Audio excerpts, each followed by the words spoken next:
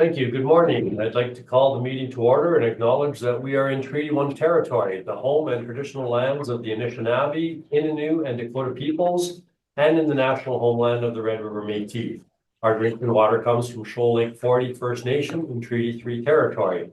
My name is Ian Mann, and I'm joined on the panel today by Ms. Diane Knight and Ms. Linda McFadden. The Assessment Department personnel is Svetlana Shabel, and the administrative personnel today is Zachary Mohan.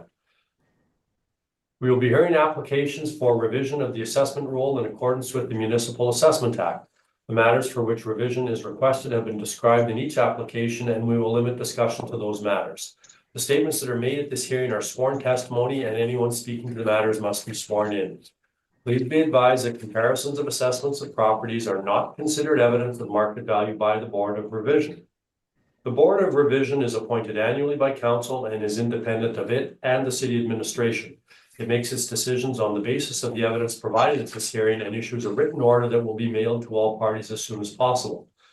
Please note that the board's decisions with respect to an application may be appealed to the Manitoba Municipal Board if the matter pertains to assessed value or classification, or to the Court of King's Bench if the matter pertains to the application of exemptions from taxation. Should you wish to appeal, information on how to do so will be included with the board's order. With respect to the hearing process, I will confirm the points of appeal with your property to be addressed with each applicant following the swearing in. We will then have the assessor's testimony followed by questions that the applicant may have, and then the applicant's testimony followed by questions. Each side will have an opportunity to summarize if they wish. Once all of the evidence about an application has been brought forward, the applicant may leave. The process will repeat for each item on the docket today. The session will close after all of the applications have been heard, and the board will deliberate in private and make its decisions. You will receive the board's decision by registered mail or email as soon as possible. As information, all public hearings are live streamed, recorded, and will be part of the public record. We will be hearing items 1 through 8 inclusive on our docket today. Mr. Mohan, would you please affirm both the assessors and the applicant's testimony? Of course, Mr. Chair. Madam Assessor, please state your full name. Svetlana Shabel. Do you affirm that the evidence you're about to give at this hearing is the truth, the whole truth, and nothing but the truth? Yes, I do. Thank you. Mr. Neufeld, please state your full name. Rocky Neufeld. Do you affirm that the evidence you're about to give at this hearing is the truth, the whole truth, and nothing but the truth? Yes, I do. Thank you. Perhaps we can then turn to number 1 on the docket today. That's number street address 330 St. Mary Avenue. I see that there are, from the agenda, that there are 3 aspects of appeal today, that being the classification, the liability to taxation, and the assessed value. Mr. Neufeld, I'll just ask if you can confirm that those are the 3 areas of appeal today.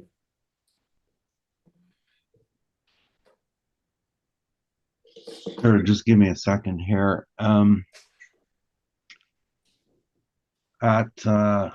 Excuse me. What was the file number again? The file number was 244341. Okay. 330 St. Mary Avenue. Yes. At the time we filed, we were in the midst of obtaining a school tax exemption for one of our tenants, which was eventually processed. So we no longer have an issue with the liability and class. So it'll just be the assessed value that we're dealing with today. That's correct. Okay, thank you. Then Ms. Shabel. Mr. Assessor, just in regards to that, we will need a withdrawal form before the end of the hearing for those points. I can send it to Mr. Neufeld. Okay, can you send that to Mr. Neufeld then? Of course. I was just advised that that will have to be done in writing, so Mr. Mohan will send you a email, I guess, withdrawal form, if that could be forwarded before the end of the hearing today at some point. Thank you. Ms. Shabel, would you please introduce the property and proceed with your evidence on this file number, please? File number 24-4341. Roll number 120 93401500. The subject property 2025 assessed value at 27,079,000. that include 1,392,000 school exempt and 25,687,000 it's taxable. The subject property office building, 12-story building, original built in 1979, with effective years built 97. It's situated on plant area 22,678 square feet, with plant area 10,759 square feet. The subject property has basement area of 22,566 square feet, gross floor area 171,905 square feet, with assessed leasable area 146,900. On page number 2,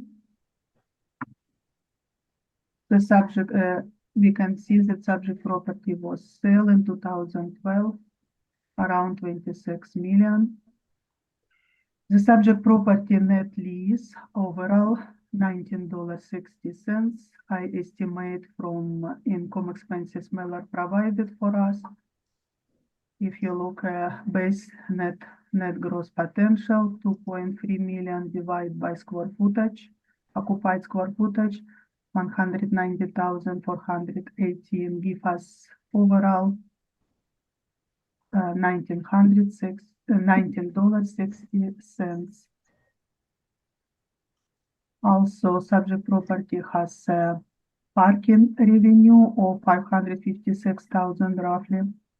If it's divided by 12 months, give us $526.87 months.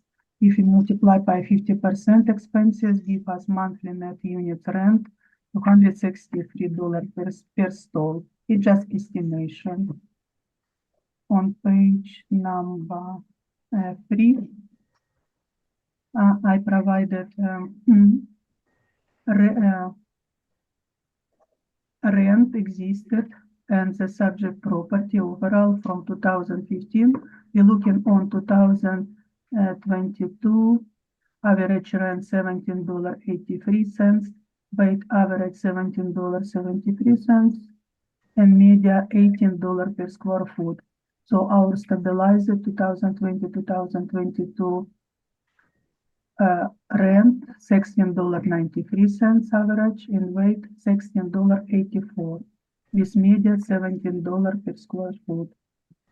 According to Johnson report, showed that rentable space 147,763 square feet, rent asking rent $17, plus recovery $15.41 paid by tenants. On page number 4, air photo and street view subject property. Subject property located in downtown. You can see rectangle shape of land. Street view on page number 5, 6, 7 shows it on corner St. Marian and Hargrave Street. The subject property located in zoning M, multiple use sector, intend to encourage a range of uses, sites, activities, and building typical to diverse and vibrant central business district. The build form is also diverse, ranging from high-rise towers at Port reaching May to more intimate scale building along Graham Avenue. Urban design review is tend to enhance pedestrian comfort and encourage high-quality building form. On page number 6, I presented rent comparables. According to Johnson report, we have a building on 363 Broadway. It's a net rent, asking net rent $15.50. On 386 Broadway, asking rent $15. On Carlton 155 Carlton, asking rent $15.50. 185 Carlton, $17.36. On 125 Gary, $13, 8 cents. On 215 Gary, $13.54. 175 Hargrave, $14.69. Free Main, $16.54. 200 Portage, $14.75. Oh, sorry, I'm reading shortfall, it's not right. So, we looking on asking net rent, it's third column from the back. Sorry, I have to start again. Okay, on Broadway, 363, 386, $15.50 and $15. On Carlton, 155 Carlton, 185 Carlton, $15.50 and $10. On Gary, we have 125 Gary, $14, 215 Gary, $13, Graham, $17.50, Hargrave, 175 Hargrave, $14 asking price, rent, free Main, $17 per square foot, 200 Portage, $18 per square foot, 220 Portage, $18 per square foot, 330 Portage, subject property, $17.50, 161 Portage, asking net rent, $15. No, 330 St. Mary, it's our subject property, $17, and 44 St. Mary, $15.50. Also, I provided parking, rent comparables on 117 Gary Street, stabilized net operating income per stall per month, $107.77.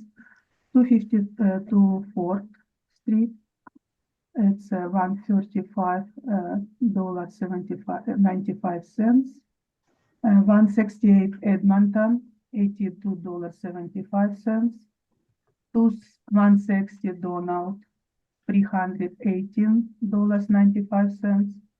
325 York Avenue, $210.22.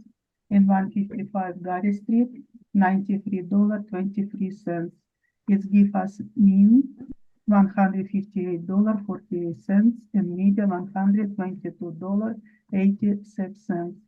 Also, I presented comparable properties for 2022 reported rental area for parking structure. We have parking structure on 374 Tashe. It's unheated, 466 stall. It's stabilized net operating income per stall per month, $132.52. Parking structure heated on 299 Ford, 780 stalls for $128.99.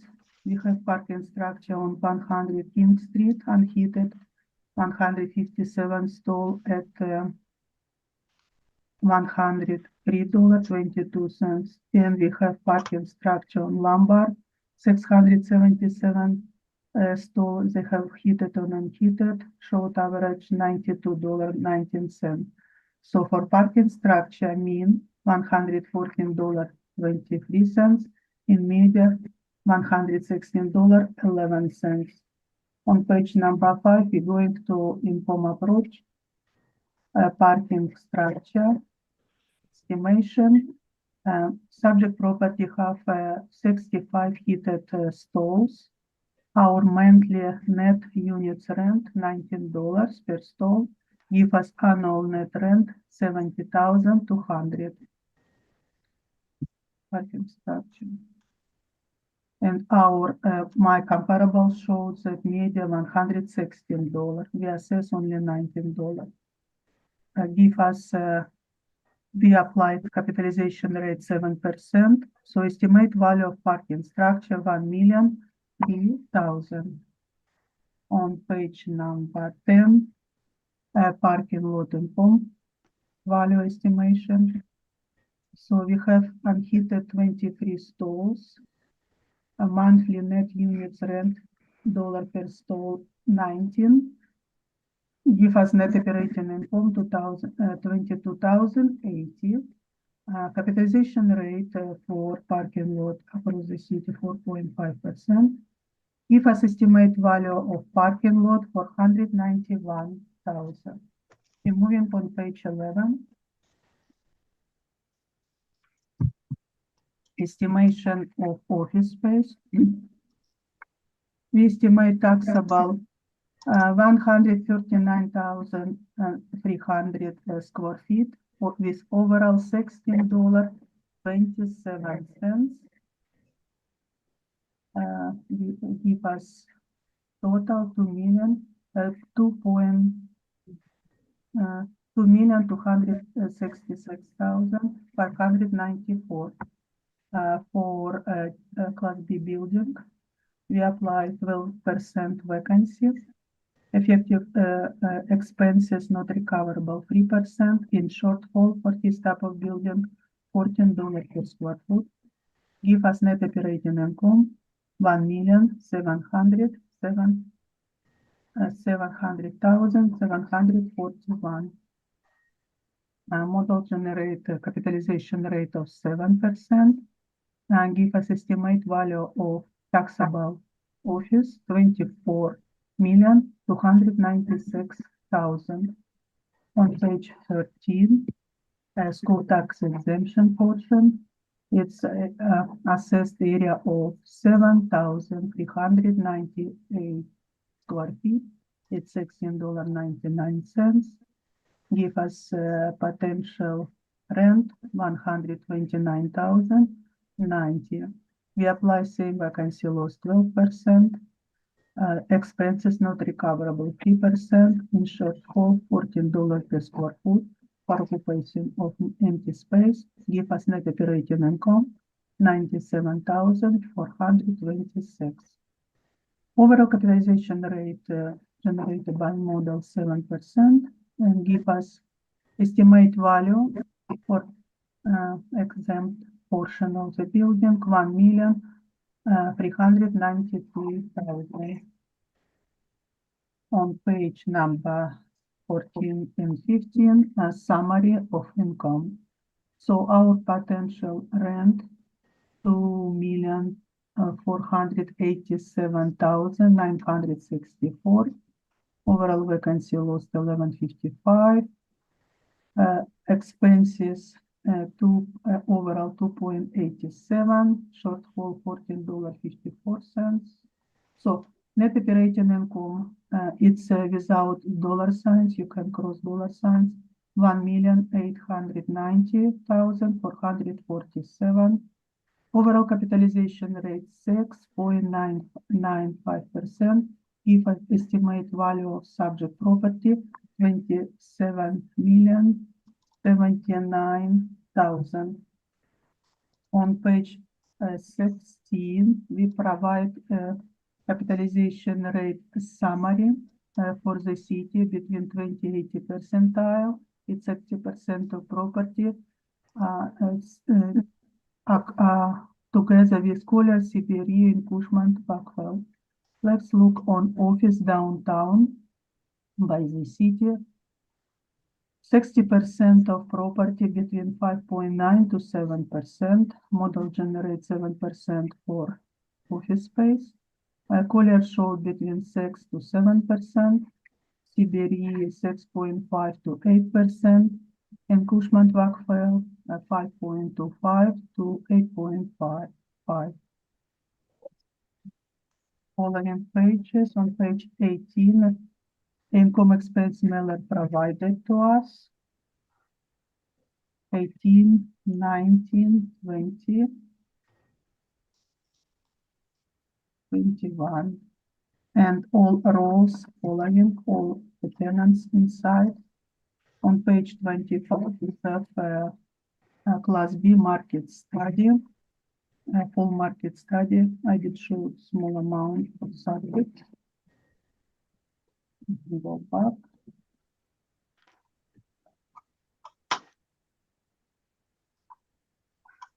If you open page 28, overall market study overview with graphs. It showed that Winnipeg Class B building stabilized rent asking $15.44 for 3 years average. Weight average $14.96, 3 years weight average. In media $15, pre-media average. It showed average vacancy $17.9%. Total area leased for this type of property over 1.2 million. Overall shortfall average $14.10. Model apply $14. Not recoverable average 2.3%. Weight 2.2 and not recoverable media 0.5. Model apply 3%. And all outside sources, for example, Cushman Wakefield showed that stabilized rent $16.04 with vacancy 14.2%. Johnson report showed that average $15.33 with vacancy median of 12.2%. And shortfall bit around $15 per square foot. And all buildings in the city following Class B. All Johnson report information here. We're going on page 37. I have a air photo view of 2022 reported rental rate for parking structure. You can see parking structure of 374 Taché, another parking structure of 100 King Street. On page 38, Lombard Avenue parking structure and 299 4th Street parking structure. On page 39, parking lot rent comparables, information from internet for 172 Gary Street, 158 Donald, 155 Parkgrave, and 155 Gary Street, with everything in my summary table.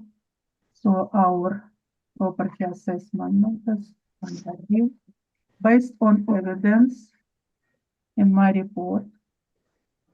The subject property 2025 assessed value with reference day April 1st, 2003 is 27,079,000.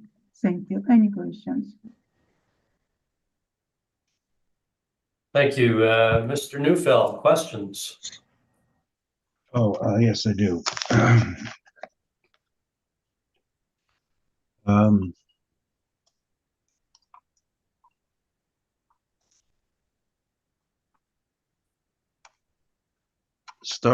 going to try to stay in order here. Starting on page 2, you have a sales history. Can you confirm that the sale prices were, the last sale was a portfolio sale, including 4 properties? But subject property was sold around 26 million. Are you not aware that it was a portfolio sale of 4 properties? But we can clearly distinguish that subject property sale for 26 million. I just asked if you knew if it was a portfolio sale. It's clean sale. Our assessment 27 million 2012, it's sale for 26 million. Do you not know that it was the meaning of the word portfolio sale? If portfolio sells, you can clear distinguish which property sell for what. It's sale we analyze. Okay, so yes or no, was it a portfolio sale? Do you know that? We not rely on sale from 2012. Okay, that's an adequate answer. The next statement you made was the subject property net leases are at 1960 a foot. Correct. And where does this information come from? If you look on page number 2, income expense mailer shows that base rent gross potential 2,339,660, and clearly we showed occupy total area of 146,939, but occupied only 190,418. Just strictly divide base rent to square foot, it shows $19.66 per square foot. On your page, and it's very small, difficult to read here, page, I believe 22 or 23. Is this the rent roll that was provided with that statement? Correct. I just zoom in amount, not my estimation. It's roughly estimation around $19.66. And in this, actually, I think it starts page 20 through, no.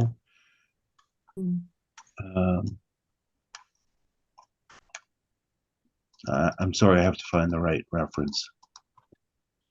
It starts beginning of page 21. So this was the, no, sorry.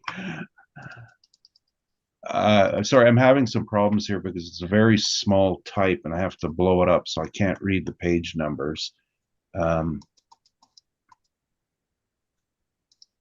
I just want to confirm that we're looking at the same statement for the period indicated, starting at page 18 and then running to page 24. Is that correct? That's where your number comes from? Correct. Now, on that first page, which would be page 18, did you investigate what the SLR rent and the contra revenue is? We have first we have rent revenue and following recovery revenue, recovery adjustment less vacancy free rent. It's already part of. Did you investigate what code number 359035 and 359225 and 302700 are? We can clearly see that rent revenue clearly showed base rent, parking rent, science rent, storage rent. Ms. Shable, the question was very specific. Did you investigate what those, the SLR rent, the T1 contra rent, and the SLR free rent revenue In were? my short estimation, I use base rent only first and second line. It's just roughly estimation 2.3 million base rent divided by occupied space. We Then can it's read that. pocket The rent. question was very simple, Ms. Shable. Did you investigate those It's three? for me, it's categories no or not? reason to investigate. I don't use this number. Okay, fair enough, then that's a no. Okay, on page 23, there is a of the rent roll, there is a lease for public works and government services. Are you characterizing this as a net rent?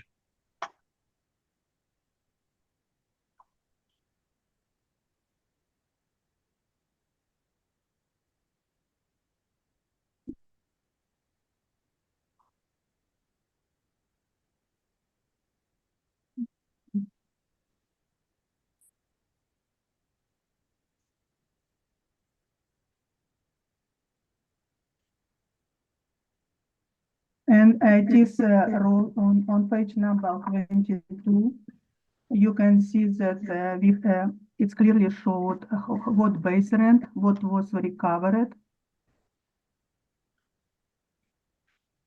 I asked about this particular page, and that was, again, page 23.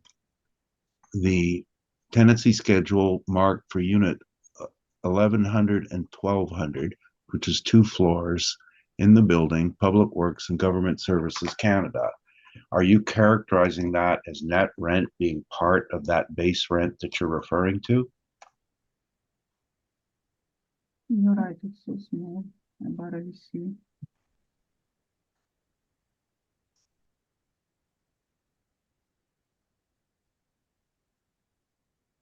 You're right, I cannot see on this. Next time I will be present much bigger screen.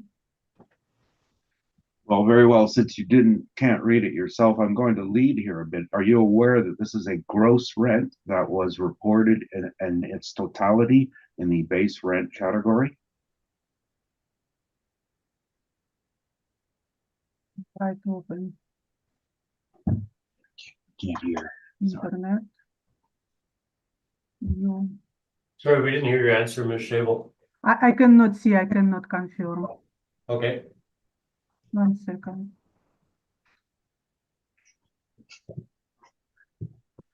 I put on the screen here and I cannot. If you increase it to 150%, you might be able to read it. Well, I went 200. Oh, okay. yeah, I'm at 150. Mhm.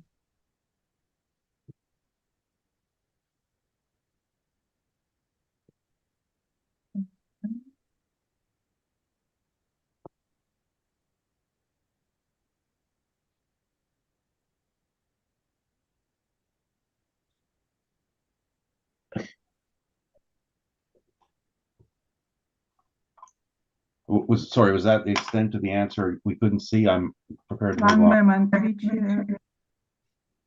units we're looking for? I'm inside rent roll.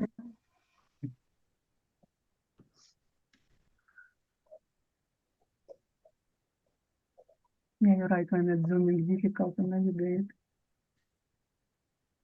So I pay minus 300.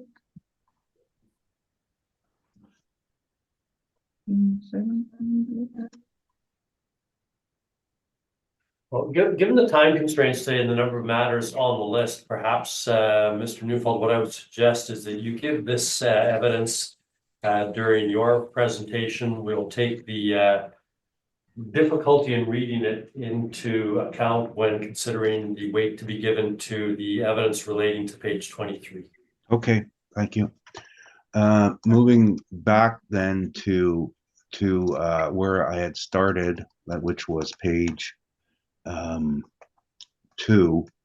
You made a statement here that the parking rent was 556,000. Did you It's review- roughly estimation.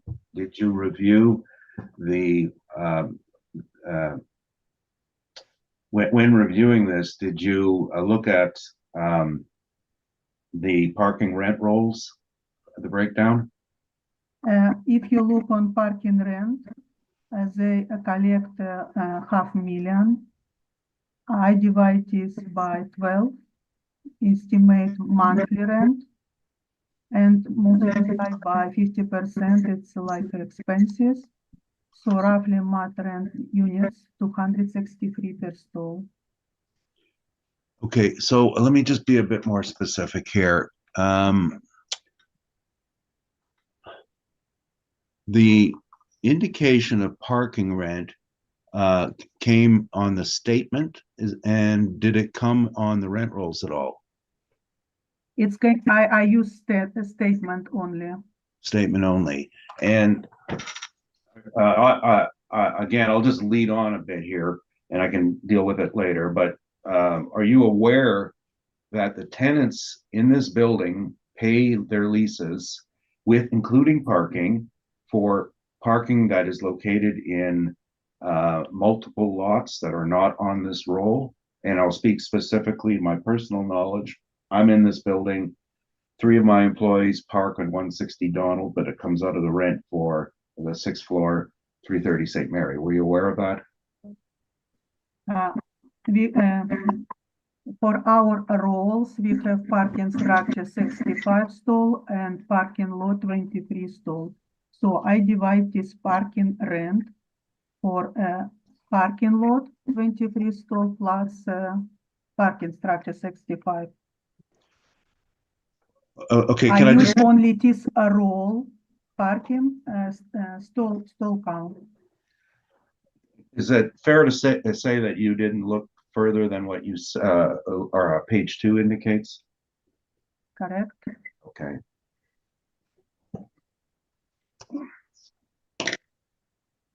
Just for records, if their statement showed parking income from another roles, it will be a penalty from us because we have to have income expense mailer strictly for each property separate. If it's not compliance, accumulate several property together, it's a penalty. You're saying it's a penalty, so you're familiar with, It's your statement that they provide wrong. I see. Are you familiar with the Municipal Assessment Act, section, I believe it's 16(1)? We request every year, so we request income expenses mailer strictly for each property separate. It's our data for our models. That's why it's in Municipal Assessment Act. Oh, sorry, Mandatory to provide this information to us. I have quoted the wrong section. I'm sorry. Well, rather than getting into a discussion of the knowledge of the Municipal Assessment Act, I think the answers have been given by Ms. Shea. Okay. Where she got her data from. Certainly that is subject to weight that will be given by the board and subject to other evidence that may be presented. Fair enough? Yes, well, she brought up the point of penalty, and as it relates to weight, the act is clear that you can only be fined if you don't give them something that's in your possession, and this is what the owner has in their possession. The obligation to do a breakdown is not covered in the act, and the obligation to do a breakdown will actually lead to inaccuracies. I just want to be clear on that point. Yep, we have that point. Thank you. Okay.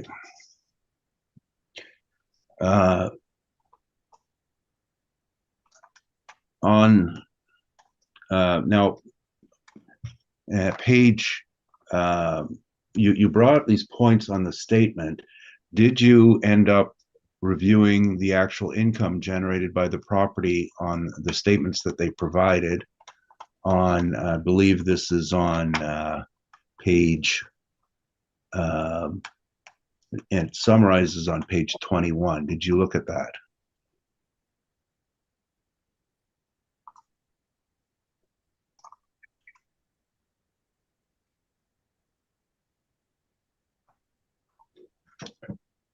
Their net income saying 1.6 million and your assessment is about 1.9 million.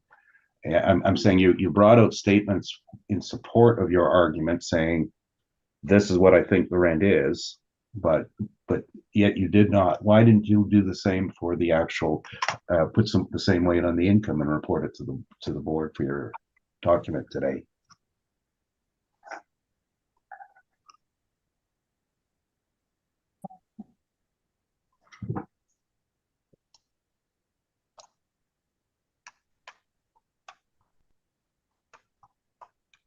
Okay, on page 21, we see adjusted net income. It's not clear for 1 year, so it's adjusted 1.6, and our estimation showed 1.8 million.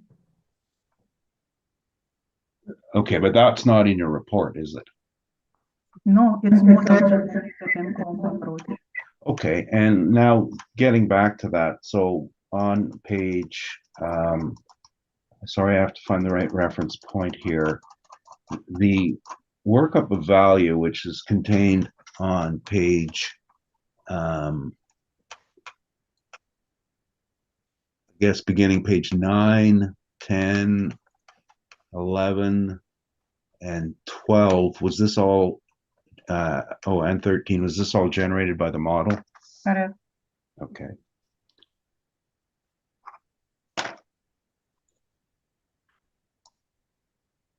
Does your model have a mathematical application of price elasticity in it? I cannot answer these questions. Okay, I'm not working modeling. that's fine.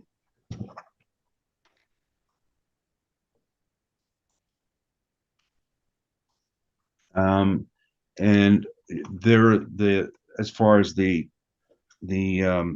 capitalization rate, was that also model generated? Correct?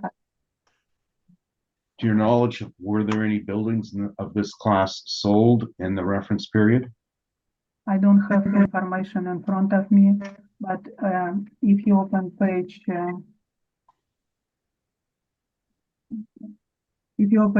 16, we analyze all sales across the city. And my question was, how many to your knowledge were in the same category or class as the subject? I don't have answer on it. But on second paragraph, page 16, it shows for 2025 general assessment, capitalization rates were derived from model generated estimated net operating income and sale price that were time adjusted to April 2023. So our model analyzed all sales across the city. Do you have any of this? You have no evidence, though, to show that there was any sales in this class of property at all in there? I don't have this information. Okay. Sorry, I keep getting a background noise or something. Is anybody else getting that? Like I heard when it here, Svetlana's talking, I can't quite hear her properly. Here it's rather dull and distant. Is it like a background voice? Like there's something that I just can't understand her. I'm sorry. I'm having the same trouble, Diane. Yeah. Is it like a reverb sound? Yes. Yes. Might be the mic, I want to say, on the assessor's end. Potentially, but Are you using your speaker or are you using your microphone? I use my Svetlana. my microphone. I don't use a computer only vision, video. Okay. Perhaps we can ask you to just maybe lean into your microphone a little bit closer. We'll see if that solves the problem. If it doesn't, then I have my connection, everything in one spot. Okay. All right. It just comes up like a double voice all the time. That's where I'm having a hard time. Okay. Okay. I did Sorry. close another Teams, maybe something. is assessor, do you have your YouTube on in the background? Potentially? No, No? Okay, never mind then. Okay. Sorry. okay, Mr. Neufeld, Okay. on capitalization rates. Yes. On page 25 and forward, there's a lengthy piece of information here. I think it ends at page 36, and it's called commentary. Who is the author of this? Did you do it? my colleague, it's not my study. It's our department study. Your department. Well, why is it called a commentary then, rather than a study? Because it's analyzed all Class B properties, size 2015 by today. I just looked this up, something I knew, but a commentary is an expression of opinion. This is somebody's opinion. Who is the author? It's our study in my colleague. Okay, but this isn't your work, is it? No, And if I asked you questions about it, are you going to have any answers? you can answer because it's analysis of information Okay. from outside sources. On page 35, you've included the building at 363 Broadway in your study. Why didn't you include the sale and the cap rate that was derived from 363 Broadway? Why just the rents?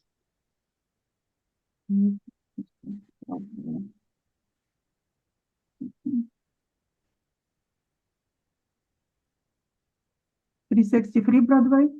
Correct.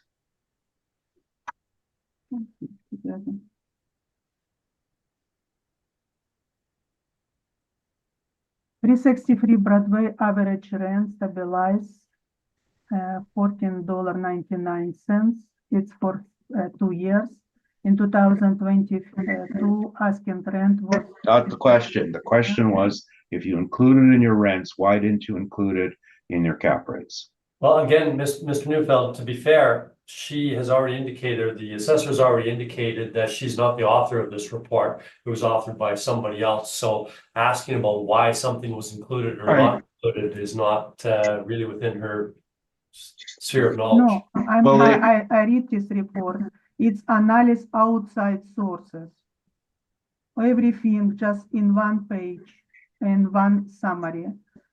Because it's outside sources from overview, from Winnipeg marketplace, from a Johnson report, all put together in one table for easy to navigate. I'm sorry, but I asked about capitalization rates earlier. But when You you had look no- on this, can I finish? Okay, You're looking on this report to support rent. It's not cap rate study. the question was that you're presented a brief to this board as evidence. You have a bunch of sections. So I think my question is fair. In one section, even though you didn't write it, you referred to 363 Broadway. Mhm. Yet in the other section on cap rates, there was a sale and a cap rate produced. Why is it good to use their rents and not their cap? And on page 32, if you look specific on 363 Broadway, we have information about rent over $15 per square foot. We have information about vacancy, 8.7%. We apply 14%. We have information about shortfall on occupation of a space, $15.28. Overall, we apply $14 per square foot. And we see not operating expenses, not recoverable, 0.3%. Our model took 3%. So it's very valuable study for our Okay, model. That still wasn't the question. And In I'm gonna commonality ask, development. I'm gonna repeat the question in regard to page. This analysis doesn't talk about sale. It's not showed sale. It's not showed capitalization. It showed how model operate, what using That to wasn't, create net operating income. okay, that wasn't the question, but again, it's the same question I'm going to ask on page 33. You've included 155 Carlton in a rental analysis. Why not include its cap rate? Because it's sold as well. Because I don't, we don't use, I don't have this information. Okay, For a capitalization right support, we use table, summary table, okay. to align with another outside sources about capitalization rate. Sorry, I missed a question on the rent rolls page. I was trying to go in order, page 22, 23. Did you review in the rent rolls the upcoming vacancies? I didn't have in time restriction. I don't have time to do it for Well, appeal season. The rent roll is dated December 22, correct? For brief preparation, I didn't have time look deeper. Okay. Would the income be the same on April 1st, 2023 as it was on December 31st, 2022? Our reference day, April 1st, 2023, and the report April 2023 prior to reference date.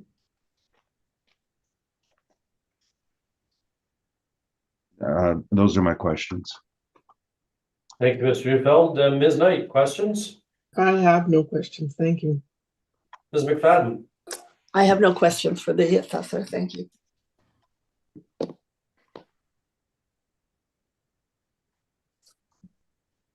This, Ms. Jabel, I just have a question geographically of 330 St. Mary. There, from looking at the pictures, it appears there is a walkway. Is this building connected by indoor walkway to the convention center and then through, on the other way through to True North Center? Correct, Okay, yes. thank you. Then I don't have anything further. Mr. Neufeld, your evidence, please. Well, that was a very interesting last question. Today, I just didn't make it to this hearing. I am sitting in 330 St. Mary. Today, some don't know what to describe this, transient, came by and flipped the fire alarm in the walkway, and we had to evacuate our building. Oh, no. So when someone says, well, you've got a great location on the walkway, it comes with the downside as well. So Can we take that on as evidence on the other aspects of the properties as well? well,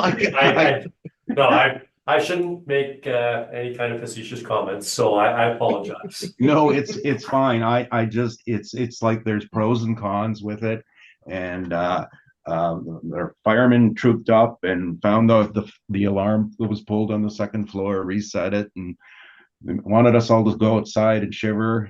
Well, but okay, let's just get to the evidence now. What we have here is a building that is owned by a large investment company, so the statements are sophisticated and reliable, and it's managed by Colliers. We are in this building, and I'm bringing this up because it has to deal with the definition of market rent and market value.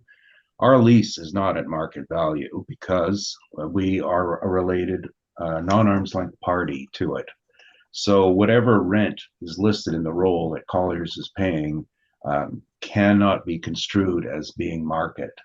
You have because I mean, I know the exact number that we actually pay. It's $8, but there was an arrangement made, and it's legal, of course.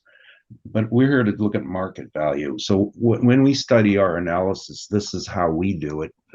We have far more intimate knowledge of this. And getting back to what the assessor had said about the act, everything is provided that we have. We just have to do a bit more digging into it and do breakdowns. And I am an accredited appraiser. Now, I didn't work on this specifically, but this is an appraiser's job to break these things down, not just read a statement. And so someone working with me did this, and it is accurate. So the area having to do with the actual income has been clearly worked out. We have as full 1,625,000. Now our vacancy was based on our actual experiences over time. It goes up, it goes down. April 1st, 2023, if you read the rent rolls, you'll see that there were significant vacancies that occurred prior to that period that have not been filled. But regardless, things go up, things go down, and we're comfortable that the stabilized number is about 15%.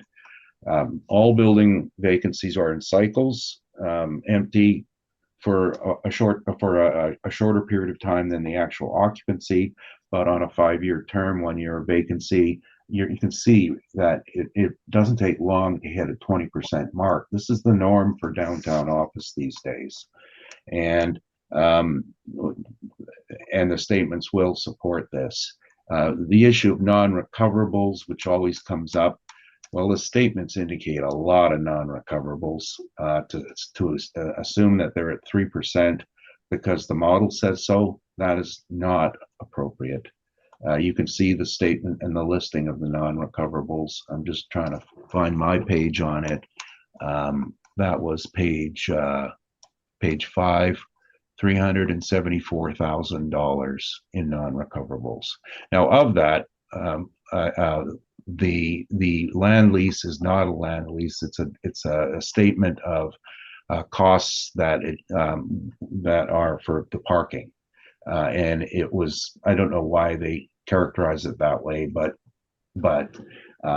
disregard the 167. So we're really talking about $200,000, $210,000 in non-recoverables. These are all appropriate for valuation, because it isn't the way the assessor's viewpoint of life.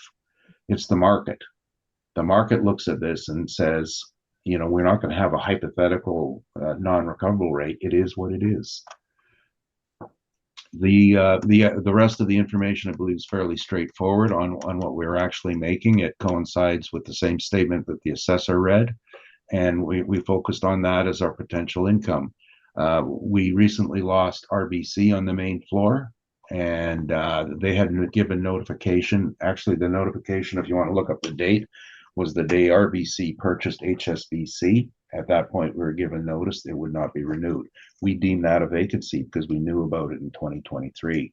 And believe it or not, first floor retail is very difficult to fill in an office building because there's no walking traffic. It's not part of the core business. The shortfall was calculated at our actuals on our costs, and the parking income was our calculation of the net income after for the actual stalls. And I don't think we're very far apart with the model. We have had this issue come up before in our way our statements are written. Again, we provided everything we have, but I don't know if it's even worth addressing, and I never looked at this. So the assessor has indicated parking revenue of 70,000 for one, 22,000 for another. So I don't believe we're very far apart on it. Our actual parking consists of about 40 stalls underground and about 20 stalls on the surface, and that's what belongs to it. When you have our statement, and this is the other thing we had to adjust our statement for, is I'll speak specifically to the office I'm sitting in, my own personal experience. So this is not hearsay. This is fact. I have 3 employees, actually 4 employees whose parking is paid for through the company through the rent. One of them is down inside, so that belongs to the building. 3 of them are outside at 160 Donald. That income belongs to 160 Donald. So this was quite a process for us to break through and make these adjustments on it. It was done on a lease by lease basis and working with our property manager to get the right income. In the long run, again, we didn't come out very much different, but I just don't like to have an inaccuracy sitting on in the public record where the assessor says we're making $500,000. We probably are collecting 500, but 300 of it goes to parking in other lots, 100 goes to expenses, and we're left with about 100. That's pretty simple. So we are looking at our actuals, then going to capitalization rates, and you probably already know where I'm going with this, but a couple of things to mention. First of all, and we have notified the city that the Collier's excerpt they use in their report, which is I believe the assessor's page 16, is not accurate. That was an error. They were notified, but again, the onus isn't on us to make them change it. The report says use at your own risk. They did. They got it wrong. It turns out that the actual numbers that should have been in place on that report, and I think I put a letter in here from our VP of involved. I don't know what page it's on. Sorry, could I interrupt for 1 second? Could everybody mute, please? That doesn't need to be on, because I'm hearing background noise and I'm making it difficult to understand.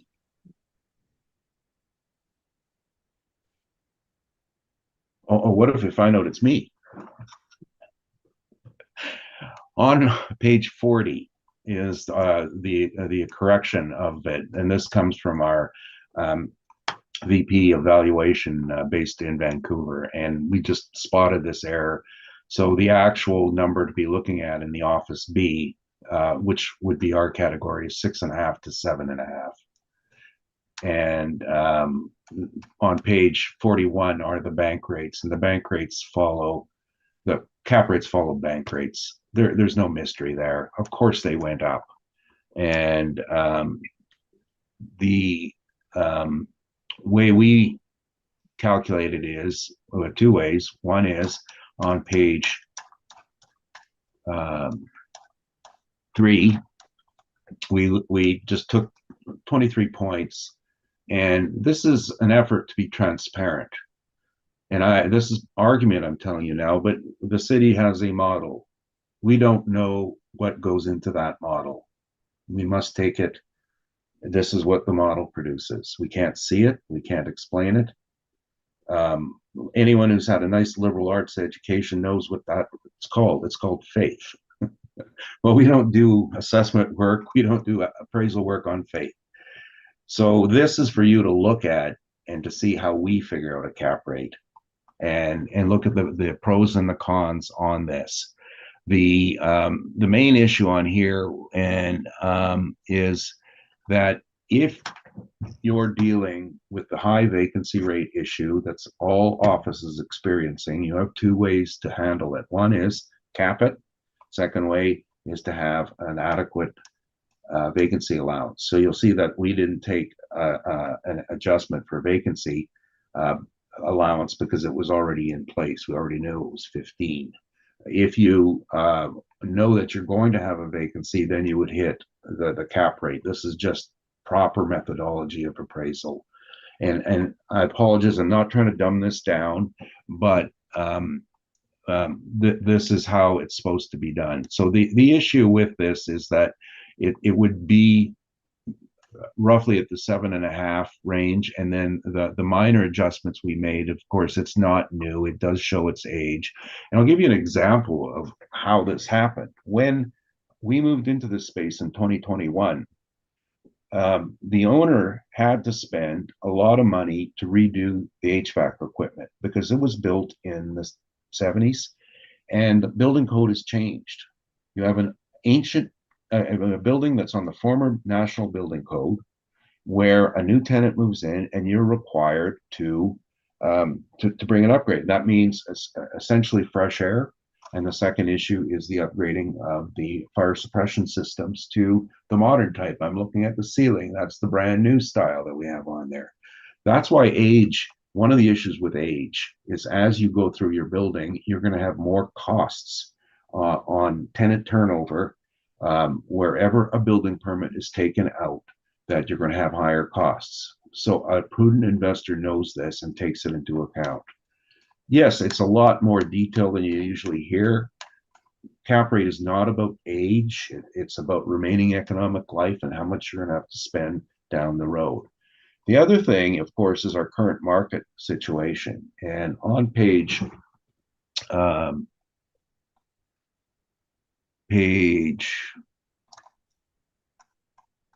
42, we have a couple of, this is give you an indication of the market. And what has happened in our market is COVID, and even pre-COVID, was a loss in the, and by the way, I'm going to say this all now, so when we go through the others, I don't have to repeat myself. We're going through a transition in the highest and best use in our downtown area. Many Canadian cities have gone through the same. Sometimes it's an external cause, such as Edmonton, when the provincial government moved everything to Red Deer. And in our case, it's just a combination of shrinkage of downtown, of government renting, and followed by COVID and the work at home, and it just excuse me. The COVID stats are something like during COVID, 30-40% of the office space was shifted to home, and after COVID, about half of that stayed as a permanent factor because offices understood that we could operate that way. The government of Manitoba is on a 2-for-1. Which is everybody has shared office. You work Monday, Wednesday, and you work Tuesday, Thursday, and on Friday, well, no one shows up anyway, so who cares? And I'm making light of it, but that's the reality. Now, 325 Broadway, this is a block away from us, taxation building, redundant. Put on the market, no buyers in office. It's being converted to a hotel. Loss of highest and best use. 125 Gary, which you're going to hear later today. It has not sold. It has been available for $11 million since at least March 30th, 2023. But insiders, I mean real estate traders, brokers, we knew it's on the market going back to 2016. Sitting at 40% vacancy, no prospect for getting bigger. This is the market. Now, 155 Carlton, which was a share sale in the third quarter of 2022. The city assessor does not have the detail on that because they don't track the share sales, capped at 9%. 175 Carlton is another that's undergoing conversion to residential. And right on the skywalk, as you can see, the highest and best use as office is gone, and we're moving to residential because there's more demand. At the end of the day, after conversion costs, most investors think that they can break even on, or that they won't see a loss in income. That they're looking forward to lower rents, but more stable rents on these conversions. 171 Donald sold Q1 2023. It's in the middle of a conversion to residential, multifamily residential. 230 Portage. Now this is a bank that's going to become a dental clinic. Probably not much to discuss there. Now 363 Broadway, which was Q4 2022. And this is where the municipal board is located, capped at 12% on in-place income.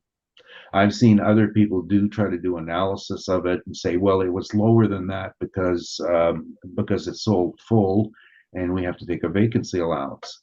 But that really begs the question, would it have sold if it had a vacancy? No, of course not. So this is pertinent, 12%, because it had a good stable of tenants and it was full and it was capable of being full. And that's the key here, capable of being full. The next one, 333 Main, 191 Pioneer, in Q1 2023, an offer was made for $50 a square foot to buy it. Did not go through. The purchaser pulled didn't meet his conditions at $50 a square foot. Now, applied to our property, that's like $6.5 million. That's the market. Now, it in the news, of course, it's post reference, but it was given away to I believe it was the Métis Federation for $1 because the losses were so huge that it was economically more viable to get rid of the losses by eliminating them. This is our market. Vaughan, another conversion to multifamily. So what we see is a sick market for office, 2 sales that actually occurred, 9%, 12%, and we're asking for 7.75. This is our business, not hypothetical. We don't do models. We test the market, and the definition of market value is at stake here. It is not a model that decides market value. It is what is the market doing, and it's not a good time for office, downtown office. If it changes in the next reassessment cycle, well, that's why we reassess every 2 years, or it could get worse. And that is my very shortened presentation. I suppose I could go on for a long time because this is my line of work. This isn't something we dabble in and simply make up a report and throw it in here. And this is what I do day in, day out. Advise. And most all these buildings, you're going to find that I was involved in them in some way in evaluation side. This is not hearsay. Thank you. That's my presentation. Thank you. Ms. Shable, questions? Yes, please. Let's open page number 1. On first table, you show 2025 assessment over 29 million, correct? Yes. And what is? Oh, sorry, 27 million. 2025, 29,813,000, correct? Oh, that's what's written in, yes. And our note of assessment showed 27 million. So I see that. That's likely a typo, yes. it's typo. Okay. On same page, we're looking on net operating income. Your net operating income of just over 1 million, correct? Sorry, I can't. The NOI? Yes. Yes, that's correct. So you analyze income expenses mailer. No, So we analyzed everything, income and expense mailer, statements that we have, we managed the property, we reviewed it, we interviewed the property manager's assistant, dug through the records, looked at the details of it. and you analyze 1 million only, correct? 1,068,000 net operating income after all costs. Let's open page number 4. We're looking for revenue. We look at net revenue of 3.9 million. It's net revenue, recovery adjustment, less vacancy, net adjustment, other revenue. So clean net revenue 3.9 million. Everyone with me? Yes. On page number 5, we look operating total operating and space expenses to just over 2 million, correct? Everyone with me? Operating expenses, What we are usually analyze in income approach. yes, just one sec. I wanted to just check something here. Yes, that's correct. So if you take a 3.9 million minus 2 million, so net operating income for subject property 1.9 million, correct? Estimated. From this statement, that's correct. But as I said, we went through a couple of the leases that were not market examples, specifically the one I'm sitting in right now. And you still state that your analysis shows only 1 million. Keep going. And also the parking revenue, which was attributable to 3 different roles that weren't the subject, and that's the difference. Yes, and is another 2 parking on 160 Donald and 329 York. It's part of my comparables. We're going on page number. Well, we have actually more than just that. These are the 325 York and 160 Donald are part of the same ownership group with the same 4 properties that were sold. But we also have rent that's paid to City Place across the street that comes off the income side of it. Yes, it's my parking lot and comparables Well, number 4 and 5. As you recall, what I was telling you on page, and I mean, as we dig deeper into this, there's nothing to hide here. I mentioned that the non-operating costs of the land lease for 167,000 is not really an operating cost, but then neither is the 550,000 in income, because what that is constitutes is charging the tenants for rent and then paying somebody else for the rent elsewhere. So that's how that is fixed in. So that all has to be taken into account. Our total results were presented in a simplified fashion. I understand and be straightforward with that, but the detail on it is probably 2 days to explain, because it took us a week to calculate it. We chose not to submit it. I am under oath, and I can tell you that was the process we took. Okay. Bottom line, all 3 properties, subject property 160 Donald and 325 York at separate roll and separate income expense mail provided to us. So it's clearly separated. No, it wasn't actually in the years that under question. That was a problem. prior to 2020, we had it separated, and then they changed parking operators, and I guess it was cheaper or something. They just gave us one big statement, so we had to. That's why we had to break it down. Now, starting in 2024, we've changed to another provider who are going to give us a breakdown, and this was something that I was pushing on them to do, but to clarify for assessment, because we do desire assessment to have accurate information. We gave you what we had, and anything else would have been estimates of value based on professionals doing the work, but not the actual statements. Under the Act, we know we followed it. You didn't provide any support evidence to support your statement, so we cannot verify it. Well, that's why they put us under oath. Yes, on page number 4, we still see clear parking rate just over half million, correct? Page.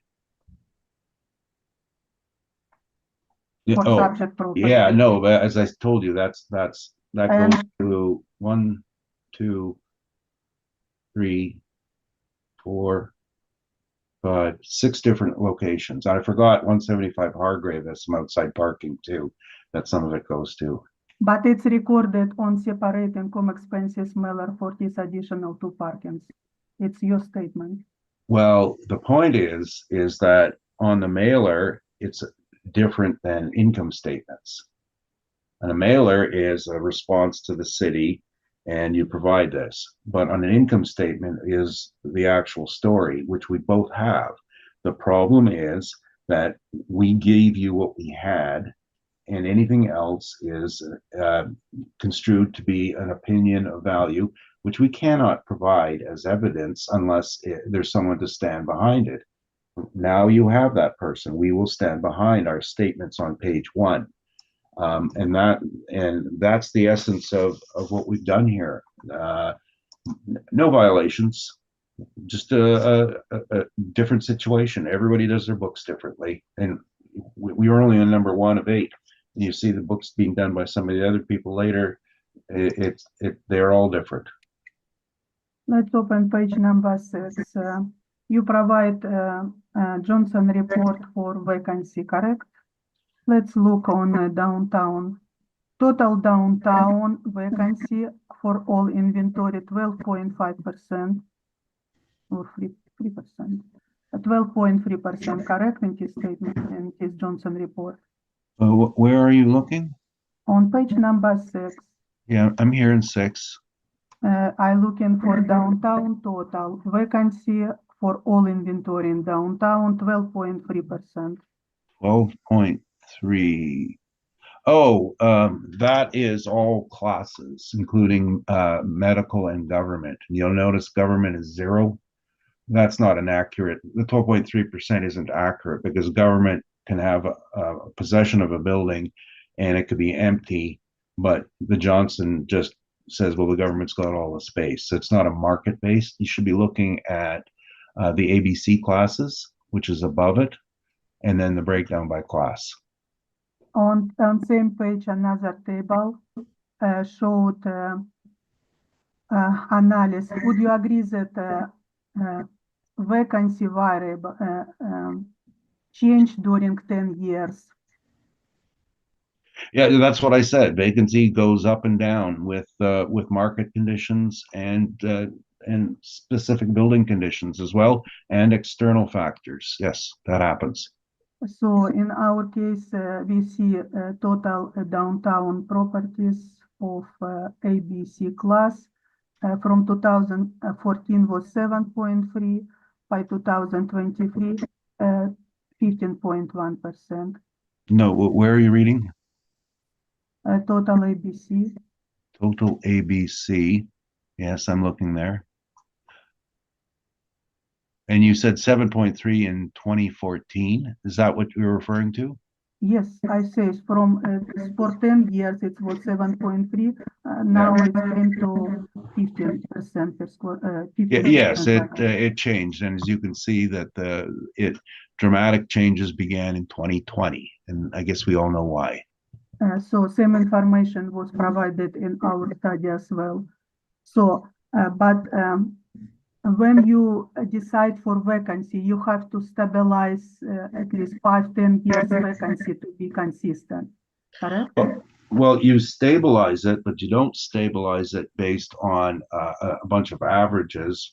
You stabilize it on looking at the averages, looking at the exact the performance, and the outlook for the market on April 1st, 2023. Now, one of the points on here that nobody ever gets into is the concept of lease expiration. So there's a building, I don't think we're hearing it today, that was full all the way through COVID because it was mostly all government long-term leases. They kept paying their rents. And there were a lot of people kept paying their rents, but they aren't going to renew when renewal happens. So if you know this is the case, because we manage these buildings, we have good projections on what the vacancies should be on the date. So if someone approaches us April 1st, 2023, the way it works in the real world is they want to see the lease expirations. They want to know, is there a prospect for renewal? And then they base their decision making on that basis. So it's not a superficial picture in time. It's a more detailed analysis. Most of the predictions for vacancy as of April 1st, 2023, we're still waiting for more lease expirations to determine if they were going to happen or not. Let's open page 23 of your brief. Everyone with me?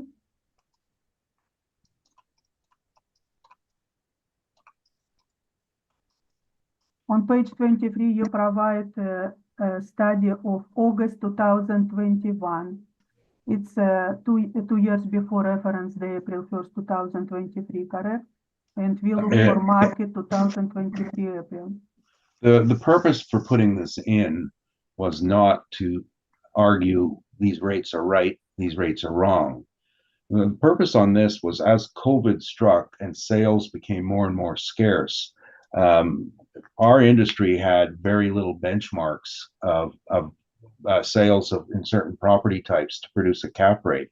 And one of our divisions came up with the idea, they think they came up with the idea, but they didn't, of comparing mortgage rates to interest rates. Of course, as an appraiser, we've been doing this since as far back as there have been banks and as far back as there have been leases.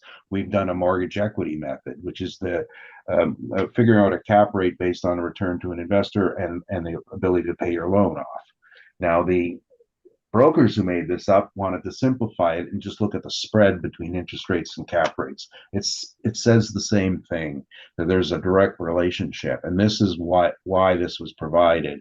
And page 24 explains it a little more graphically, a little more clear about the spread between it. And the only issue with this is that there's still long-term averaging to consider. So if interest rates, for example, April 1st, 2023, the interest rate was 4.75%. That was Bank of Canada. That would indicate that if you took out a mortgage, you're probably paying 7 or 8%. So if you use this method without thinking about it, you'd have to have a 10% cap. Well, what the market says is, yeah, that would be today 10%, but they were lower before and they're probably going to go back down.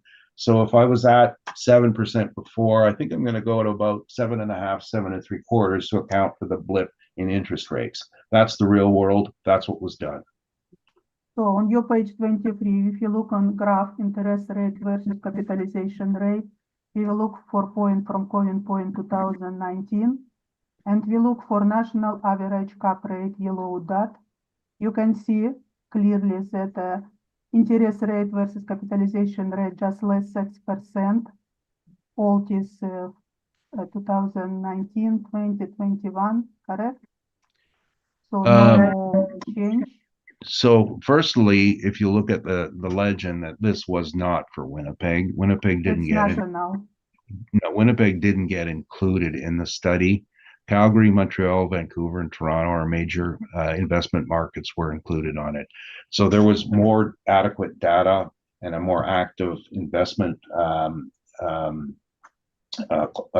transactions. If you look at the composition of virtually any REIT today in real estate, You know, the prairies, with the exception of Calgary and a little bit in Edmonton, just don't get dealt with. This was not the purpose of this to talk about rates. The purpose of this was to look at methodology. So we can ignore this information because it's not for this city. It's your statement, correct? That's not what I said. It's to methodology. It's not to look at compare capitalization rates. It's to say, what do you do in a market without sales? Is you go back to the old days of mortgage equity, or some people do a weighted average cost of capital, which is essentially the same thing. Okay. We're going to page 33. You provide specific for the city, yes? It's interest rate versus capitalization rate. You provide quota for 2022 for market, 2023 market study, what we're looking into. It's only forecast, correct? It's not, you cannot. The 2023 was a forecast. Quarter 4 2022 were actuals. And what this, you know, what I was saying earlier about the spread, the last one we looked at was 2021. And if you look back on this chart and you see the average cap versus the Government of Canada bond yield and the spread, and there was a 4.5 point differential. But when the interest rate started to rise, and you can see the light blue line is the mortgage rate as it rose, it made the cap rates go up by about 10%. It didn't follow the rule. And this is what I was saying earlier about this is how the market reacted to the high interest rates. We tightened up the differential, but there was still a rise in cap rates. You know, in this case, for the ones they studied, they went from about 5.5 to 5 3/4 on those 4 national sites, because there was optimism that this was a short term, but it was still an impact. So that's why I'm walking in here asking for 7.75, not 10, because according to this, the sharp practice of analysis, I'd have to ask for 10, but we don't do sharp practice here. We do reasonableness.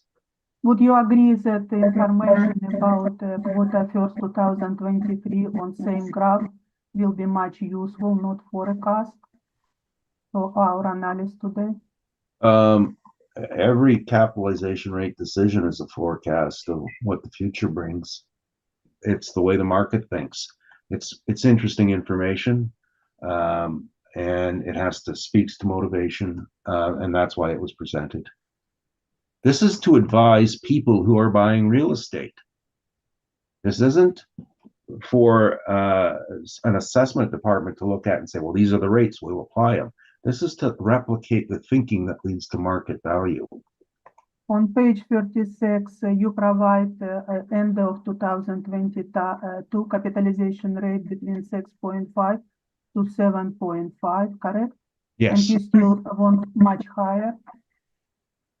This is a range, and the range is going to be based on specific performance of the building, and if you'll note that there's definitions on page 39, so each building, there's no such thing as a standard rack rate for cap rates. Everyone looks at them differently. So if you have a performer that has good long-term income, stability, and perceived long-term income strength, you're going to cap lower. And that's the reason why apartments have always capped lower, is because everybody needs a place to live. So that's why we have a range. And here we can good information about vacancy. We also see in vacancy rate decrease over the period years ago, especially industrial vacancy low, it has been in years. So vacancy going to decrease, correct? Where are you referring to? On same page 36, trends for 6. Winnipeg. Yeah. rents. Seeing vacancy rate decrease over the period, so it's tendency to decrease vacancies.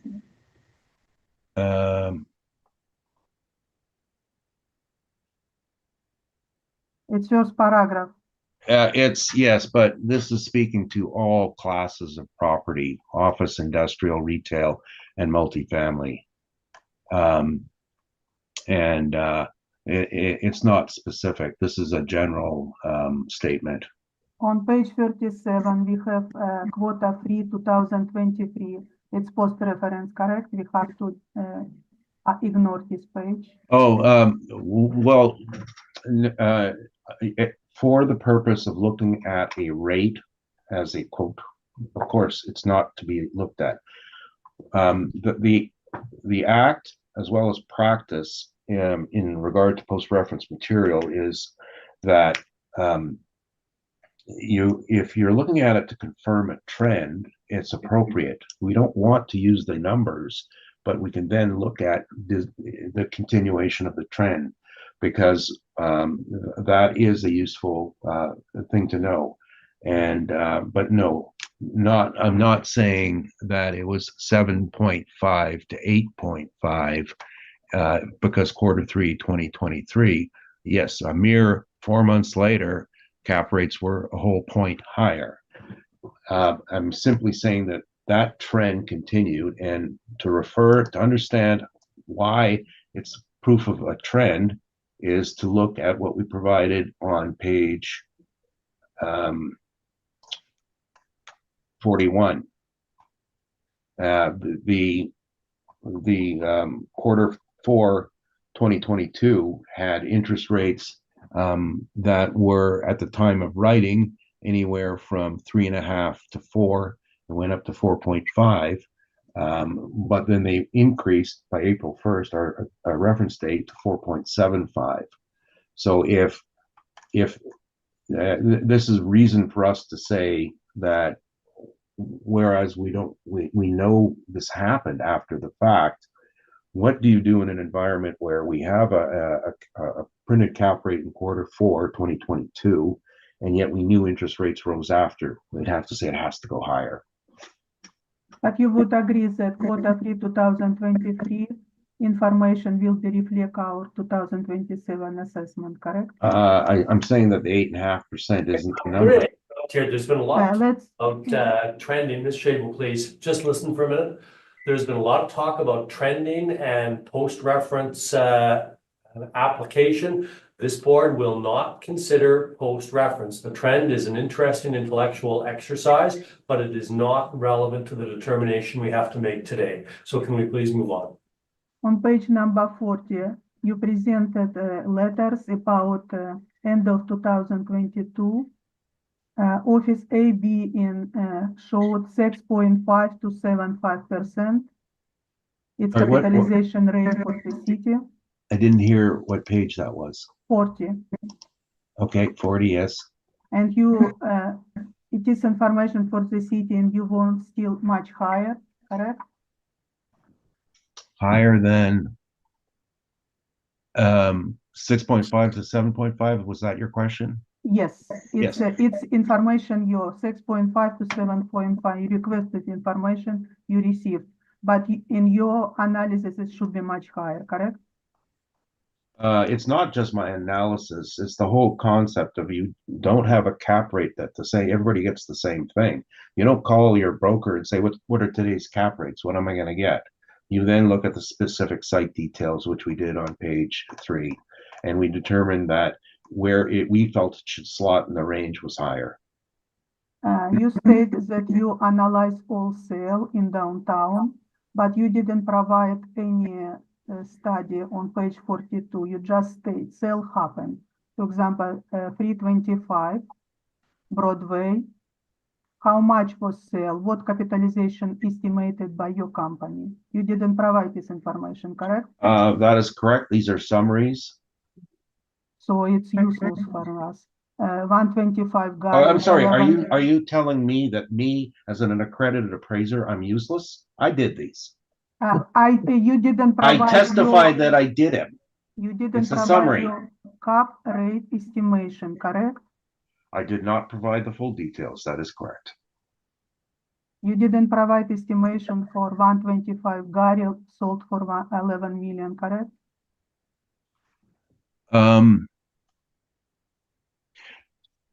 We actually You- did forward that to one of your assessors, the offer at 11 million that fell through.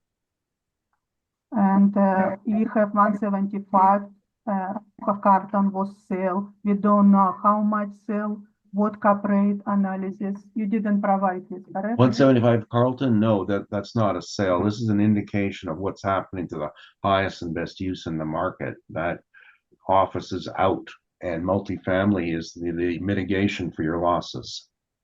We have 171 Donald, 2.1 million, no cap rate estimated by your company as well. No, it was owner occupied and it was purchased by somebody to develop into apartments. That's just an indication of the market. How a building sold for $75 a square foot across the street from our subject. It's the decay of the highest and best use. And from this, we can say $75 a square foot times 146,000. That's a pretty good indication of value. 146,000 times 75 says 10,950,000. You have 230 Portridge, 1.8 million, but building less than 14,000 square feet. It's very small, not okay. For this, On- this is a larger document for today. We're not going to be discussing it. It's not relevant. On 363 Broadway, you showed 12%. You didn't provide any estimate support evidence. How you estimate this value? What was net operating income? I did not provide How much it sell for? So we cannot verify this number, correct? I did not provide the details. That is correct. So same happened with 333 Portridge or Main in 191 Portridge. And we that one was in the news. And we have a last one, 223 WAC, 1.6 million. You didn't estimate cap rate as well. No cap rate. Or It changed its use. So you don't do a cap rate when you change your use. It's the loss of the highest and best use.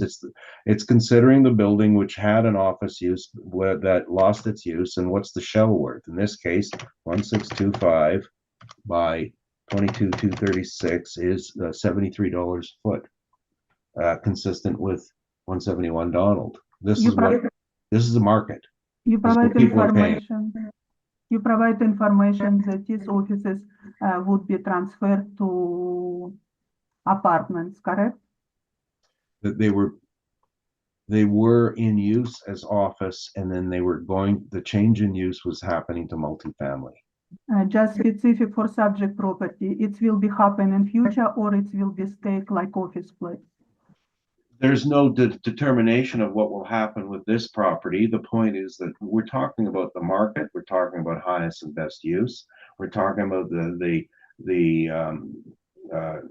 downturn in the downtown office, and how do people adapt? And it's not a phenomenon that's solely based in Winnipeg. It is a Canadian thing, a North American thing, pretty much a global thing.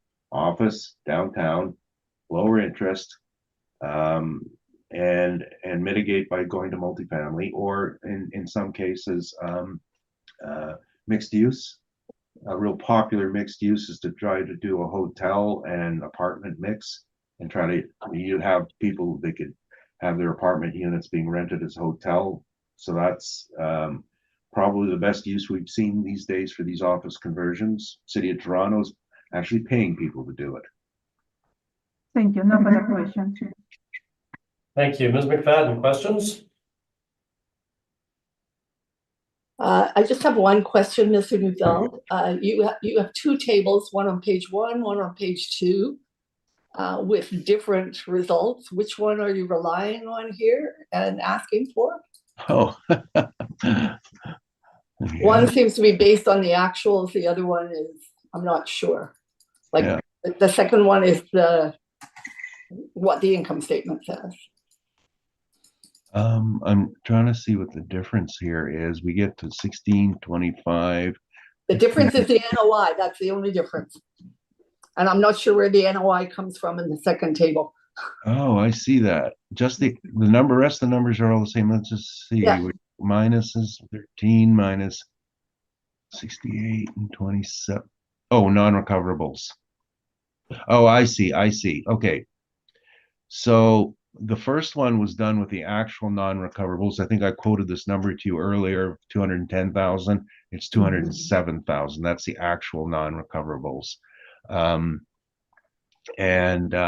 But we're relying on the second one, which was a market-based non-recoverable of 5%, because non-recoverables operate in cycles. There was a bad year, and next year might not be the same. It's really a non-recoverable in an office building is linked to turnover. When you have turnover, you have higher non-recoverables.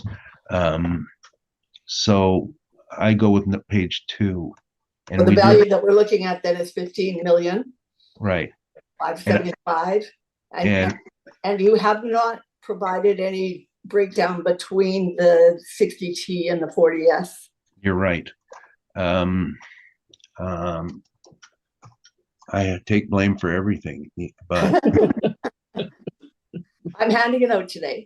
I have to. Sorry about that, Rocky. No, it's fine. I'm gonna just do a Just try to make my job easier, right? Yeah, I know, and it's fair because it was Mennonite Central Committee moved in, and it was like a last minute change that had occurred. And I was saying earlier, and I don't have anything to say other than I think the assessor has given us a ratio here, which I think might be good. So let's see, page 13, 1392 plus. Just want to see if these numbers make sense just on a ratio basis. 24296. Close.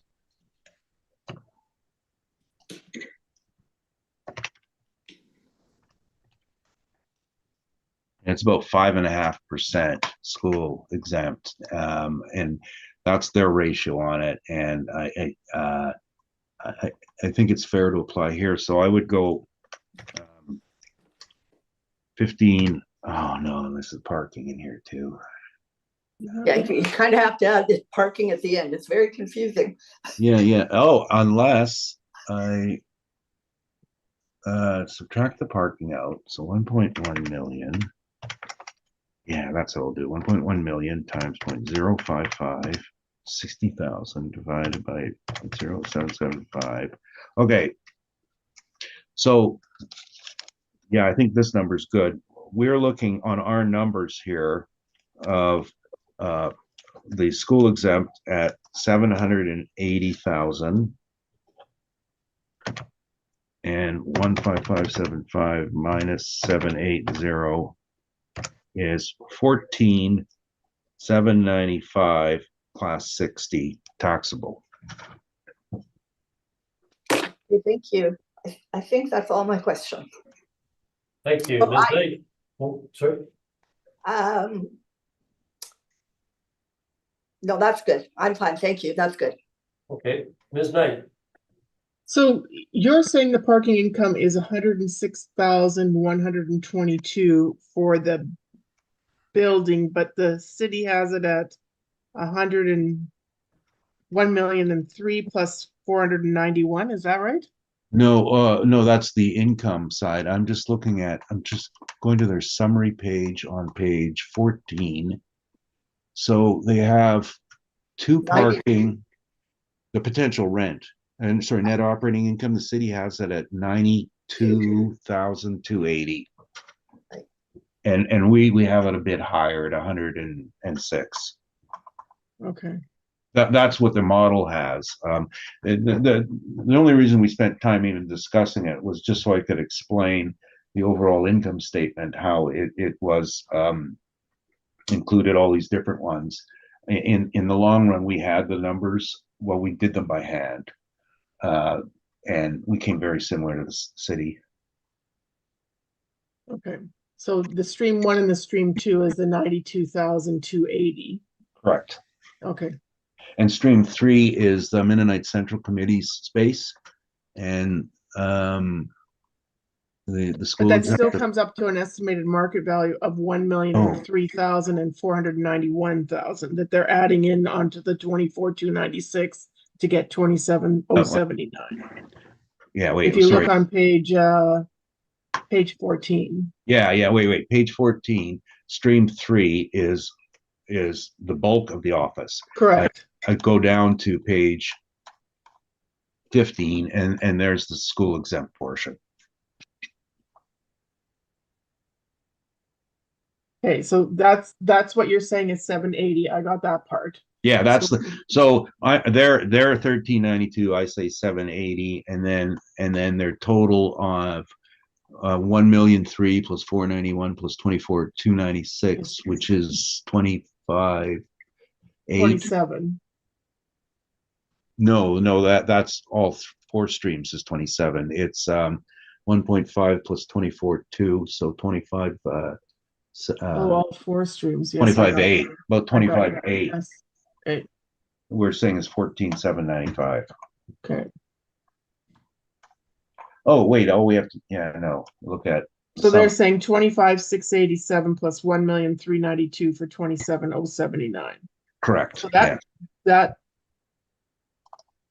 parking in there is included, the 1 million and the 491 is Correct. included into that 25,000 or Yes. 25 million. yes. Okay, and you're saying the total of that 25 million, you're requesting 14,795, correct? That's correct. Okay, I got it now. Thank you.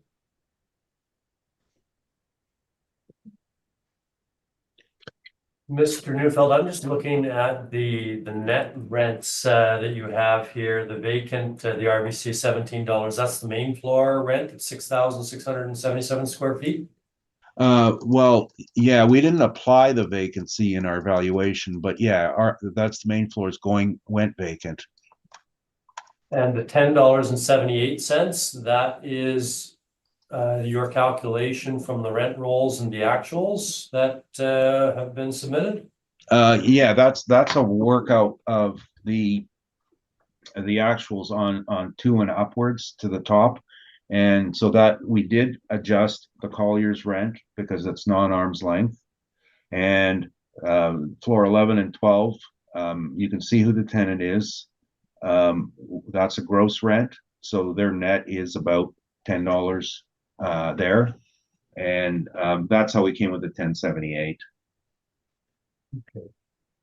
Because the adjusted net income or the net income that you're showing as 1,625,000 and change is very close to the net income as shown at page 5 on the roll number income statement. Net income shown at, the adjusted net income, $1,608,000. Well, yeah, but there's a prior period adjustment in there. You have to look at the number above 1,524. So $1,524,000. Yeah, that and you want to call it a work backwards number or not, but that's and that income statement was based on performance in 2022. Right. And like I said, the only one I was looking at this, I think we were showing full at the end of the year, but there were vacancies that were pending, Roma Ribs and HSBC, and we had the work crews working all last year. Hatch took a bigger space, so that was 3, 4, or 5 went vacant, and they spent a year vacant, and they turned it over to them. Yeah, because otherwise you're double counting the vacancy, are you not? Well, that's what I was just looking at, and I'm we did not give you a rent roll, so let me just see who was vacant. I don't need the rent roll. I'm just looking at the income statement, and there is the non-operating expenses, of course, are deducted from it. But the less vacancy and free rent on page 4 is a $282,700. Oh, yeah, I see that. So is that not double counting? Yes, it is. Because then you take another percentage of the 15.2% from your net income as well. That is correct. And, that would change our look at it. Now, let me just see. That should increase your net operating income by $240,000. No, well, yes and no. It depends what this percentage of vacancy was. So if we look at, this was based on a vacancy 131 off, well, not 2339, but about 131.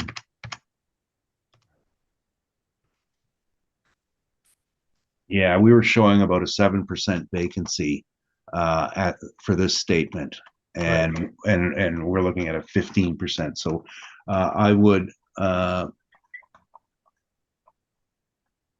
I don't I'm gonna think about something here theoretically.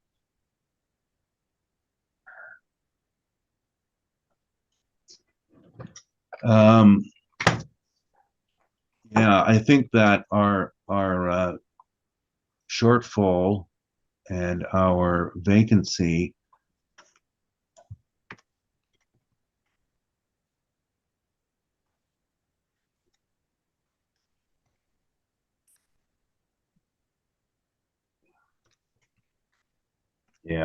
yeah, they would be overstated by about they're based on a 7%, and we're looking at a 15% on the reference date, and also with Johnson. So roughly, I'm going to give you very round numbers, and those of you who have seen me work know that I love to make changes.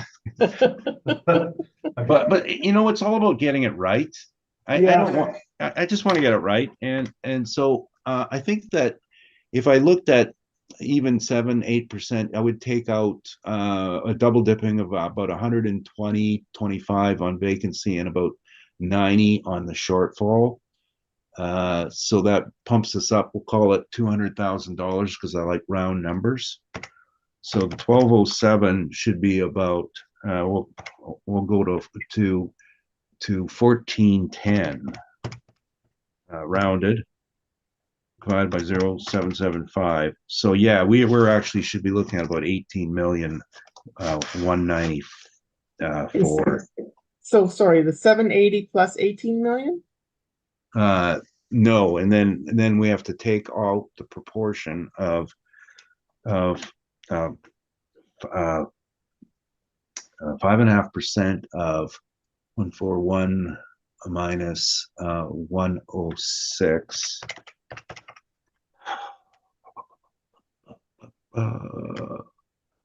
Before you finish that calculation, I have one more question that is going to potentially affect your calculation. Okay, let me hear it while I do this. It's on the same point of view, looking at the income statement and looking at the calculations that you have, your non-operating expenses, which have also been deducted on the income statement to arrive at that net income, appear to be double counted again with the on your page 2, in that you've got the non-recoverables at 5% or 68,000. They're considerably larger, of course, on the net income statement that you have on page 5, but it's still an aspect of double counting, is it not? No, those weren't double counted because the question we had earlier about which one we were looking at, and I said we don't use that non-recoverable 207,000 because you're correct. It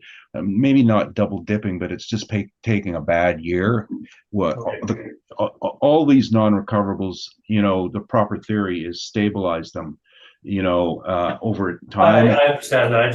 I'm flipping between 3 income statements here, so yeah. Well, it's we didn't know we'd be working so hard on this morning, but so what I have is I will give you 2 numbers, new numbers. So I'm looking for a total of 18,194,000. Of that, the breakout is 925,000 school exempt and 17,269,000 of class 60. Please repeat the school exempt and the total number. 925,000 school exempt, total number 18,194,000. Thank you. And I don't have any further questions. Thank you. That was a good $33 million question. Give me time. No, it's, Ms. Shable, any summary on this property? Yes, please. Our job here today is to analyze the market evidence to determine the best conclusion of market value. The two main areas of disagreement are the rent and capitalization rate.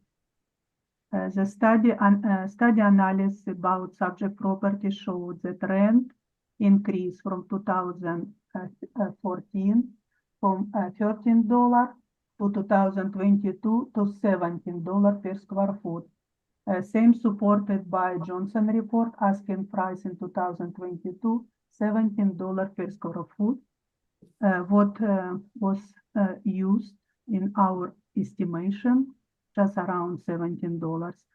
Agent want $11 per square foot, that really underestimate value of subject property.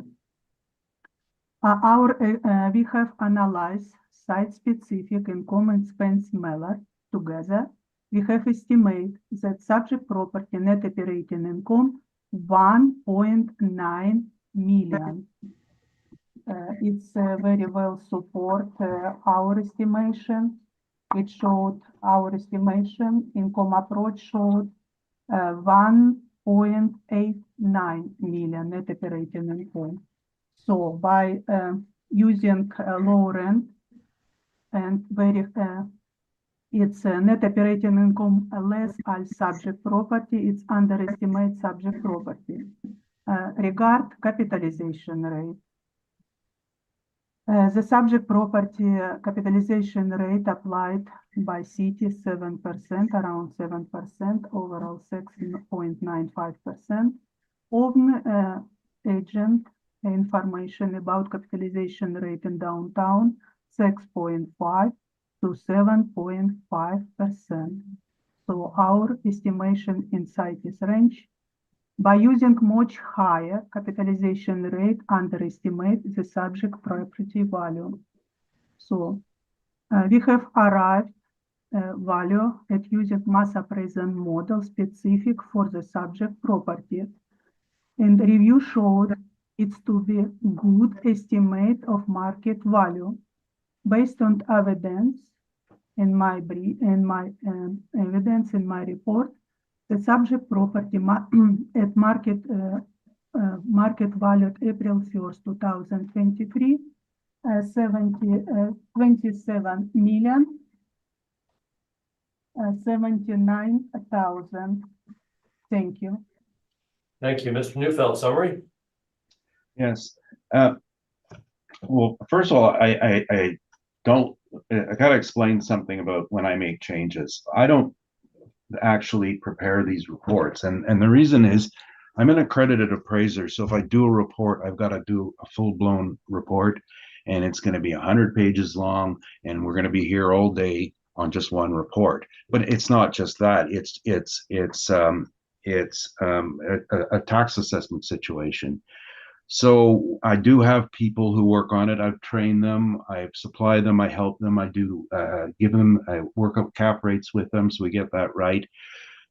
Now, what I am allowed to do as an appraiser, it's called, when I do a verbal presentation, I'm allowed to make changes. So that is our way of trying to be accurate and try to get the number right.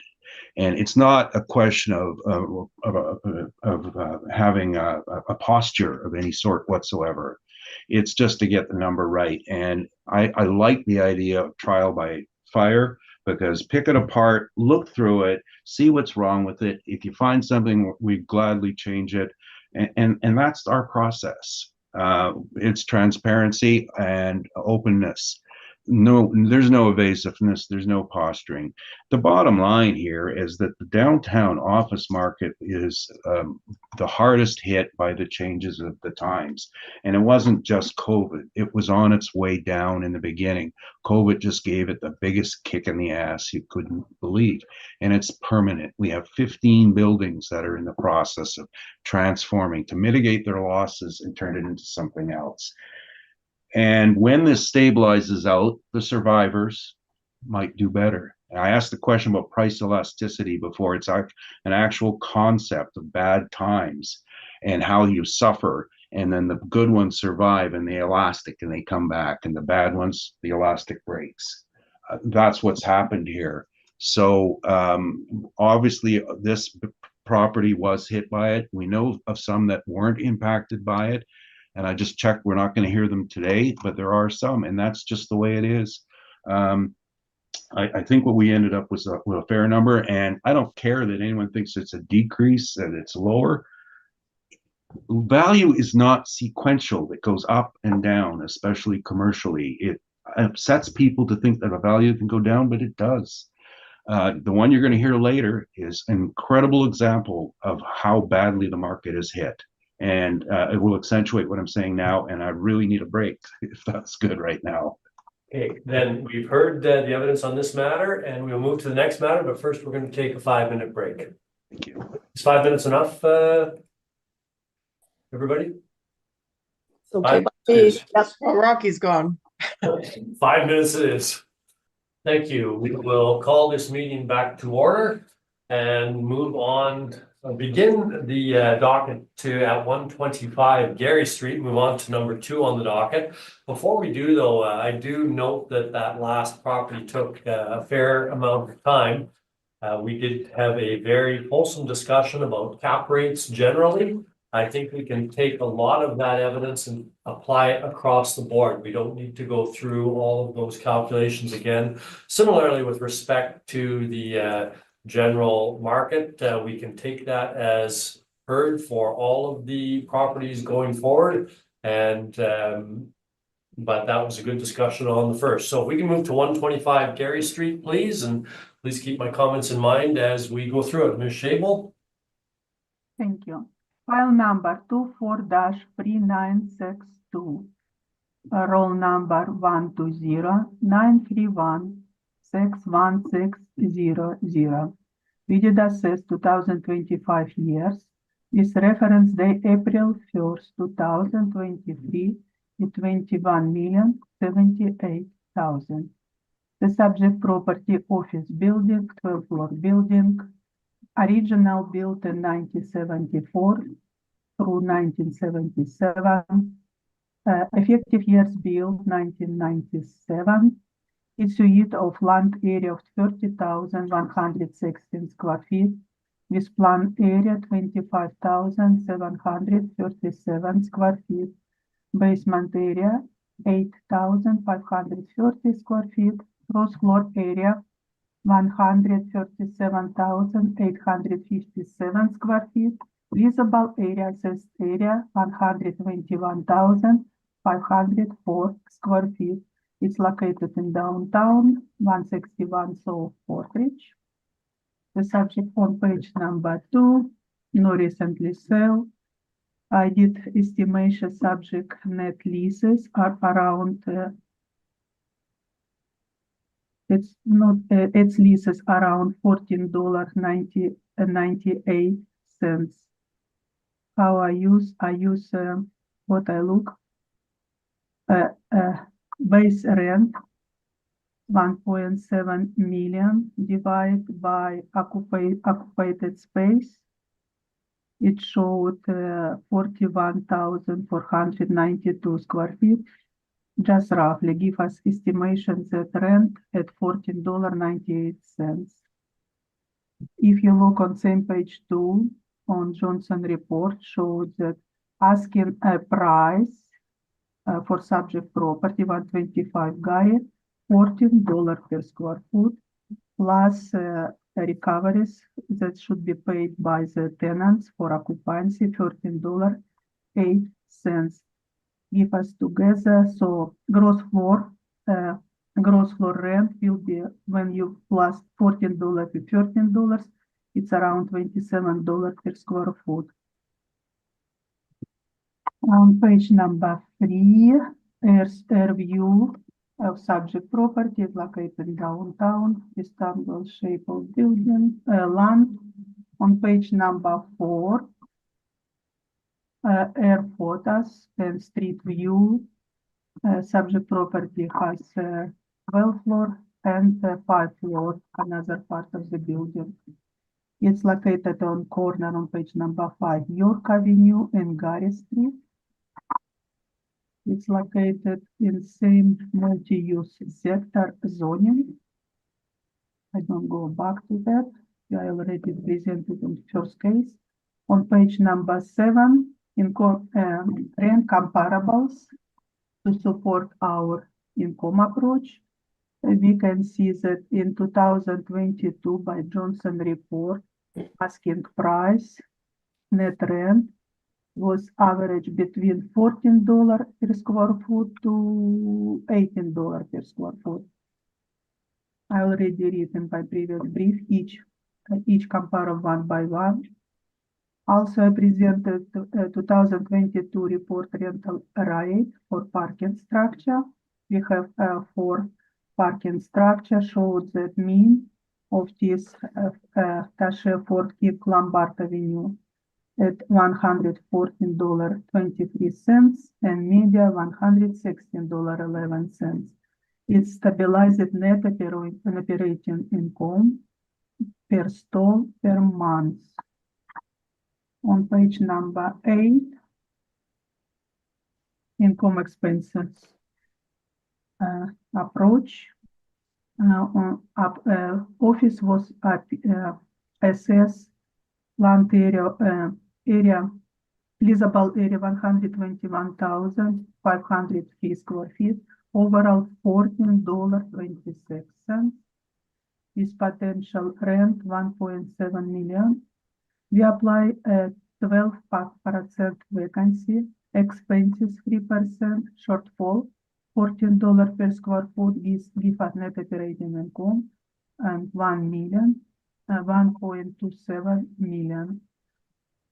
Overall capitalization rate generated by model 7%.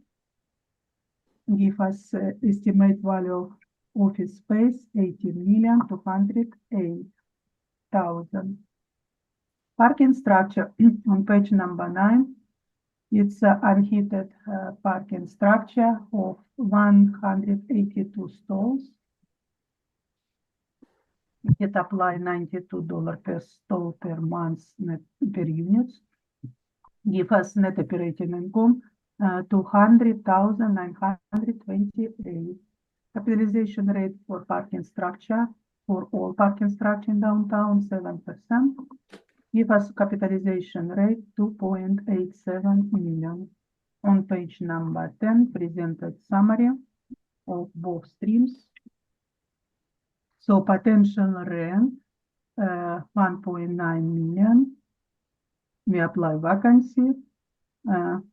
Shortfall expenses give us net operating income around 1.47 million. 7% capitalization rate give us 21,078,000. On page number 13, income expense mailer provided to us.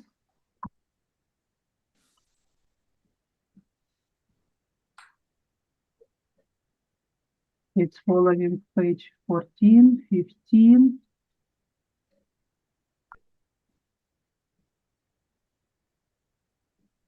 And 17, it's a roll. 17, 19, 20, just specific by each units occupied. On page 21, it's a Class B market study from 2015 to 2022. We already talked about it.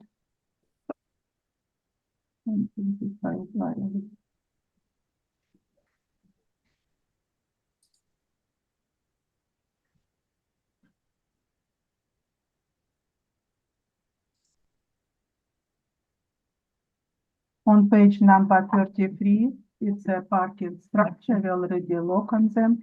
On Taché, King, Lombard Ford. On page 35, I presented permits for maintenance and interior renovation for the subject property from 1999, when you can see 140,000 interior alteration to 2024 by January 1st, 2025 condition of the building was spent on interior alteration, was change sprinkle system, heating system, and heating cooling system. Give us 6.4 million in cost, estimated construction cost for 24 years prior to physical condition April 1st, 2025. On page 36, property assessment notice sent to the owner in appeal. Based on evidence presented in my report, the market value of April 1st, 2023 for subject property, 21,078,000. Thank you. Any questions? Thank you, Ms. Shable. Mr. Neufeld, questions? Does the assessment department perform a highest and best use analysis on properties? We assess subject property like office building. But do you do a highest and best use analysis? Highest and best use is office building today on April 1st, 2023. And how long has it been, your data shows a vacancy of about 65%. How long has it been vacant at this rate?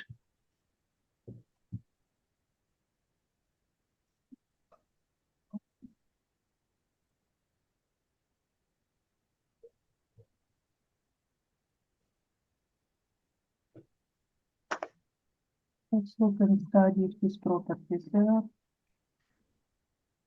It's told us, let's see.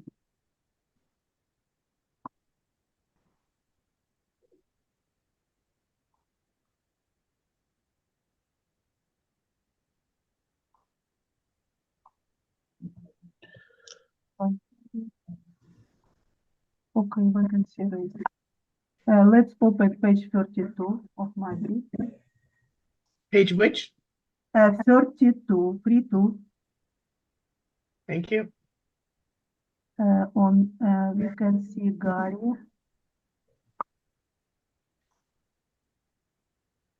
Yes, vacancy rate in 2020, 22, 43% right now with asking price $14 per square foot. So 2022, your calculations, assessment department calculations indicate 43.6%. In 2021, 48.2%. In 2020, 51.5%. And in 2019, 50%. Is that correct? And 50%, but it's 3 years. Let's go back from 2018. What happened there? 2018 was 5.9%. So vacancy started in 2019, but before in 2018 was 5.9, 2017 was 0% vacancy. Yes, right now it's going vacancy up. So for 5 calendar years, it's been 48% or higher, correct? It's we presented 10 years, 2015, 2016 it's 0%, 2015 it's 0%, but we every time give a vacancy in our estimation. So from 2015, just last 3 years, vacancy going high. 3 years? I'm sorry, but I counted 5 years. I presented in my study 10 years. I believe you have 2019, 20, 21, 22, and of course, 2023. Open page 21, 2015. I think you're talking about. At what point are you starting to count for the 50% or the extra vacancy rate, Mr. Neufeld? Is it back in 2015 or is it later than that? No, I'm saying the last 5 calendar years. Okay, And our study, we usually use 10 years to be consistent across the city. And according to your evidence, this building will be transferred to multifamily. Well, then, But it's not done yet. It's still office building. well, I'm sorry, I asked you earlier about highest and best use. You said office. How is that pertinent to office, your yeah. answers? It's highest and best use for 2023, still office building. Okay. So the last 5 years have been hovering around 50% vacancy according Last to 3 years. according to your records, and on your data on page that you've supplied here on page 2, which was the current, is looks to be sorry, let me just do the calculation here. 80,011 square feet divided by 121,503, 64% vacant. Correct? It's a vacancy on 2020. Oh, sorry, you got it there. 43%. 65.85. You have it worked out. 43% vacancy just provided to us. Doesn't page 2 say 65.85% vacant?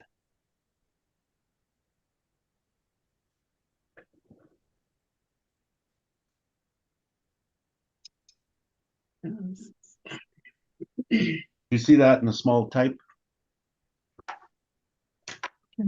Rent rolls.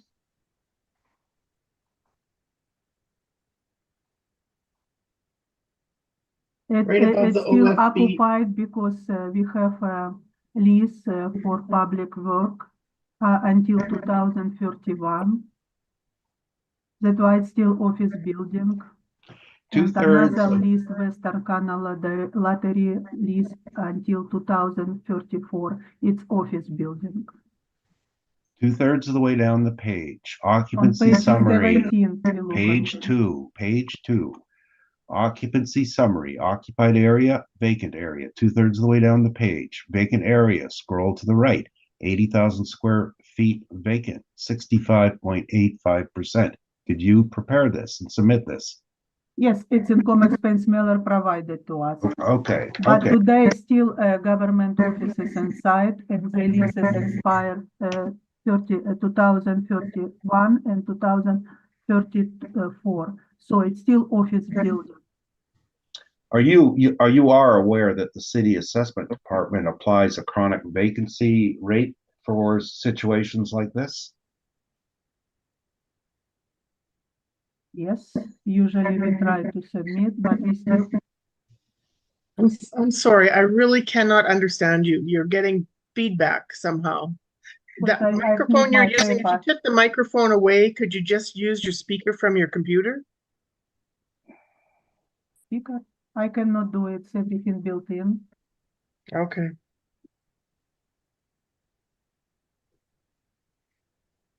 So for this appeal season, we have 12% vacancy, consistent for 10 years. Again, I asked the question. We You didn't have- apply for this years. You have the ability to apply a chronic vacancy rate. We have evidence of 5 straight years higher than 48%. Why not apply it? We didn't apply. We applied 12% vacancy. Okay. At this point of 5 straight years of extremely high vacancy, has it not lost its highest and best use as an office? It's still office building. It's not no rent, no information that it start to redevelop. Well, is it economically viable to operate as an office based on these statements that have been provided? For last 20 years, 6.4 million in the renovation was put inside building. It still operate like office building. And government offices request very high standard for operation, for Your occupation space. Your calculation on page 2, can you please explain how you got $40.98 a square foot?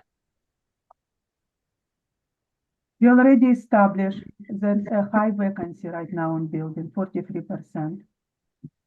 It's occupied only 41.5 thousand square feet. So how much income will the 41,000 square feet generate? Are you saying it generates 1.7 million? Yes, it was reported to us. Look, a base What's rent commercial, 1.7 million income. Less vacancy, total commercial rent, 688,000. Don't you think you made a very big error there? In my case, vacancy, we applied 12%.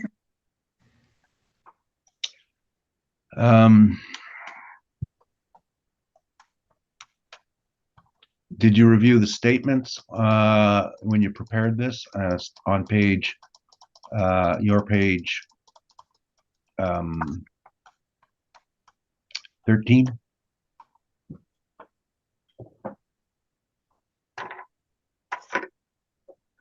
You'll Yes, note, rentcom space. Yes, I was looking only for roughly how much rent inside building for market.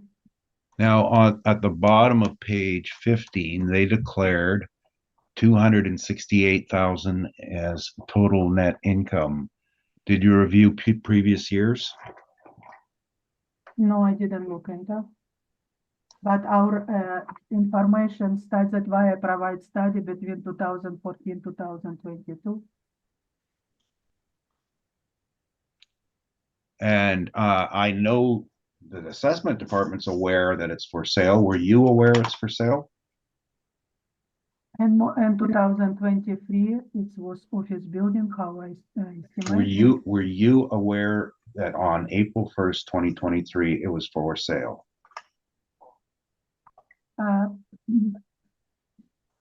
No, it's not processed. Pardon me? You say that it was, it's your evidence that it was sale late 2022.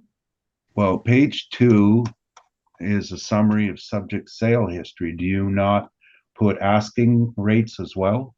It is usually if sale went through, it will be generate here subject sale history. So that's the extent of the investigation. You don't look at market, you don't look at the asking rate? I look on asking rate from Johnson report. It's our study for Class B buildings. Okay. So you look at asking rents, and I'm looking at this on $14 per square foot. page 7, but you On don't page look at 2, Johnson report showed $14 per square foot asking price. right. So you look at asking rents. How come you didn't look at asking sales rates? Usually if we sell eligible sale happened prior to April 1st, 2023, it would be in my brief on page number 2. So why wouldn't you then wait until you saw an actual rent rate to instead of putting the asking rate in? Because we look for market evidence, we don't value subject specific. It's model generated rent.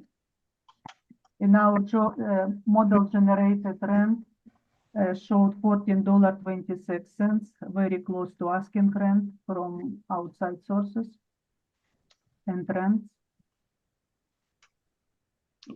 Just for the record, page 8, your valuation, was this all done by the model? Correct. Okay. And same with now the parking, page 9, also done by the model. Correct. And is this parking lot open to the public? We have completed 182 parking lots.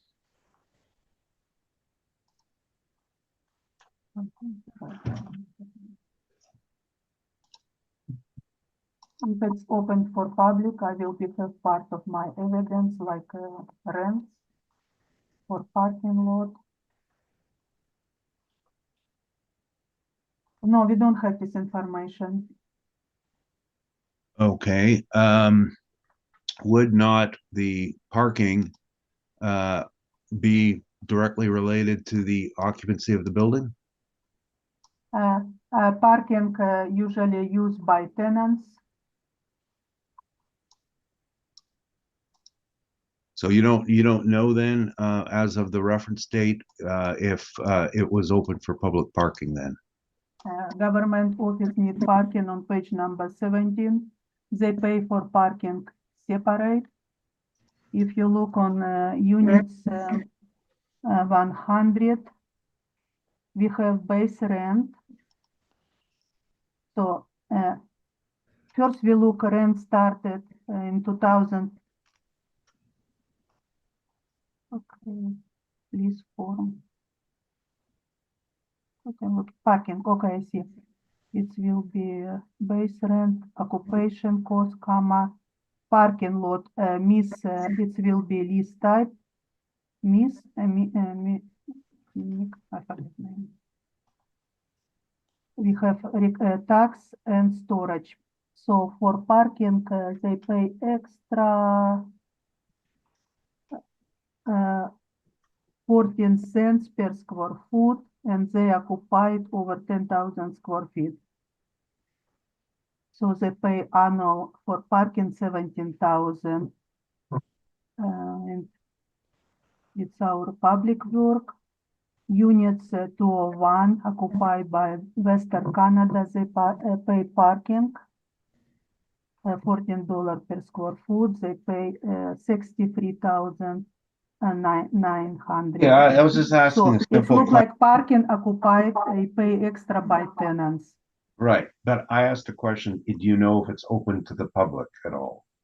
We can see they already occupied by the tenants. It's analysis of statement.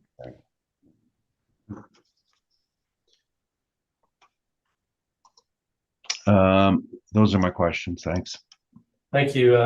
Ms. McFadden, questions? I have no further questions, thank you. Ms. Knight? No, sir. And I don't have any questions. Mr. Neufeld, your evidence, please. Thank you. The building has been in a chronic vacancy state since at least 2015. The assessor's details are incorrect. The statements on page about the years of 2015, 16, 17, 18 are false. We have been through this matter at municipal board, and the city assessor stated that this vacancy didn't exist. We produced evidence that showed how Western Canada Lottery and Ceridian had both canceled their leases. They had an early out. So it was their misunderstanding of facts. There is no dispute that as of 2019, that it was vacant. So for at least 5 years, including the reference year, 48% or higher. It has been for sale since 2015, and the inability to secure tenancy here is, of course, is the main issue. The statements don't lie. Now, our calculation on the NOI is about 230,000, because in that statement where they had 260,000, you'll note that there was some interest revenue in there that has to be removed. But aside from that, the statements are quite clearly paint a very bleak situation. If you took the 230,000 and capped it whatever you want, it's just not going to generate a value of any interest whatsoever at the assessor's rate. You know, it's nothing. It's lost its highest and best use, essentially, and it has been for sale. And you'll see in there that we had the if you accept the assessor's number cap rate, it's would cap out to 3.2 million as an office, and that's the performance for the last 5 years. That's not a blip in time, that's permanent. So on our page, well, like I said, we've known it's been for sale for quite some time. On our page 6 is the brochure. This was published March 30th, 2023. This is an offering for the subject property with the adjoining property next door, which is 150 Fort. The asking on it was 13,500,000, including the parkade and the building next door. Building next door, the breakout was about $1 million for 150 Fort, which is the asking of 12,500,000. There was an offer made at 11 million. It fell through, and it was for residential conversion. You'll see that the floor plate on page 9, center core, wouldn't be too bad of a conversion to multifamily, because every unit then would have a window view, which is important. And that's actually, the center core is a horrible design feature in an office, because the lack of a clear big floor plate is a detriment for an office user. They're looking for bigger floor plates. And think of one of the modern users as a call center. They want to see all their rows of people from one management position. So a side core works best, but that, I'm digressing here. But the fact of the matter that it's been for sale for a long time, and no buyers, no takers. There's a history on it, and in assessment, we do have the 23 assessment under appeal at municipal board. The 2020 was resolved at 12 million. The 2018 was disputed and is currently awaiting a judicial review, which is an interesting process where normally you can go to Court of Appeal on these matters, but a judicial review possibility came out a few years ago, and the Supreme Court reiterated its support for it in 2 cases. We're just waiting for the judicial review, and judicial review, of course, allows the judge to not just look for errors in law, but errors in actually review the whole value and then send it back or change it. And I don't know what else we can say about it. You can't sell it for 12,500,000. And as a joke, I could tell you that if anybody in the table here had $12 million, I can guarantee you you'd get a sale. And then if you believe the assessor, then you can flip it and make 10 million on the sale. Why not? This is utterly ridiculous. This shouldn't have happened. This is the symptom of the loss in downtown, and I don't think there's anything more we need to say about this. This is the market speaking, and this is a hole in the assessment model. This is an error in valuation by the assessment authorities and their model, and turning a blind eye. You cannot sell it for not 21 million. You can't rent it. The owner has been trying since 2015. Very short and to the point. That is my presentation. Thank you. Ms. Shable, questions? Yes, please. Did you analyze income expenses mailer Yes, not the Your- mailer statements. statement? Your net operating income 0.3 million, correct? Pardon me? 340,976. It would be 341,000, correct? You estimated.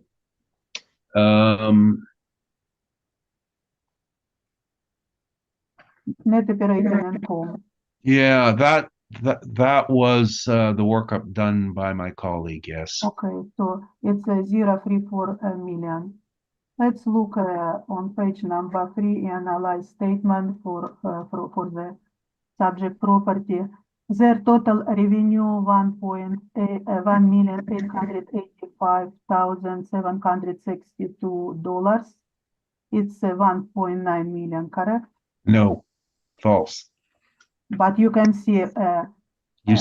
You said total rent. That's potential Total rent. potential Potential rent. rent. Potential rent, base rent, potential parking rent and storage rent, 1.9 million. Potential.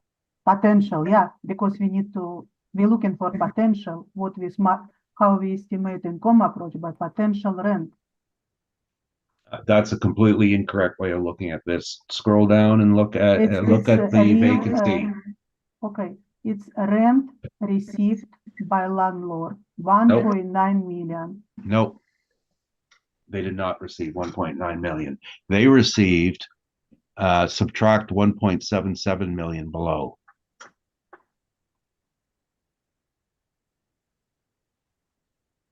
Their gross revenue before expenses is listed under at 1,612,000 before expenses. Then the expenses, which are on page 5, are 1,381,000 for a net income of 230,000. So this was the statement for the period, the calendar year ending December 2022. But by the end of the 1.9 million of potential rent by leases was paid by these government offices, correct? Nobody paid 1.9 million. You don't know how to read a statement. On page number 5, we have total operating expenses $1,217,928. It's 1.2 million, correct? What page?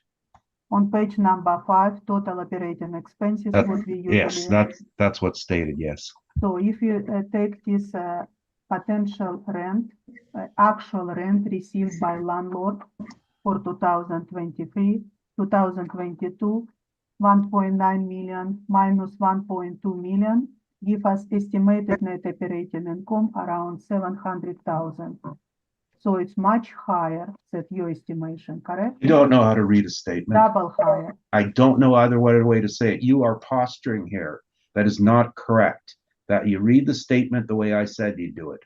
Net revenue, 1.6 million. Expenses, 1.2. Additional non-operating expenses are listed below that at 164,000. The net income, the cash it's generating is $230,000. That's the number. They received from the tenants, yeah, you're right. 1.9 million plus 1.5 million, it's recovered revenue. It's clear money received by the tenants. It's 1.9 plus 1.5. No, it isn't.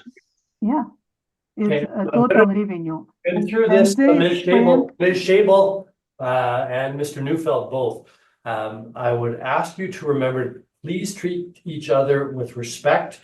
Personal commentary or personal comments are not acceptable in this. There's clear that there is a disagreement here with respect to the either the potential rent or the net rent. The facts and the mathematical determinations will be made by the board, but please leave this as a factual discussion and not personal. So reported net operating income 700,000. On page number 6, you talk about for sale. How long when it will posted for sale? First in 2015. It was full occupied. No, it So wasn't. and your statement is this statement from 2015? No, it wasn't fully occupied at that time. No, I talk about this specific for sale investment opportunity to purchase, when it was posted to the market.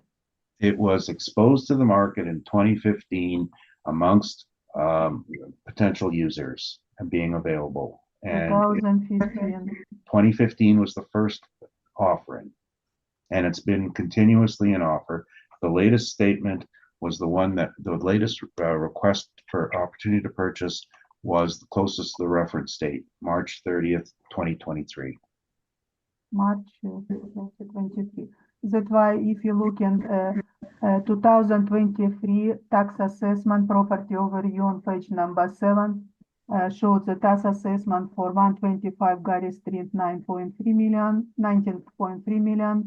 and 150 4th Street 2.1 million, correct? So it's it's tax for 2023. It's still on the market, so it's not sold prior to April 1st, 2023, correct?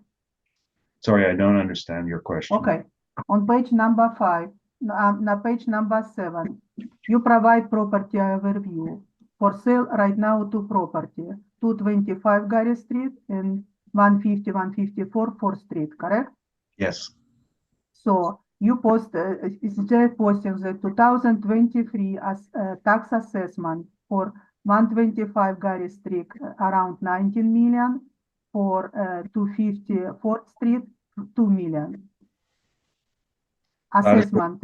That is what the assessments were, yes. So for April 1st, 2023, our reference date, this subject property doesn't sell yet. So it's April no lease, no sale exists yet. There's been one conditional sale that was canceled at 11 million. That's why in my brief, I don't provide any actual sale, correct? I can't speak to what you do. And also on page number 7, we looking for blue columns, and we have 12-story, 45 occupancy as September 1st, 2023. So this building prior to market evidence still occupied.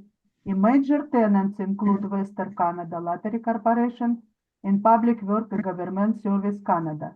So these tenants still occupied, and they sell a building together with tenants. So with actual supported income until 2034 from these 2 tenants, correct?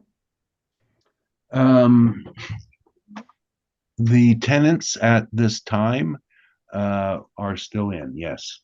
So it's tenants. So this building have clear income from these 2 tenants until 2034 expiry lease, correct? Yeah, that's where they're generating 230,000 from, yes.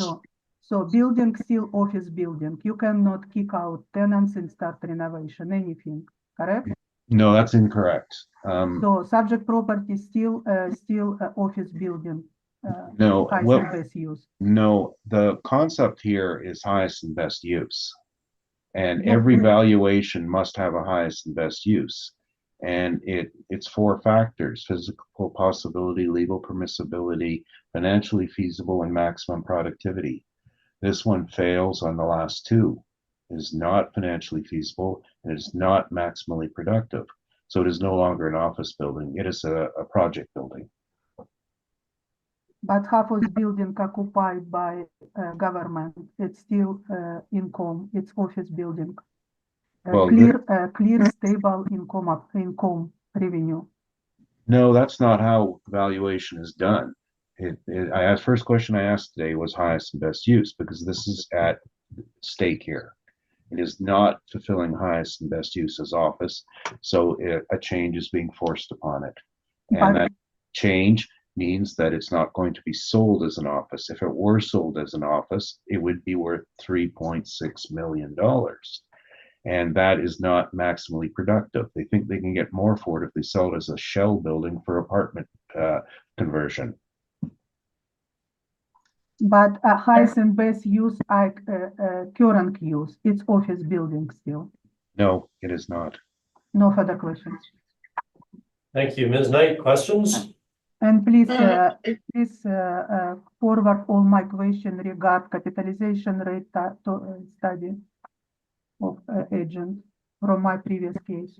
Oh, yes, those will be considered. Thank you. Thank you. Ms. Knight? So you're saying from 2018 onward, this is under appeal? I'm just trying to remember the dates. We took it over management in 2015, and I can't recall. There's You said 2018, it went to the judicial committee. 2020, it was resolved at 12 million. 2023 is under appeal. And yeah, now that's 2025. that's best of my memory. It's a up and down process. Yes. Okay, that's all I wanted to know. Thank you. Ms. McFadden? I have no further questions. Thank you. Thank you. Mr. Neufeld, probably no surprise, I have a couple of questions.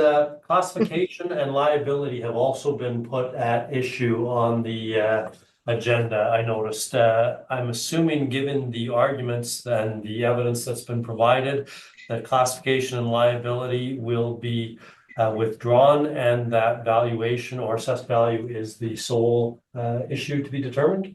No, the reasoning for doing it was that when we filed in June, we did have an active purchaser who was intending on changing it to apartments, and that deal fell through. They withdrew, and the thought would be that by the time it hit hearing, we could get the cost change done on it. I don't know where this is going to go, but we don't want to withdraw those, even rule on them. And I know the result is we can take class if required, a further appeal, or whereas liability is through a different avenue. I'm hoping we can resolve it, but I don't want to withdraw them. Okay, fair You can enough. just rule on them is fine with me. As of now, it's class 60 other, but this is such an unusual situation, I guess the best way to say it. Okay, thank you. That is all I had. Ms. Shable, any summary? Yes, please. Our job here today is to analyze the market evidence. It determines the best conclusion of market value. The two main areas of disagreement is rent and vacancy and capitalization rate. The asking price supported by Johnson report $14 per square foot for 2022. What we use for our assessment, we use $14.26. It's very close with outside sources. For net operating income, our study of income expenses statement showed that net revenue 1.9 million. They have a total recovery 1.5 million. Gas us 3.4 million. Just clear revenue from the subject, from the tenants that's still inside building. It will be office until 2034 when lease expired. It would happen something, but until now and today, current highest and best use office building. So from these tenants inside building, there clear revenue with recovery 3.4 million. Total operation expenses 1.2 million. Give us net operating income 2.2 million. So it's still valuable office building space. In our case, sale was not happened. It's still on the market. That's why it's not provided in my brief. Regarding capitalization rate, please forward all my information and cross-examination from the previous property. We assess at 7%, that inside capitalization rate from Collier 6.5 and 7.5%. So voiced and evidence presented in my brief. The subject property market rent market value for April 1st, 2023 reference date is 21,078,000. Thank you. Mr. Neufeld, summary? Thank you. I get a little excited about this because I think it's so apparent, and it's not that I have a vested interest in it. I have a vested interest in, I have an interest in the truth and again, getting things right. So a couple of things you should be looking at in the assessor's report. And remember, the burden of proof is on the assessor. So this is what they supplied you to for their burden of proof. Actual earnings, 268,000, and on page 15. And their model says, no, it's much more than that. It's 1.4 million. This is a problem there. Their other information, undisputed, is beginning in 2019, 48% vacancy, rising by the time of the reference period date to 65% vacancy. That is a failure under the highest and best use principles. It is no longer maximally productive, is no longer financially feasible. My testimony, and it's not just my testimony, it's the agents from Colliers have had this for sale for some time. The latest flyer, you've seen it, this is the asking rate. Now, let's begs the question is, can you use an asking rate to determine value? Well, it was tested in the market, it is being tested in the market, and they can't sell it at that rate. That's what you can take back from this. It will not sell at, and the allocation for this is 12.5 million. The assessor in her evidence has introduced asking rental rates. And what is the difference between an asking rental rate and an asking sale price? They are both the indications of market value. And I think this owner has had enough hardship with the situation. It's been up and down at the boards, and sometimes Board of Revisions like to think that, well, it's a bigger matter, it should go to municipal board to decide. That's not appropriate. This is clearly a sick building, and I think it should be addressed now, and we'll deal with it. And I don't see, I mean, I'm a pessimist here. I don't like taking more to appeal, but you know what really bothers me as a citizen of Winnipeg? We have an obvious error here, and it goes to further hearing. And when it gets heard in 5 years, the city's got to pay refunds, and then they cry, we don't have any money anymore. That bothers me as a citizen. But aside from that, I think we've given you a very honest picture of what's wrong with this, and thank you very much for your time on this. Thank you. We will conclude this matter and move on to the next matter. That being the street address of 300 William Avenue. I see by the agenda that there is an assessed value at issue here. There is also a non-cooperation request pursuant to section 53 sub B of the Municipal Assessment Act. So Ms. Schabel, if you can please introduce the property, the file number, and then move down, please, to the allegation of non-compliance. Before she starts, and I just want to throw something out to think about. We haven't made a lot of progress today. I don't know if we're going to finish. We only received this notice very late, so we haven't had a chance to. I don't think proper services was done on it, and we haven't had the chance to review it with legal counsel. If you were going to end this and have to adjourn some, I would suggest this one, to be fair, so at least we can have legal counsel look at it. Why don't we stand this down right now? We'll return to it, given the time constraints, and perhaps I'll ask one question here and then we'll move on. We'll stand it down. When did you receive notice of the non-cooperation? Me personally this morning. Oh, the office.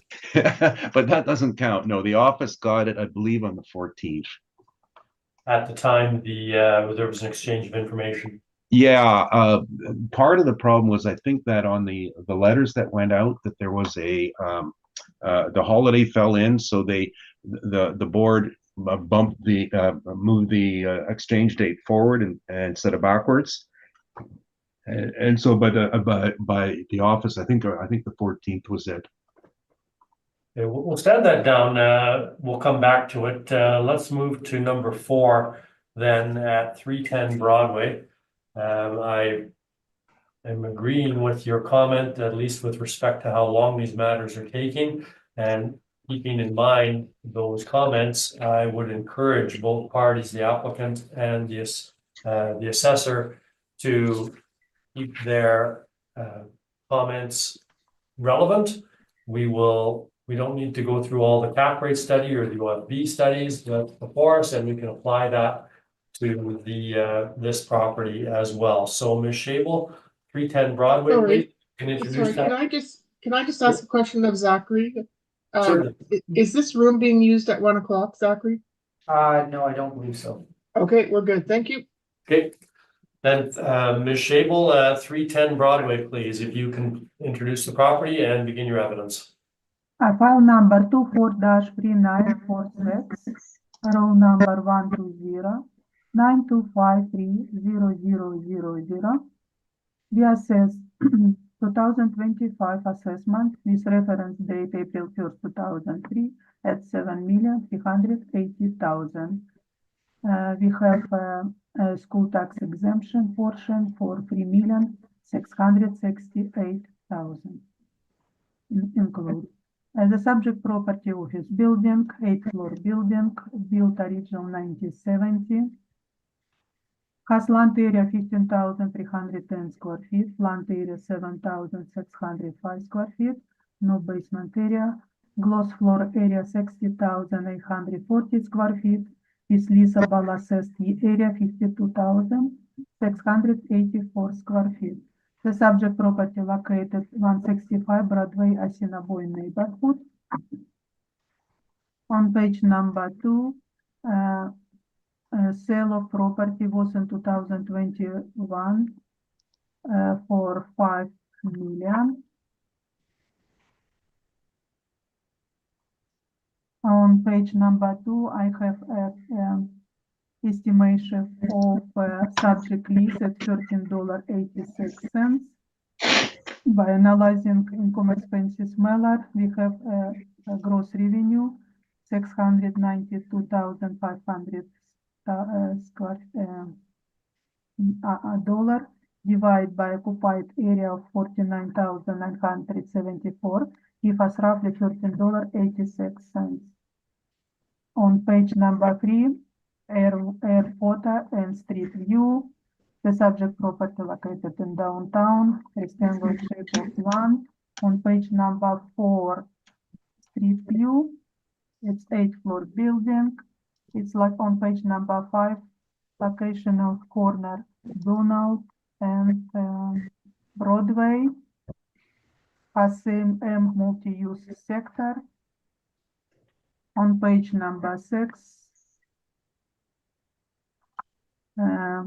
I provided rent comparables on 207 Donald. They rent 4.6 thousand square feet and $10.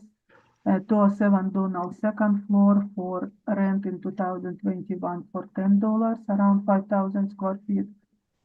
280 Main Street, old building 1912, lease in 2012, 24,300 square feet at $11.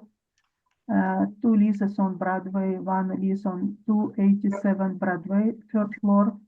We started in 2021 for 1.2 square feet at $18.21, and lease on 305 Broadway on 5th floor, building built in 1972, lease from 2021 around over about 4,000 square feet at $13 per square foot. Give us average or mean $12.44, weight average for 39,198 square feet together $11.90, and mean $11 per square foot. On page number 7, income expense income model. We assess 25,856 square feet at $14.04. Give us potential rent 363,000 roughly.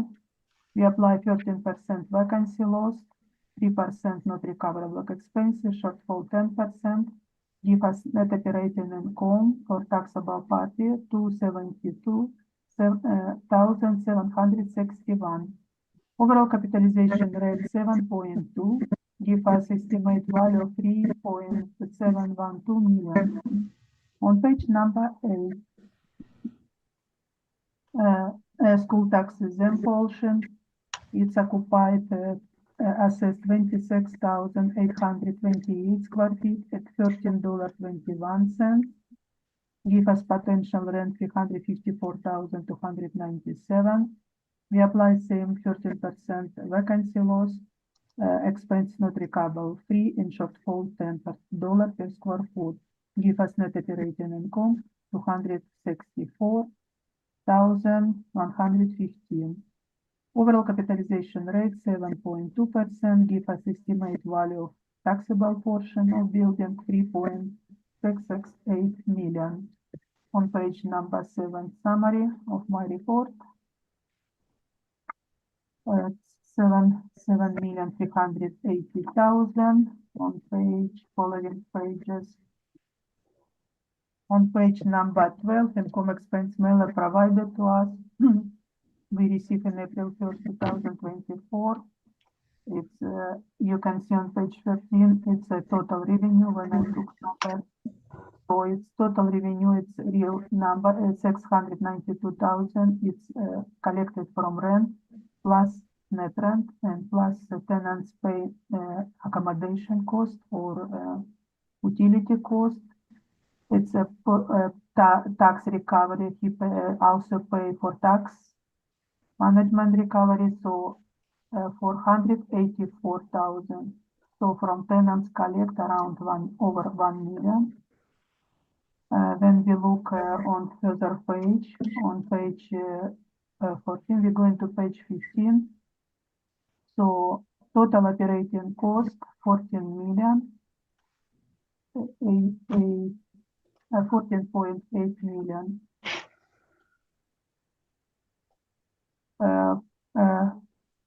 All rent, all tenants exist in the building on page 16 through page 19.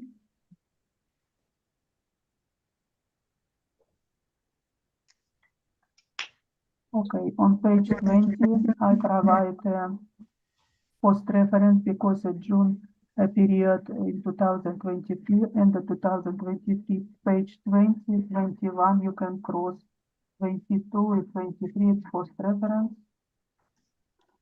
On page 24, let's look on my rent comparables. 3-floor building on 207 Donald, rent for $10. On page 25, 280 Main Street, 2-floor building, around 24,300 square feet, rent for $11. On page 26, we have a building, 6-floor building on 287 Broadway, a lease on a third floor at $18.21. On page 27, 305 Broadway, a lease for over 4,000 square feet and $13 per square foot. On page 28, I just look at how maintained building, size 2099 to 2024, was done interior renovation, was done a heat and cooling system, and give us a total estimation 2.7 million for 20 years. Property assessment notice following. So based on evidence in my report, the subject property market valued April 1st, 2023, our reference date, 7,380,000. Thank you. Any questions? Thank you. Mr. Neufeld, questions? Yes.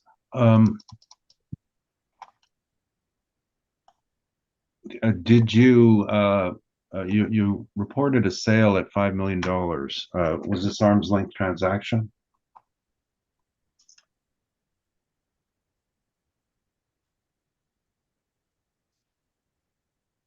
What I'm looking in because considerations for Varo is 0. Sale happened for 5 million, so I'm not relying on this sale. Do you know anything about it? No, I not rely, don't investigate.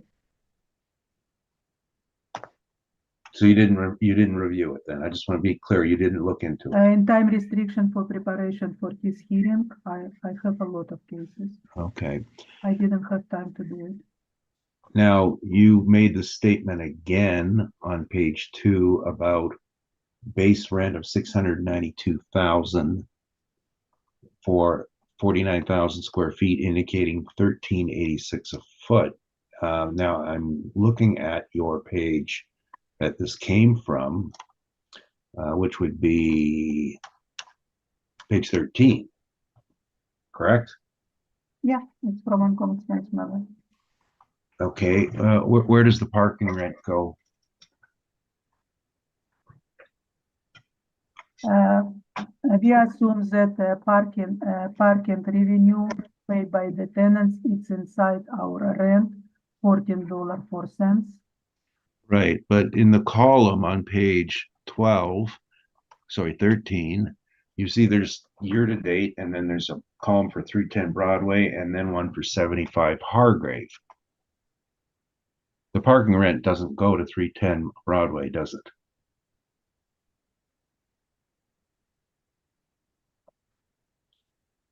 Yeah, you're right. Okay, so 10 million less. it's 681,000, and going down, We estimated, I will count right away. going down further, they've indicated the base rent vacancy is 590,000. You see that?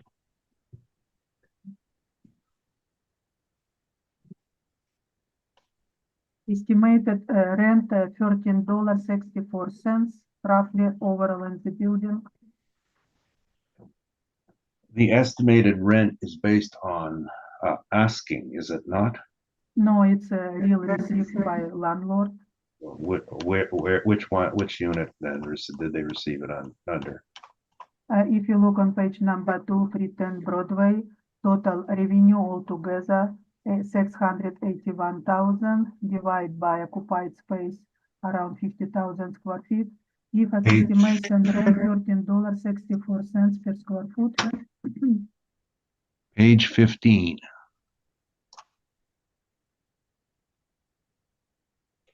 First one reads, Unit 101, rent $10. See that?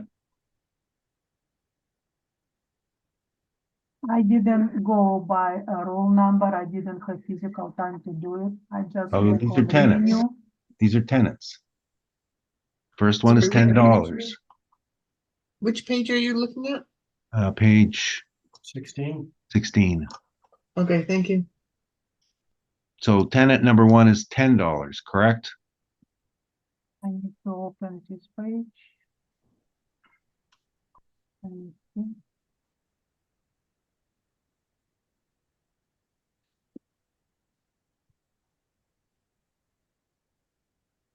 Right now, it's in Broadway.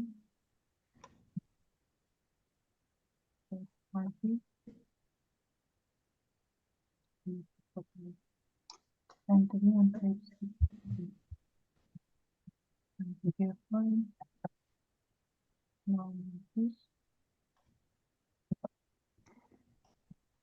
So, which tenant we looking for? Unit 101. Is 101. You have a fun hair salon. It's more retail property on main floor. The lease started in 2014 for 511 square feet. And they pay Just a sec, hang on a sec. Is that whole rent roll from the wrong building? roll number 1209. No, it's 180 King, isn't it? Yeah, this is all the Dynasty building.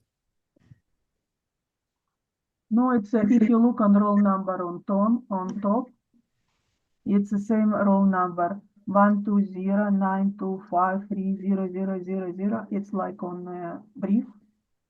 Top Yeah, page. but the owner didn't put that on there. That's something the assessment department stamped on. This is 180 King, the Dynasty building, is it not? No, That's what it says. Dynasty building, first column.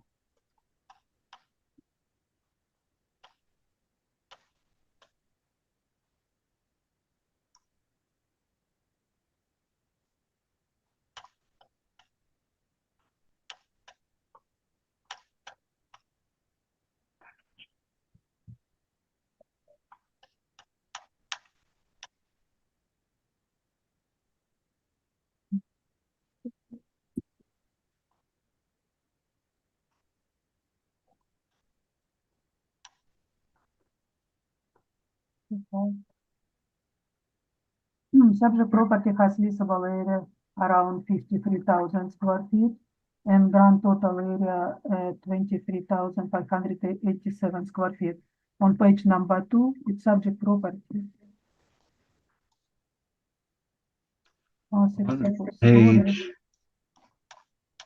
Page 2, the roll ends in 4000. On page when we were looking at, I believe that ends on 3000. Okay, on page my total And then on information page, page 13, open page 13. I use 2024, 23. It's wrong on page number 2. It's wrong because I already say you have to cross from page 20 through page 23. It's completely different dynasty building, correct? But Okay. on page number 13, it's subject property. Let's look into.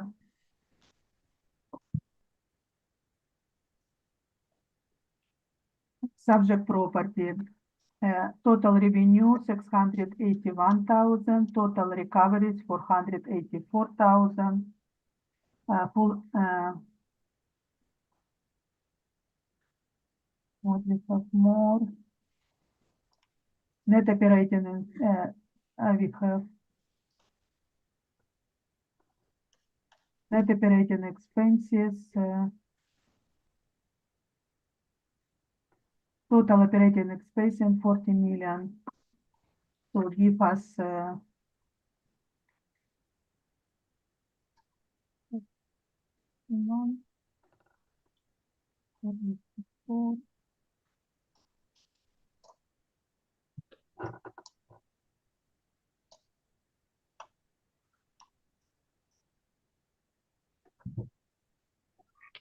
so income expense mail on page 13, it's subject property prior to reference date. What we're looking here, I already lost. And roll will be covered. Like dynasty building kind of show.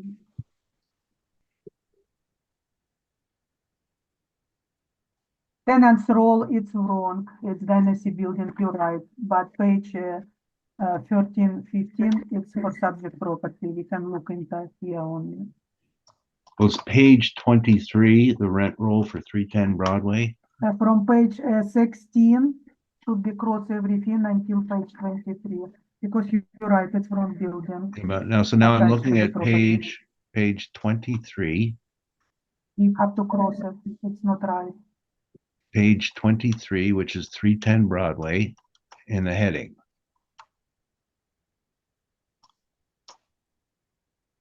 Is this the rent roll tenancy schedule for the subject property?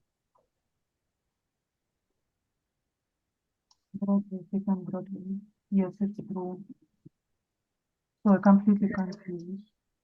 Why is the posted roll number in red wrong one?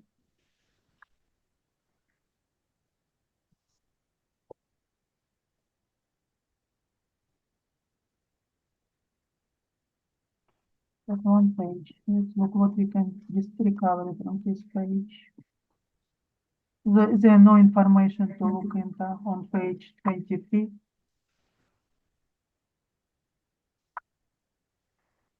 So tenants roll, it's not provided by me, it's wrong one, but income expense mailer on page 13, 14, and 15. What It's for about- subject property. I'm asking you a question about page 23. Page 23 is for subject property, but no information we can recover from there. Okay, now looking at page 23, is there any rents listed there at all? It's no information, everything is zero. I say it's just part of brief, Well- part of tenant's role. I don't have full information about. Well, we mean, if it says vacant, that's information, isn't it? If you look, we don't have area zero vacant, zero area occupied. It's not exist. Nothing we can recover from this page. You see that there's a column marked unit, which is the floor number. Yes, It's we va- have floor unit. And It's we vacant. have area, zero area. We don't know how much vacancy. Is there a area. single entry under the column marked rent?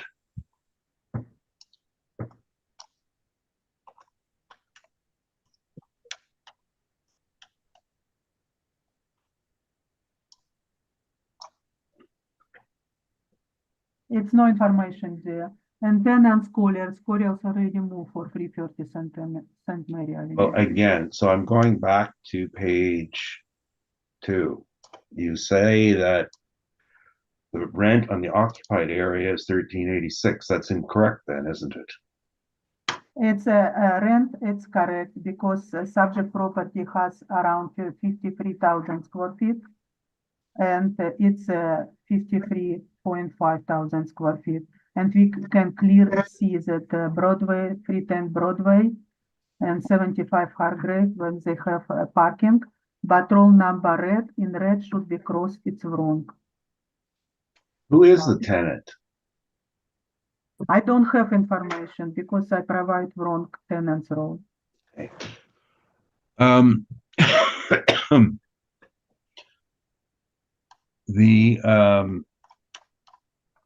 getting back to the statement, so what is the income that the owner has supplied on their forms? And that would be, I think that's not disputed, that we are looking on page 15, correct? That's the actual statement for the property. Yes, And they're saying for this year of 23, they lost $392,000. Is that correct? because my Colliers move out, I don't know this moment. Well, isn't that I all? can see that collected rent, if you open page 13 on 310 Broadway, rent revenue 681,000, and they also collect recoverable revenue from the tenants 484,000. So total gross revenue for subject property, let's estimate. Well, then why are they declaring 590,000 in vacancy on the base rent to a few rows down?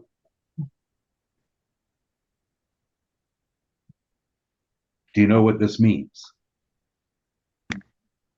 So total gross revenue 1 million, 1.17 million.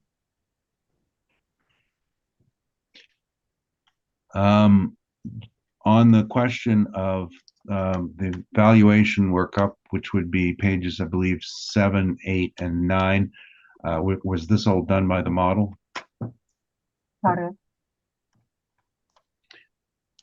And as I ask you again, do you know who is in the building right now?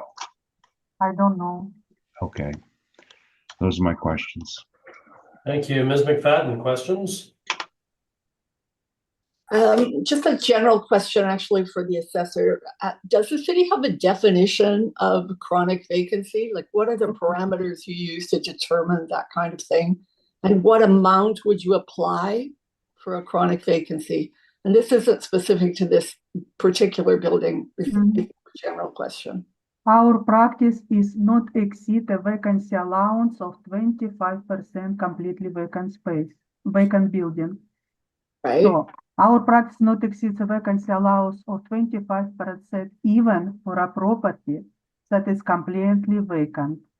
If you Okay. decide to use a vacancy rate higher than the market rate, keep in mind the implicit application is that property ill experience that level of vacancy is percent perpetuity, infinity, time without end. If apply over 25%, it shows that property vacant infinity. So market model of income approach doesn't make sense anymore. We have to switch to cost approach. And how long a period of vacancy would that be? It's if a maximum 25% if property completely empty.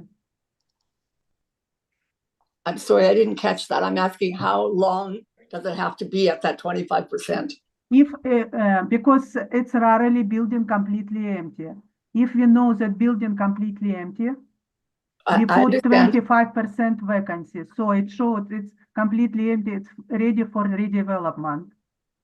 So if it's at some level of higher vacancy for 5 years, for example, then you're saying your model would not use 25%. Never. If Okay. still tenants in. Thank you.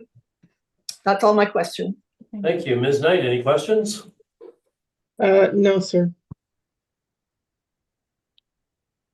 I don't have any questions either. Mr. Neufeld, your evidence, please. Thank you. I've just noticed something here, and I don't know if it's the same thing we did or not. But the assessor used a post-reference statement from the end of 2023.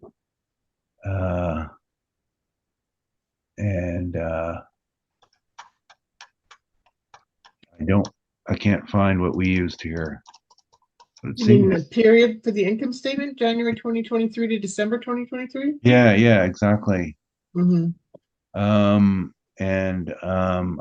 just trying to see what we put in, and okay. All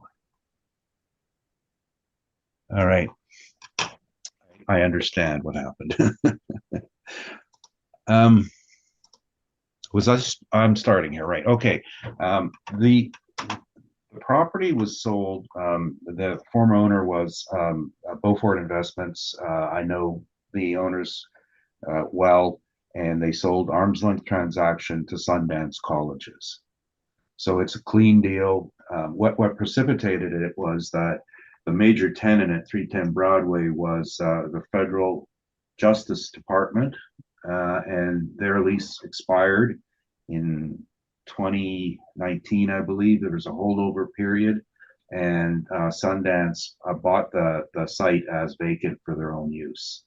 So this is another example of the transition in office. It's no longer usable for an office, and now it's going to be a seminary of learning, and hence the adjustment on the floor area. So when we got the exemptions for the 4 floors, that was on the basis of what they actually were using, and the rest were available for rent. But the site is essentially empty. So then it becomes a question of what is the vacancy you put on a building where it was purchased for an owner's use.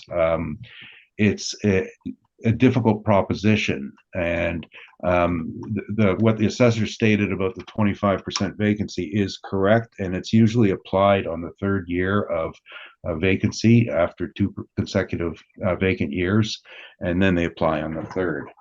That's been past practice, and I don't think it's enshrined in any sort of legislation. It's just what is generally applied.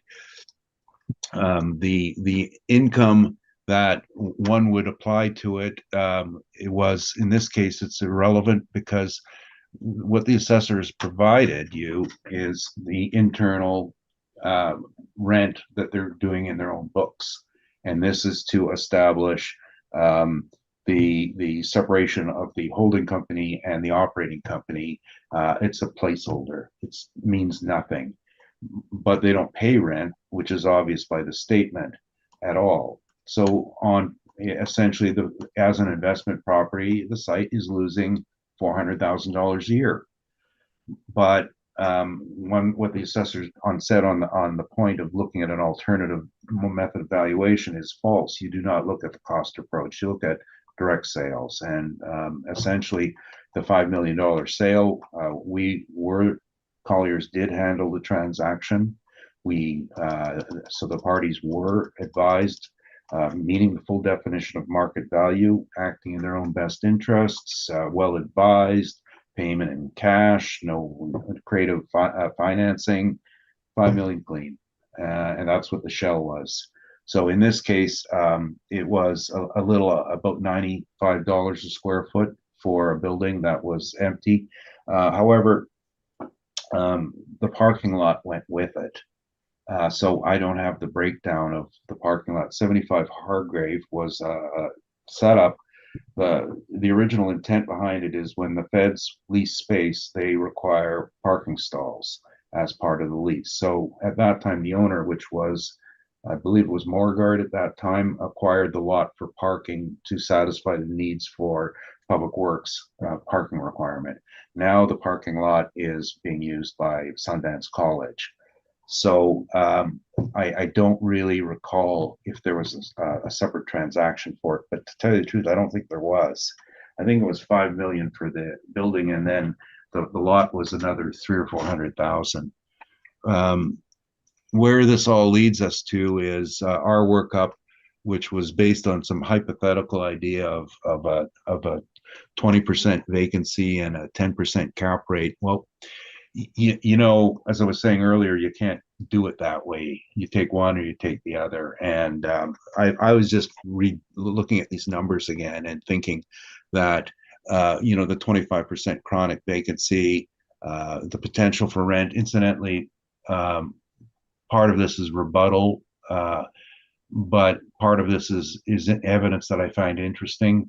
The assessor's workup indicated an applied rate of $14, but the market study indicated an average of $11.19 a square foot for the weighted average, and I don't disagree with that. It's certainly not 14. Justice, by the way, was paying $9.79 a square foot, but that was an older deal. And why am I so familiar with this building is because many years ago, when I was 16, I was the janitor, working my way through school, polishing floors. However, my long, boring life, it's just that I know this building very well, and but essentially, I think with what I said earlier about the change in what's happening in our world, is that I think parties would look at the sale price as probably the best example. We've given you a hypothetical workup. It's not an investment building. This wouldn't be done that way. I think it was tested in the market in 2021. We know that the market did not change between 21 and 23 at all because of the conditions of COVID. That's there was no change in the market. There weren't enough transactions to move, so I wouldn't adjust the sale. I think 5 million is a very good number. You're going to ask me about the split. It's 50-50 because we did the work. 4 floors exempt for the school, 4 floors not in use. Simple. 5 million, 2.5, school exempt, 2.5, taxable. And it's the evidence that's undisputed about what the sale is. Incidentally, I was just doing a hypothetical workup on the assessor's numbers, the weighted average at 11.19, because there is no real one, and the 25%, which was brought up, and even their capitalization rate of 7.2, that comes to a value of 4,342,000. Oh, well, sorry, I got to change the non-recoverables now. So it's a bit higher than that. Essentially, that's the big difference, is that there is no rent rate. The 11.19 is fair on assessor's page 6. 25% vacancy should have been applied. And we really, those numbers, if you work them through the assessor's numbers, will hit 5 million, which was the sale price. There's a symmetry to this because the market works. Aside from all this, my view of it, just sitting here and looking at it, is we should go to the sale price, $5 million, 50% school exempt, 50% taxable. That's my presentation. Thank you, Mr. Neufeld. Ms. Shable, questions? Yes, please. You would agree that if a sale for 5 million, it's between two not related party, your assessment should be just over 5 million. Because sale was in 2022 and our reference date 2023, correct? No, as I said, when I was going through this, there's been no market change. There's been no sales to prove that there's a change. Completely fails the burden of proof. Nothing changed, nothing sold. Now, the properties that did transact, if you want to look at our data that we showed, we have 2 buildings in the area that sold for $75 a foot. That one is just down the street, a block away. One is 3 blocks away. And this one sold for about I didn't know the math here. Gross, by the way, we use gross area for sale, not rentable area. So 5 million divided by 60,000 square feet is $82 a square foot. So there's our third comp, 82 a foot, 75 a foot, 75 a foot. That's the new reality of these the change in highest and best use in the downtown office. Is sale was handled by Colliers International? Yes. That's correct. You would agree that a sale brochure provided to us would be very useful today? We don't always do brochures because, you know, we're not selling to the public. There are a limited group of interested parties and a limited group of vendors. They're all known, and putting a sales brochure out is you're selling a house. You want a broader range of people to reach. There aren't a broader range. It's still a viable competitive market, but that's not one of the necessary policies. Your rental brochures are more common because there's a broader group that you're trying to reach. But generally, sales, unless you have like a residential agent who's dabbling in commercial, generally you won't see a brochure. For physical by April 1st, 2025, is building occupied by Sunday College, or they still occupy, like on page number 3, third and 5th floor? What happened right now physical in the building?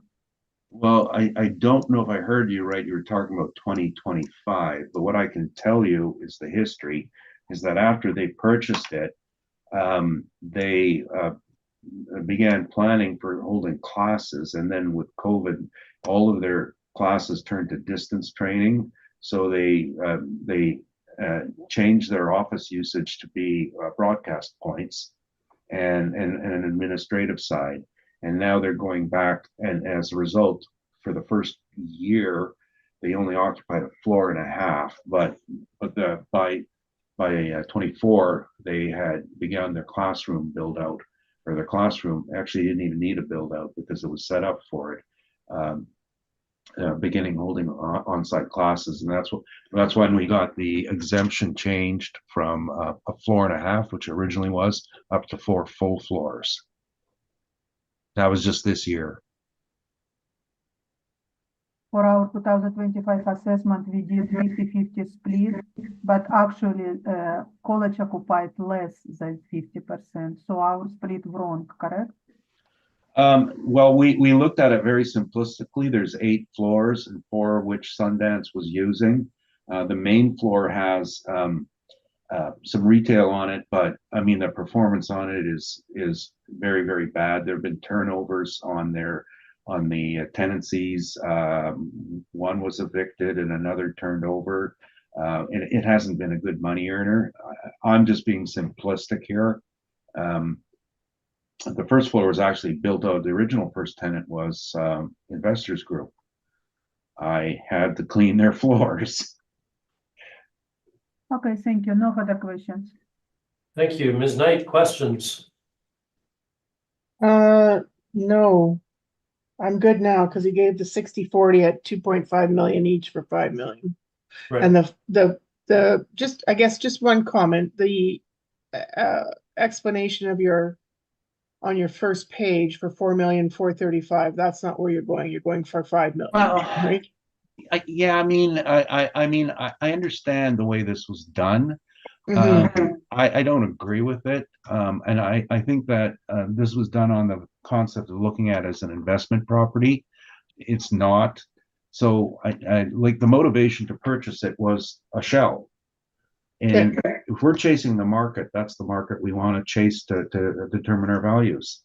Okay, I'm good. As long as that first page doesn't mean anything, then I'm fine. Thank you. Ms. McFadden? Sorry, just to be really clear, at the actual date of April 1st, 2023, was it 50-50 split?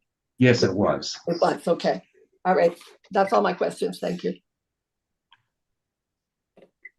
Mr. Neufeld, I'm looking at page 3 of your brief. It talks about, well, 2 floors for Sundance College and I guess the second floor as well for use by owner, which is affiliated with or part of Sundance College. But floors 6, 7, and 8, or 6 and half of 7, I guess, and 8, because you've only got 3,700 square feet there on 7. It says ready for leasing. Were they being exposed to the market for leasing to private individuals or someone other than the owner at that point? At this, okay, this was a workup done by our property managers, and at the time, at the end of 2022, and this was, remember what I was saying earlier, that when Sundance started, they had the 2 floors, 3 and 5. So what they ended up doing was taking 2 more floors for their purposes after this date. We had the exemption status changed in, I think it was May of this year. And then the assessment department agreed with that because it was under their care and control. So I think ready for leasing is going to be obviously one. I know one of these floors for use by owner was 201. That was the former owner. He still had a little office in there. So this is what we call a stacking plan. It was in our records. I'm not relying on it. It was all changed with our application for exemption in May of this year. Okay, thank you very much. I don't have anything else. Ms. Shable, summary? Oh, sorry, Mr. Chair. Yes, last please. one. Oh, I'm sorry. Cost and liability, yeah, that's right. I had asked about that for the previous property, but I see that the classification and liability, the taxation have also been noted on the agenda as issues to be determined. Yeah, and again, this was a timing issue with the filing of the appeal. We made our application in May, and I think it took until late June for it to be processed. So we can. Well, how many do I have to withdraw? I should write this down here. You want me to withdraw 330 St. Mary? I'm not withdrawing 125 Gary. I'm going to withdraw 310 Broadway. Right. I got that right in front of me here. Okay. There's Yep. still 305 Broadway. We'll get to them later, but 305 Broadway as well has a similar, as does 323 Portage Avenue. Oh, okay. But we'll get to those. For now, let's deal with 310 Broadway and Yeah, okay. your intention on that is to To withdraw. withdraw cost and liability. Yes, that's correct. It was correct. It was, yeah, just the timing. It was done. Okay. Thank you. Then that completes my questions. Ms. Shable, summary. Our job here today is to analyze the market evidence and determine the best conclusion of market value. The two main area of disagreement is rent, vacancy, capitalization rate. For subject property was sold in 2021 that we don't have no information about to analyze. For today hearing, I was hope we will see a lease brochure. Lease brochure as sale was handled by Colliers International. In moment of assessment, April 1st, 2023, tax exemption portion for school tax or Sunday college was occupied only one floor. So our split today 50-50 could be questionable, but we already applied. So based on all evidence in my brief, the market value of subject property in April 1st, 2023 effective years, effective date, 7,380,000. Thank you. Thank you. Mr. Neufeld, any summary?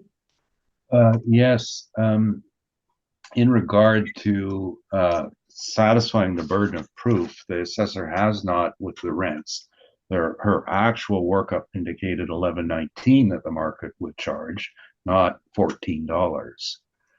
That's a fair number to go to if you're doing the income approach. I agree with it. It also corresponds to what the property was earning in the past. The other thing was the vacancy. Clearly chronic vacancy. Clearly 25% is the policy. I don't disagree with that. Now we're going to argue about cap. What's the point? Because at those two numbers, you're going to work it out and find out the value is going to come to 5 million, which is what it sold for. And that's what I'm saying is great equilibrium in the market, because if you apply things properly, things work out.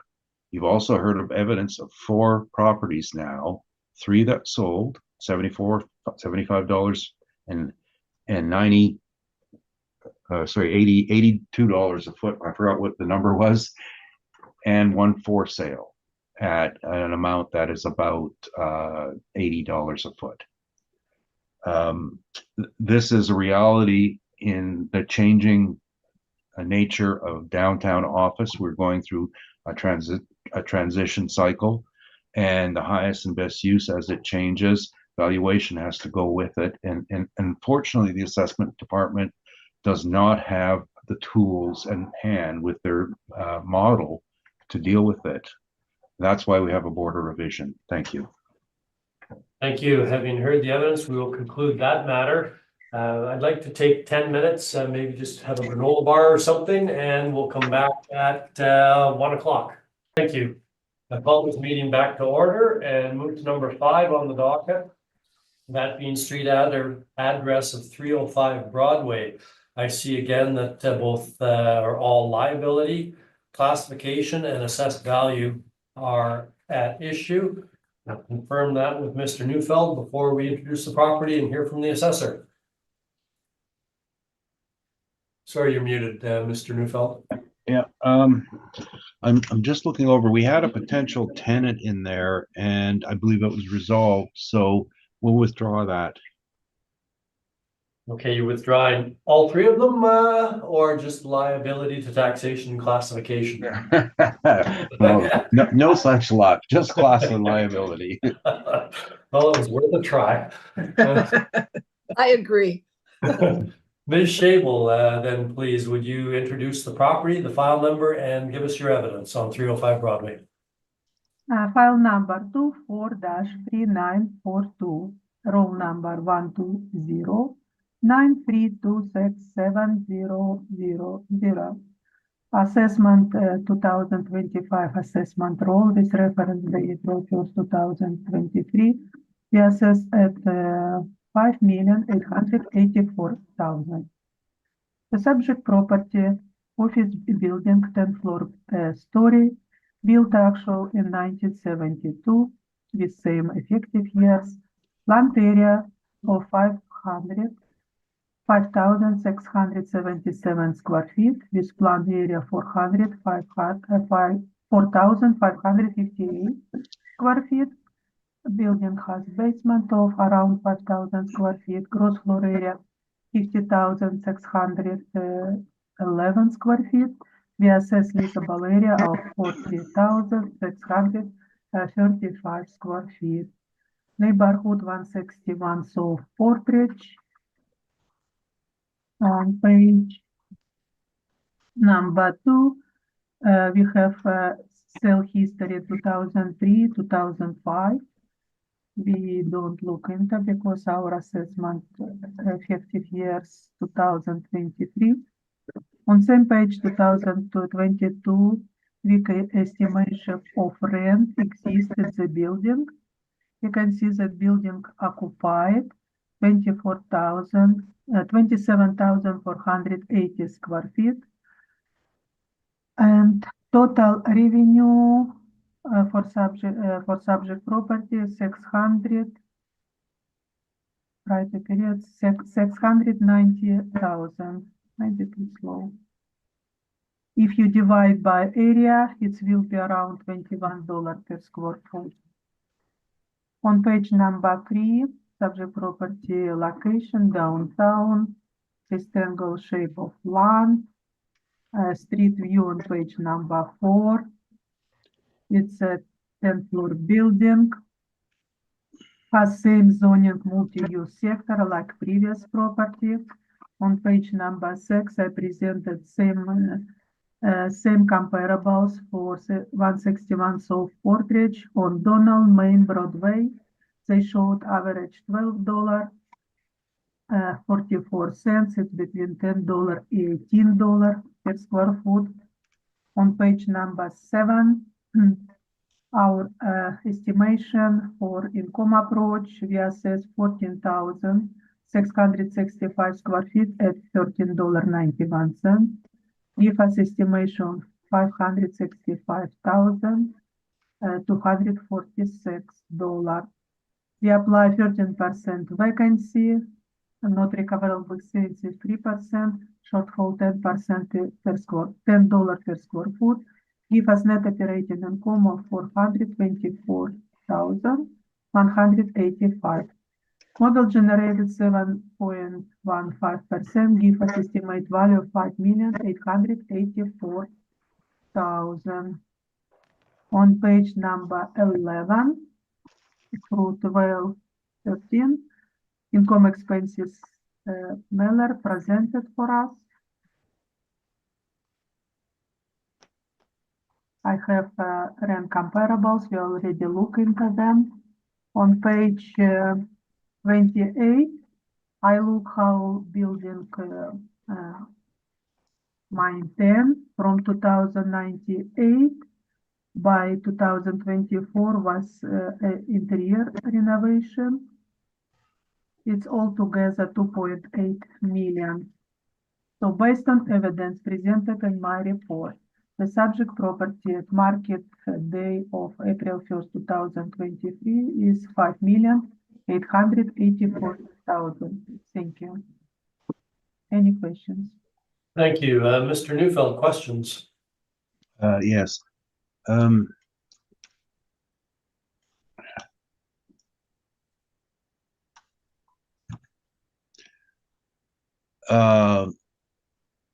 The same question as before. How did you calculate 21.85 a square foot as the rate? That's on your page 2. Yeah, I just look at how much occupied area and what the revenue was collected. Total revenue, total rent revenue of 690,000 divide occupied space of around 27,000. Give us estimation 21.85. Okay, so you then included the parking rent in there?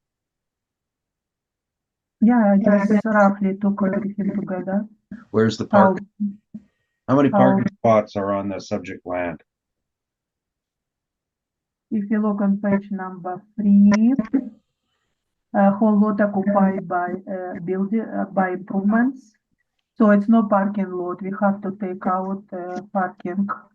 Okay, so 137,000.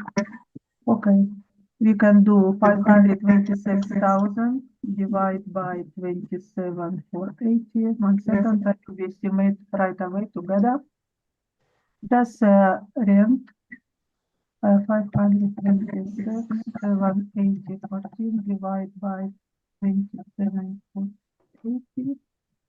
$19.70.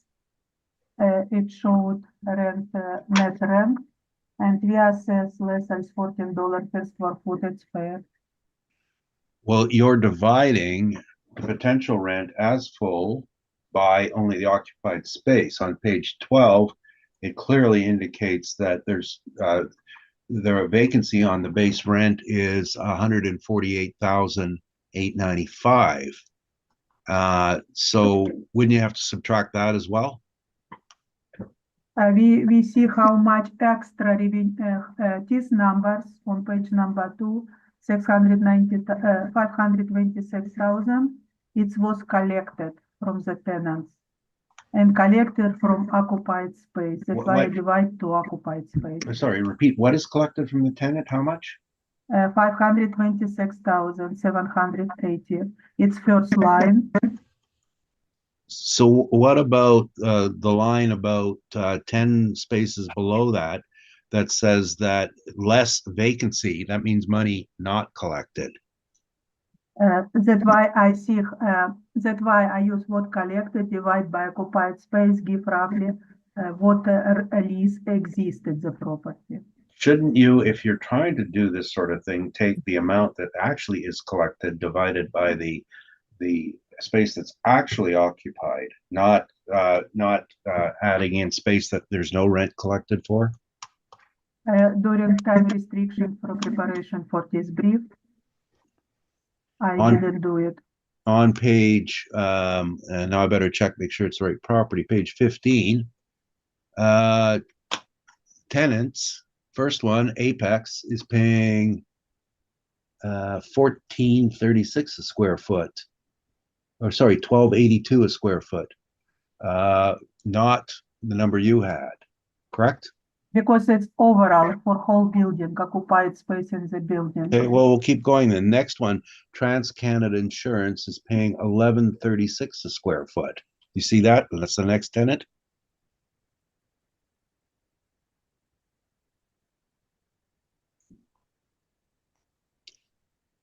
Is that correct? Yes. Okay, the next tenant is the dentist on the first floor paying $16 a square foot. You see that? Yes.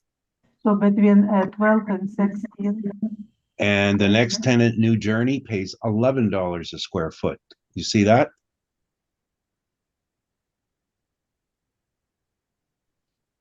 Yes. And the major tenant, Lawton Partners, pays $12 a square foot. Do you see that? So my estimation showed that it's gross rent. The next one is the Trend Collection. They pay $13 a square foot. Is that correct? So my estimation showed how much gross rent, around $20 per square foot, and we appraised less than $14 per square foot. It's fair. There's not a single one that pays more than 16. The average is 12, and you marked 21.85. Do you think you made a mistake? We established that it's gross rent. What's gross rent? 21.85? Yeah. Oh, okay. Do you work out your evaluation on gross or net? I do on net. Okay. That's why we apply model $14 per square foot. That very well supported by my comparables.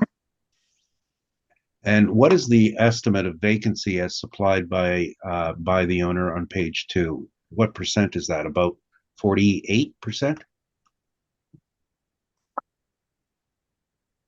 It showed a vacancy 32% for this year.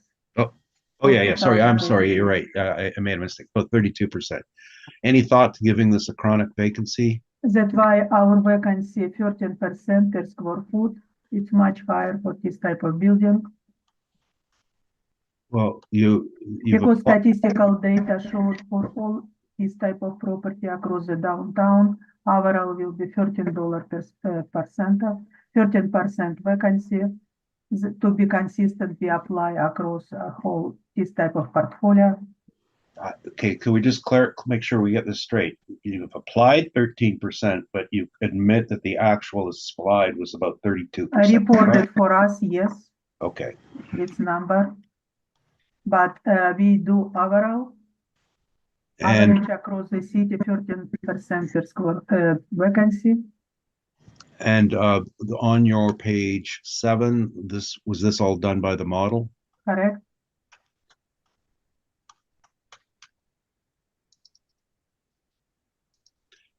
And your NOI is,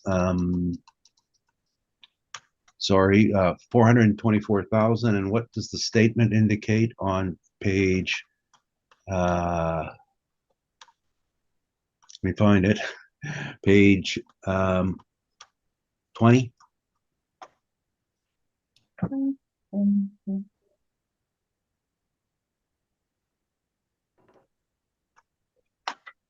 $17,000, correct? But there are some mortgage costs in there. Yeah, it's mortgage cost, it's huge amount, a 500,000. If you put 500,000 plus, you will have, I'm sorry, the mortgage is 156,000. yeah, but it is not operating expenses, 431,000. We look for total operating expenses.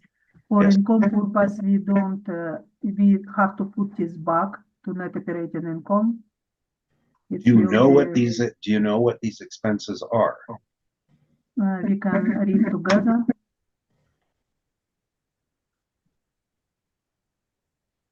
So.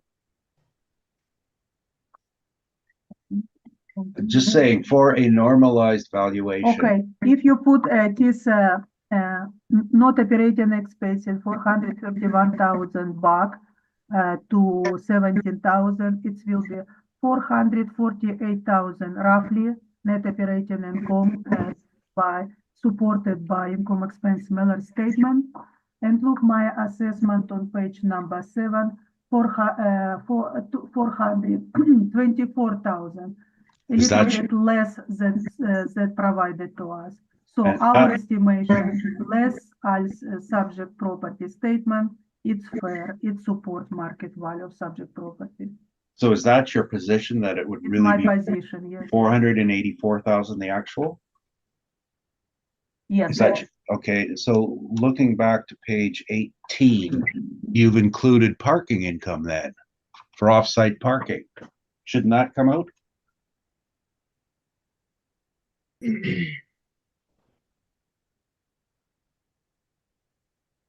I will look inside this income expenses Miller. For us, it's two roll information together. So next year, if it will be same, we will be apply penalty for confusion and summary of two rules on same income expense Miller. So I hope I'm wondering if I can apply not cooperation today. Because our statement on by Municipal Assessment Act clearly state we need information each role separate. I'm sorry, I take your statement to be a threat. It's not threat, it's it's real reality incorrect. of life. Do you understand? For our model to work, we use income expenses Miller actual information from the owner. But have That's you why read? we have penalty, Municipal Assessment Act penalty for providing incorrect information. No, the act, I'll repeat this again, requires someone to submit what's in their possession and what they know, And not clearly subdivide. not to make up your valuation. That's your job.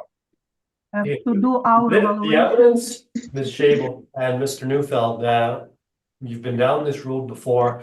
Right. Evidence is before the board. We will determine what weight to give to whatever calculations are presented to us. And I think that we're all very familiar with your respective positions on this. Thank you. On page 18, the middle, other revenue, what is miscellaneous revenue?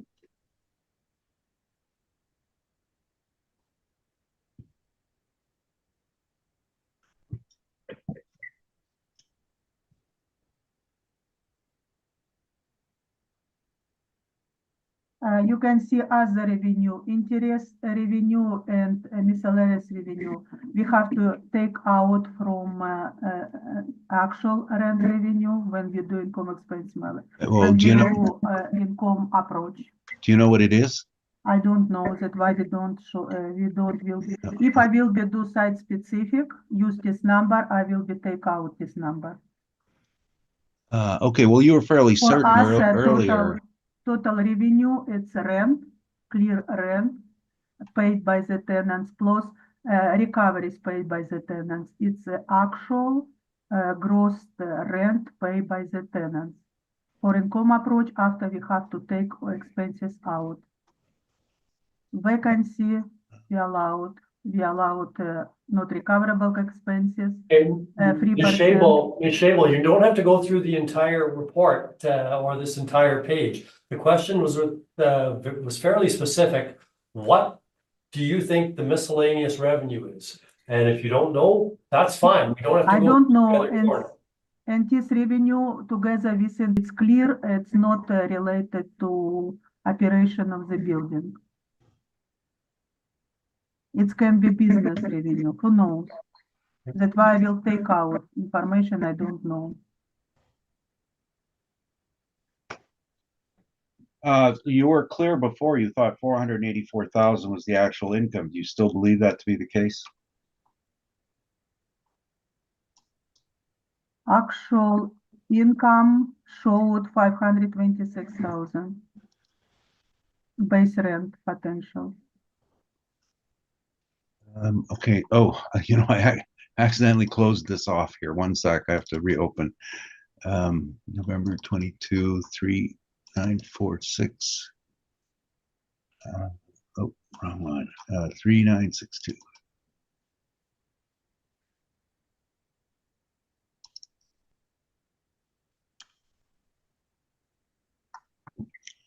What was the file number on this? Oh, never mind, I found it. Okay, 3942. I don't think I had anything left to ask. I was just accidentally closed it on myself here.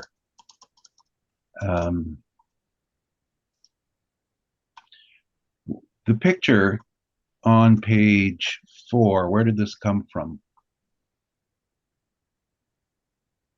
From Top of Street page 4. View. From Google.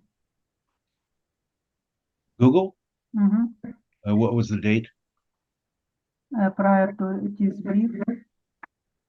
Okay, the one that says the big 4 lease sign on the first floor, and there's another one that says office for lease. Does this not indicate that in your own evidence that you're showing that there's a vacancy issue? That's why we apply 13% vacancy for across the city for this type of building. Yeah, vacancy fluctuate. Are you suggesting that you've applied specifically 13% for this building? Isn't No, this? for class C. Okay, just want to make sure that that was clarified. Thank you. Those are my questions. Thank you. Ms. Knight, questions? Well, just in regards to the rent, when you calculated this, you had a rent of $25.12. Now you're saying it's $19.70. So are you changing anything else? No, I just, because the agent points that this subject property doesn't have parking revenue. So I take out this 137,000 and I will be follow up this income expense mailer with owner. So your So- value is still $5,884,000. Yes. Okay, thank you. Ms. McFadden, questions? So just for my clarification, despite all of this analysis around what the rental rate is, the actual rental rate you used in your calculation is $13.91, and that's a model generated rental Correct. rate. So Correct. $13.91, all of the 20 stuff, that's not really relevant to Yes. this issue then. Thank you.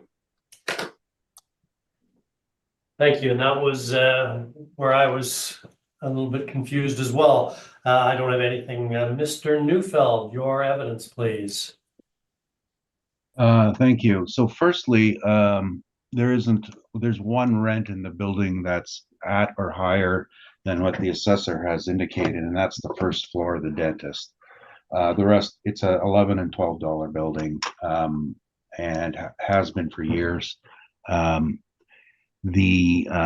Starbucks was paying more, but they're gone. Now, when this was worked out, I honestly don't know how this was calculated because I've been reading the statements. So take you to page 3 on the statement, and I'll tell you what goes out, what stays in. The second one, parking rent, goes out because that is all off-site parking. There's a lot, the same owner has one lot on Smith, 116 Smith, and then there's a second lot, which is a different owner right behind the building that he gets from his tenants, and he has a contract for all the spaces on there. Now, the corresponding charge on that, of course, if you have income, you also have expenses, is down in the non-recoverables, where it has land lease, $93,952. So essentially, the owner is making on his tenants $31,000 in income on the parking. So you do a line item here, and you simply take out the 124. Now the rest of the rents are fine. There's nothing inappropriate about them. The rest of the costs are simple. Now, going along to the miscellaneous income, and you'll notice that we used a different period. We used January to December of 2022, and the assessor used, again, a 20, was this right? 2023. Yeah, 2023 number. Now, you'll notice that we have no other revenue there. Now, I can tell you what the assessor's 94,000 was. It was Starbucks buying out their lease because they left. They just closed it up.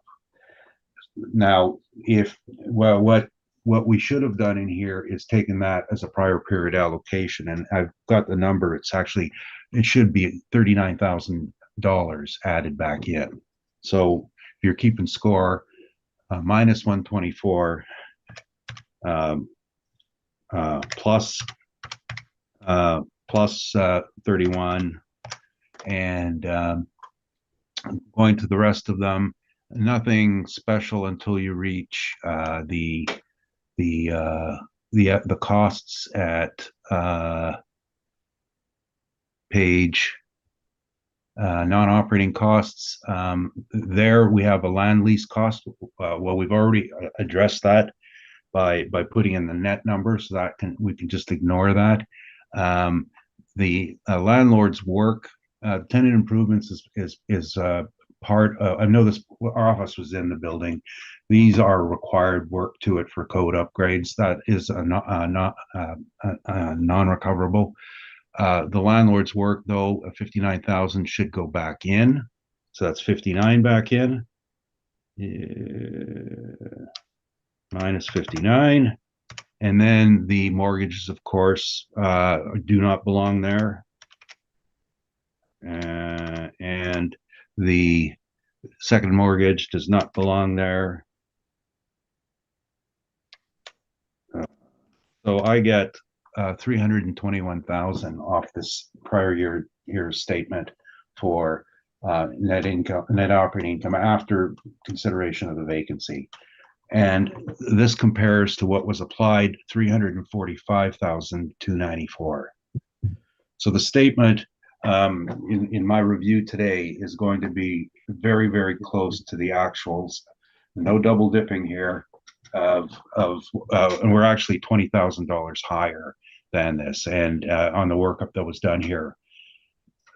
So there is, well, I'm not going to reduce 345 to 321 because I think we only work to get to the middle, not further widen our positions. I think the issue in the cap rate is a little too high. I wouldn't agree with it myself. There are some issues with it that worth pointing out. One is location. You know, the properties more in demand are on the Skywalk. You know, 125 Gary is a great example. You heard of a chronic vacancy. Nobody wants to be there anymore. Broadway is not really the target area. Right across the street is the taxation center, which couldn't be leased out. Now it's going to become a hotel. So it's not the greatest location. Across the kitty corner is 310 Broadway, gone to a school. I agree with that. It's a bad location. When we say coverage ratio, the parking is lack of control of your own parking. If your site has control over parking, that's a good thing. This one does not. It's the owner has these other lots, but they're not part of this role, and so you're selling it separately. You're lacking parking.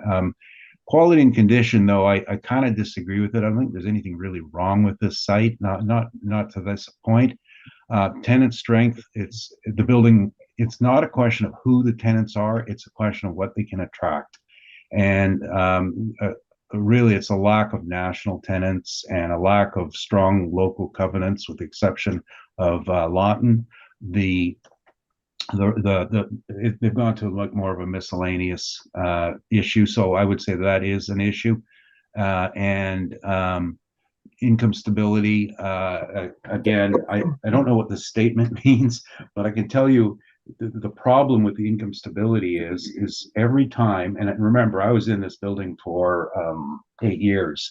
Every time we turned over a new tenant, and someone took a building permit out to move a wall, we had another bill for up $60,000-$80,000 to change the HVAC and upgrade it to code. It's just old, and there's no way around it. So that's not good for your income stability. Turnover means money. I would though suggest that probably a rate closer to 8% is appropriate for this building, and adjust my value accordingly. 345,924 at 8 is 4,324,050 rounded to 4,324.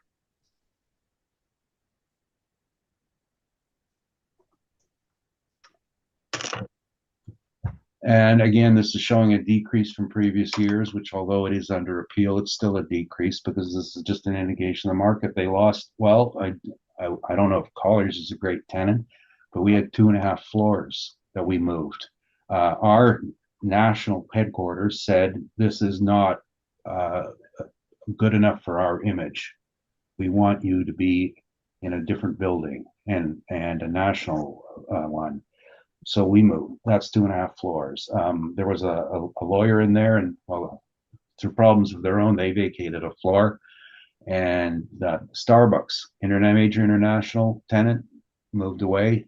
That was part of their chain reorganization, but it wasn't a good location for them.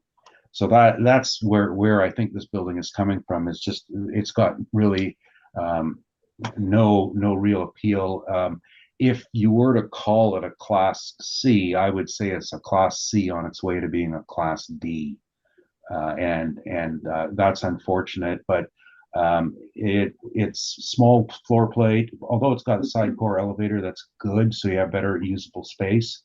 I always liked it as a location, but I'm different. I had a bigger office there. That's why I liked it better.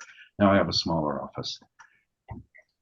So that's our request for number 4324. That's I think that's all I really wanted to say that's new.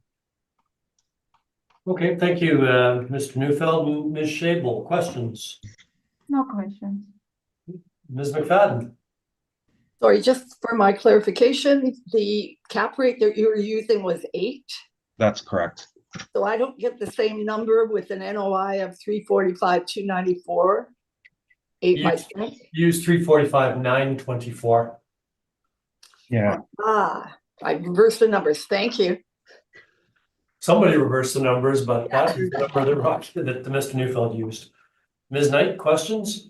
I'm good. Thank you. And I don't have any questions. Summary, Ms. Shable. No, thank you. Okay. Mr. Sorry, Neufeld.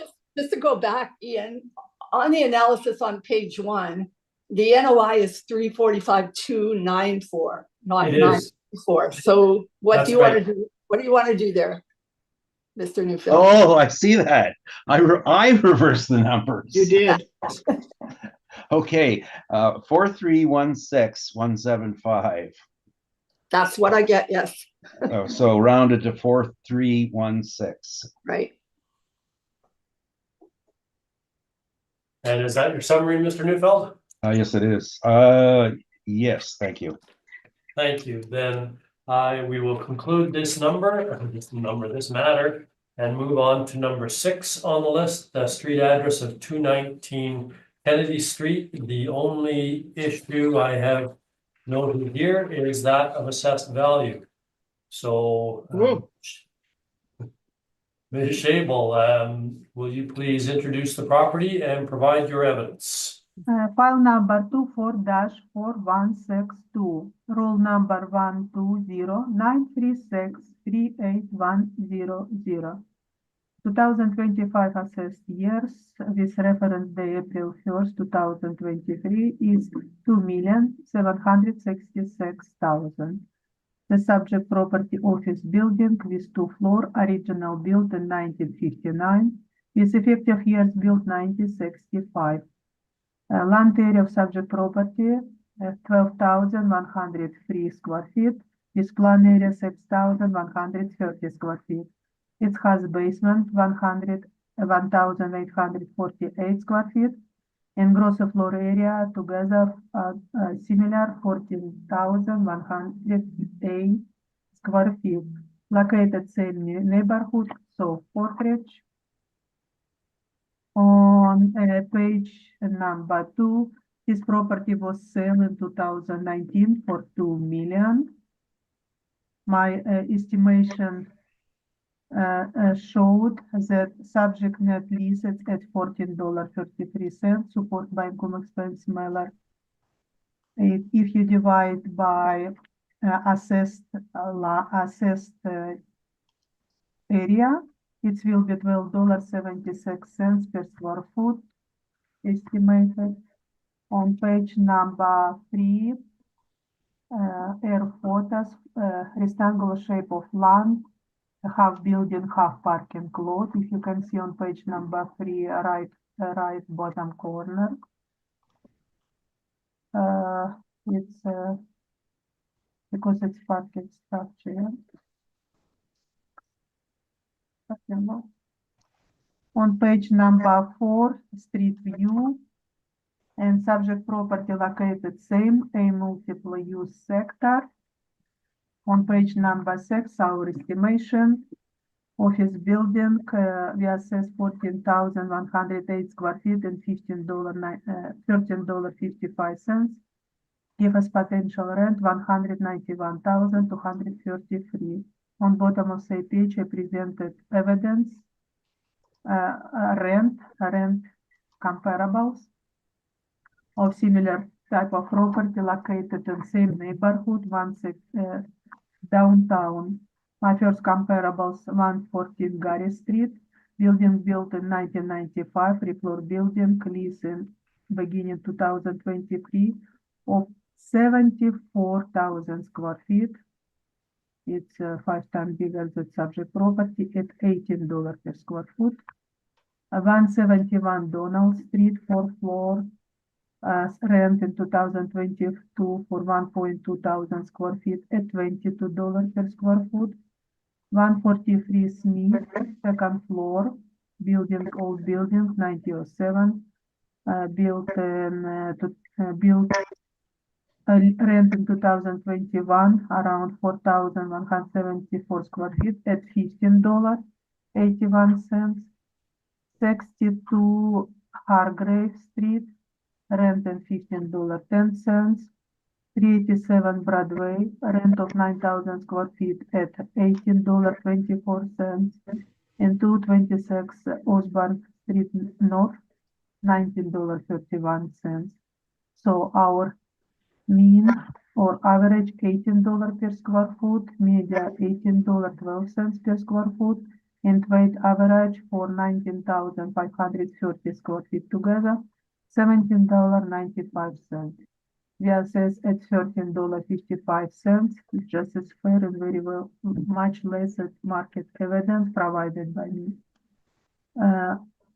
For this building, office building, we apply a model generator 11% vacancy loss, 3% not recoverable expenses, a shortfall $8 per square foot for vacant space, give us net operating income of $152,676. A model generate 5.5% capitalization rate, give us estimate of market value of subject property $2,776,000. On page 10, I provide the airport street view of my comparable, 140 Gary Street. You can see 3-floor building at $18, 3-floor building, $80 per square foot. On page number 12, no. On page number 11, 171 Donald, 4-floor building, rent at $22 per square foot, same area like subject property. On page 12, 143 Smith, 2-floor building, rent at $15.81. On 62 Hargrave Street, 1-floor building, rent for $15.10. 385 Broadway, we have 2-floor building and $18.24. On 226 Osborne Street North, rented $90.31. On page 16, 17, its income expense mailer provided to us. They collected net rent income of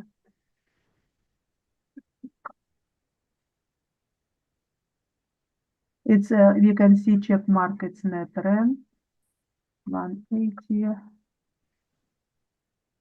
1.8 million. On page 17, I look what about renovation, current renovation of subject property. It was in 3-year alteration 2002 and 2020, altogether to around 200,000. On page 16, 18 and 19, I attach status of title, and we can see the subject property on page 19. Original instrument transfer of land happened and September 3rd, 2019, between two unrelated parties, 2 million. And property assessment notice appeal, notice follow-up. So, based on evidence presented in my report, the subject property market value of April 1st, 2023, $2,766,000. Thank you. Any questions? Thank you. Mr. Neufeld, questions? Yeah, I should have asked this earlier here, but page 2, where you've worked out what your estimate of the net lease is, did that come from the information on page 16? Correct. Income expense mailer. And that mailer is dated to the end of December 31st, 2023? It's yes. And this was the mailer that was received in May of 2024? Correct. So this is post-reference information? Correct. Thank you. Mr. Chair of the Board, I'm just going to make this real short. We've had a lot of these subject lease calculations. They all seem to be based on post-reference information. I request at this time that we just strike all that idea of what the subject net lease is and disregard it. Make it short because it did come from post-reference. We're not going to consider it. This panel will not consider anything that's post-reference, Mr. Neufeld. Okay. And that's, of course, my statement is that all of the subject property lease information was derived from post-reference. Thank you very much. Speed it up.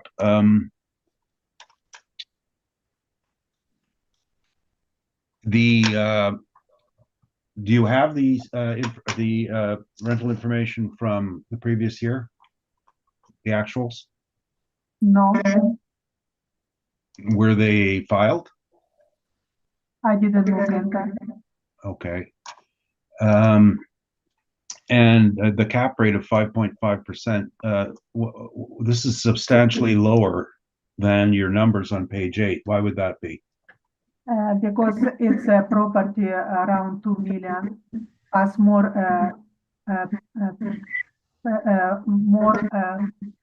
purchasers can afford this type of property. And our study showed that property between 1.5 million to 2 million, less capitalization rate after analyzing lease or after analyzing sale price and net operating income showed much lower compared to big property over 20 million. That's why it's 5.5 for subject property. So smaller property, less capitalization rate. It's our study showed. Can you point me to a single authority that can validate that theory? It's my experience and I am under oath. I got my textbook here and I've never found anything resembling that remark in any approved theory. So I'm just wondering if you have something I don't have. It's a statistical data what we analyze every year. Did you analyze it? We analyze it by our statistical program. So the subject property is 5.5%. Did you analyze it in your statistical analysis? I don't do it. I analyze only for specific sales. Are you able to present somebody who did analyze it so I can ask them some questions? If you open page 8 of my brief, second paragraph, you can see how our model is working. For the 2025 general assessment, capitalization rate were derived from model generated estimate of net operating income and sale price. There were time adjustment April 1st, 2023. The assessed values produced by the application of those model generated capitalization rate were compared to sale price. The assessment to sale price ratio were calculated. The resulting ratio statistic for the assessment taxation department income producing models satisfied the standards specified and set forth in the standard of ratio study approved in April 2023, published by the International Association of Assessing Officers. So we did analyze all sales across the city and we create a ratio to see how our model working. You have read something. I'm asking you about some detailed information on how it was created. Are you able to supply me with the person who created it so I can ask them some questions on the preparation? It's not a question to me. Okay. I don't work in modeling. And at the risk of seeming a bit impertinent, would the board be granting me a subpoena to ask for that person? Not at this stage of the proceedings. Okay, I do have to ask. So we have no one to do it now. So you're suggesting that people who can afford less are stupider and will pay more for property at a lower return because they can't afford more. Is that what you're saying? No, what I'm saying, more people can bid for this type of property. They bring capitalization rate much lower. Okay. I think those are my questions. Thank you. Thank you. Ms. McFadden, questions? And so, Ms. Shavel, this building, looking at that cap rate of 5.5, this is a 60-year-old building. Correct? And your model is saying that it's within the top 20% of all buildings in Yeah, this. correct, because size of building, small building, a low capitalization rate. Because it's a small building. Okay, thank you. Thank you. Ms. Knight, any questions? My question was asked and answered. Thank you. I think we're all thinking the same thing, so I'll turn it over to Mr. Neufeld for his evidence, please. Could you just pause 1 second? I just wanted to check something. It won't be more than a few seconds. Could you take 5 minutes break? No, I don't need that long. I just saw something strange, and before I make a fool of myself, I want to check.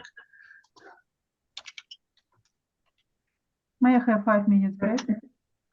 Okay, we can take 5 minutes now, but Mr. Neufeld, you'll be up when we come back. No, okay, I checked what I wanted to check, but that's fine. If you want to do 5 now, or you want to. Well, she's gone. She's gone. Ms. Shable left. I think she had Okay. somewhere quickly, so 5 minutes. Live, great. Then I'd like to call this meeting back to order, please. We left and Mr. Neufeld was about to give his evidence on the street address of 219 Kennedy. That's file number, just a moment here. 244162, just so we're all on the same page. Mr. Neufeld? Yes, and what I was checking, and I'd asked for a second, was the assessor's pictures appear to be of 208 Edmonton. If you'll notice the picture, it shows a 4-story building, and yet in the description it says 2 stories. You can zoom in on it, and you'll see on the unit number of the Affinity Restaurant, it says unit 100-208. Strange thing is, when I did a Google Street View and I typed in 2119 Kennedy, it actually took me right to this building. So it might be a Google programming error. 219, our picture on 219 Kennedy, I believe, is the correct picture. It's the still Law Society building, right? Pardon me? Yes, Yeah. you're right. Yeah, okay. So, and I don't think anything turns on it because it was just the wrong picture, and I wanted to make sure that I had the right one. Okay. So the information that we had on this was on page 3, which was we had no problem finding the older. Actually, this is from 22. The income and expense statement, and it has rent is 175,000, which is 5,000 less, and then there were $20,000 in expenses, R&M and insurance. So that's what we used. The only thing I would probably want to correct is that 175, and then there's 20,000 of non-recoverables. We can either treat this as a gross rent and skip the non-recoverables, or put them all in there. My feeling on it is, knowing the type of operation it is that we should just treat this like a gross rent. So there are no non-recoverables on this. They're already taken into account. So we would take out all the allowances we had for non-recoverable, and that changes our NOI upwards. And because R&M is in there too, that would indicate no need for the 2% structural reserve. So I would take 6881 plus 2752, 9633, and add that into 116233. So that gets an NOI of 125,866. And when in doing this, I'm not making this theory up. This is my textbook I have with me all the time. When you're dealing with net properties versus gross properties, if you can't mix and match methods. This is clearly not a net style release, so we had to go to gross revenue estimating on this. As far as the cap rate is concerned, so this is the actual income. As far as the cap rate is concerned, what we looked at this was, again, it's not on the desirable part for where offices wish to be located. What that means is you're getting a second and third rate tenants, not their quality as people, but their ability to pay.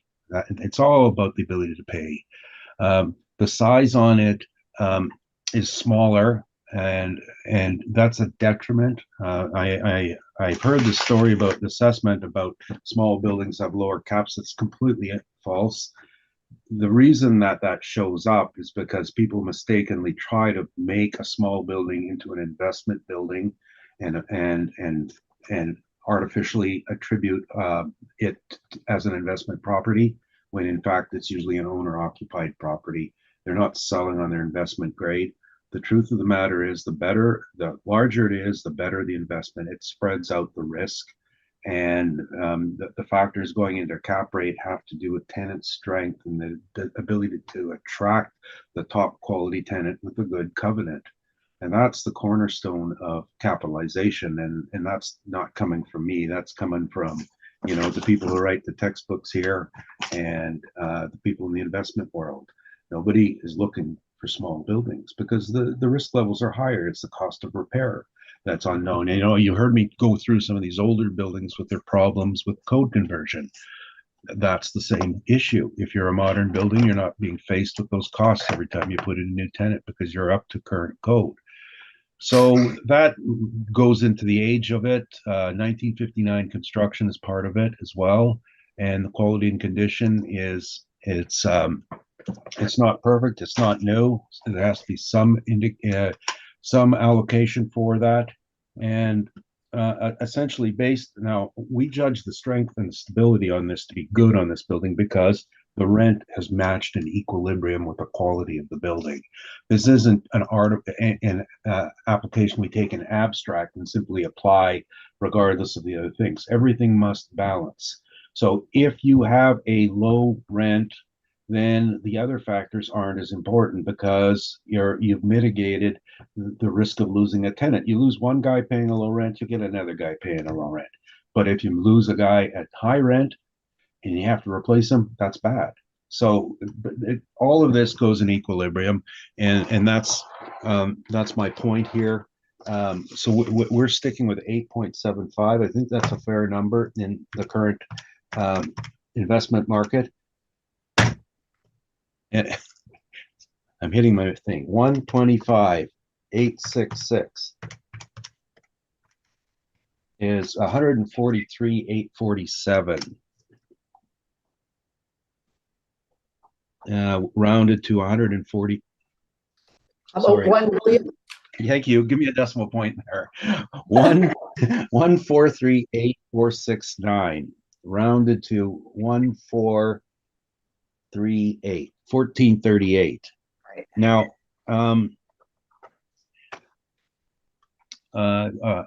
issue to point out on we don't dispute the sale at 2 million. The sale was predicated on a tenancy that didn't last. So after the long-term tenant moved, the owner bought it and put in another tenant, and it didn't last. So he had to take a lower rent, and as a result, his purchase was didn't work out.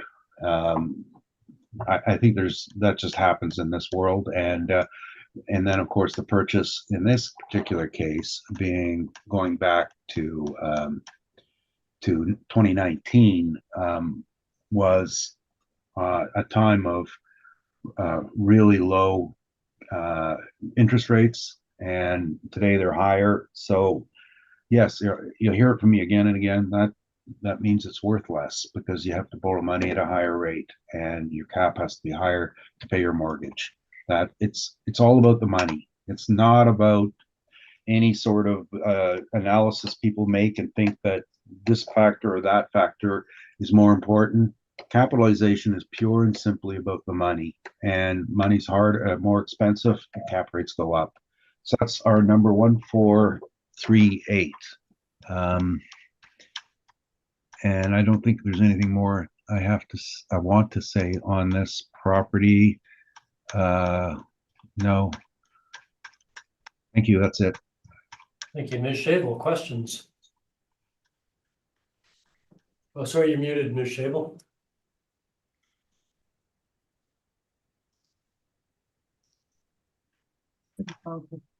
Let's open page 3. Income expenses, Mailer, So, subject property has clear net rent, check mark, correct? Subject property has what? Net rent, income type, Well, look, the owner's a surveyor. He's not an appraiser. I disagree with him. I think my opinion is worth more, but where does it say that? Income type. Yeah, I disagree with that. and they collect 175,000. Yeah. His statement, annual expenses doesn't provide any heating, water, hydro types because it's paid by tenants separate. Let's look on property info. Well, It's, sorry, you're asking questions, not making statements. So I will tell you what, when I reviewed this, my problem with it is I'm not entirely sure if these were paid by tenant or paid by the owner, and he just did not fill them in, because I'm fairly certain he pays the taxes because he pays me. But if this is what he's declared, this is what we have to live with. And total leasable area by tenants, 12,470 square feet on his statement, correct? If that's what he stated, yes. If you divide net income by this square footage, it gives us estimation of net rent, $14.03, correct? No, a semi-gross rent. No further questions. Thank you. Ms. Knight? No questions, thank you. Ms. McFadden? According to your analysis, Mr. Neufeld, you're not charging any rent for storage, that storage mezzanine where Ms. Shable actually has a rent piece on that. Do you have any comments on that issue? Well, certainly, because we have one tenant for the entire space, and so we don't care if it doesn't change anything. They're not paying more for it. They're paying a flat amount of 75,000 semi-gross, regardless of the area. And so the owner, in which I would agree with him, does not consider it to be rentable area, and therefore has not used it. Basically, your argument then is that the potential rent is an actual figure. Right. And if we were to use, for example, though, what's interesting about this is the irony is, if you're paying 175,000 and it's 14,108 square feet, the rate goes down and your shortfall increases and the value becomes less. So that's why we have standards in our business, is that we don't delve into the non-rentable. We deal with just strictly the rentable. That way we have a consistency of measurement style and a consistency of comparison units. Okay, thank you. I have a question with respect to the square footage, and it appears as though the assessor and you, Mr. Neufeld, are both using 14,108 square feet.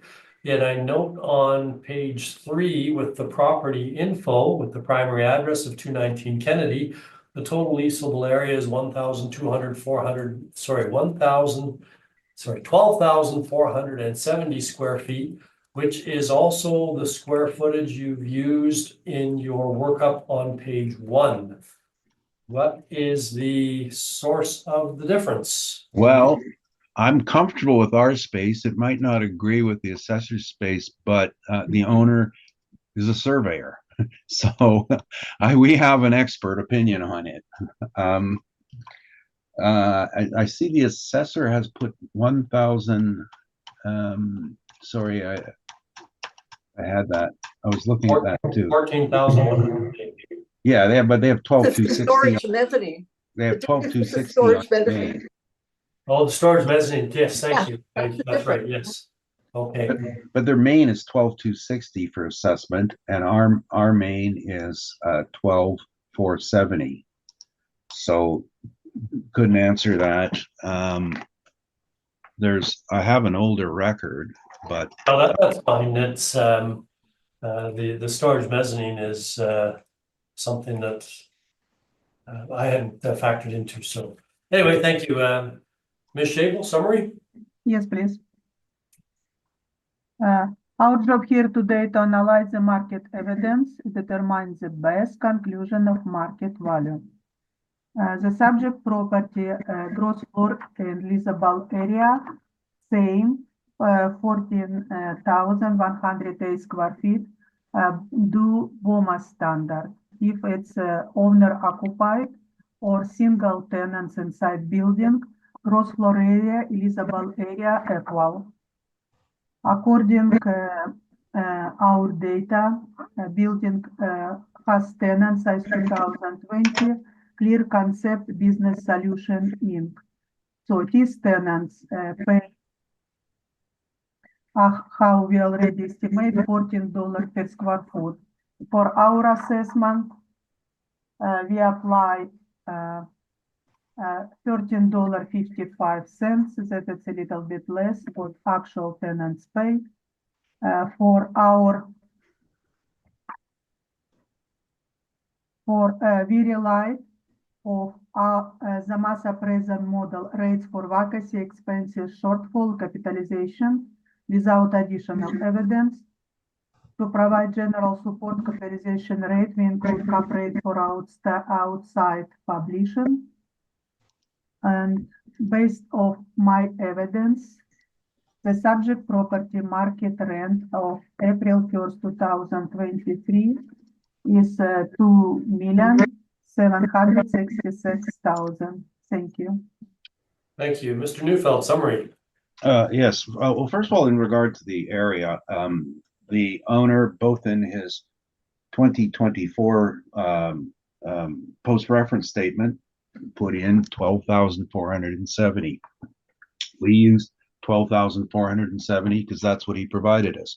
As I mentioned, the owner is a surveyor, and if I had to measure space, I would hire him to do it. So he's the expert, not me, not the assessor.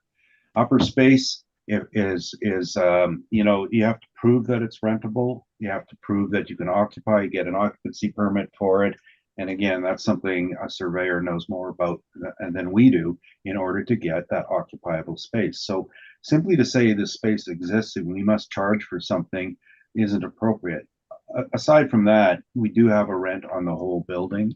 So we're relying on that rent per whole building. And so you want to chop it up differently. It'll actually turn into a decrease in value because of the way shortfall is calculated.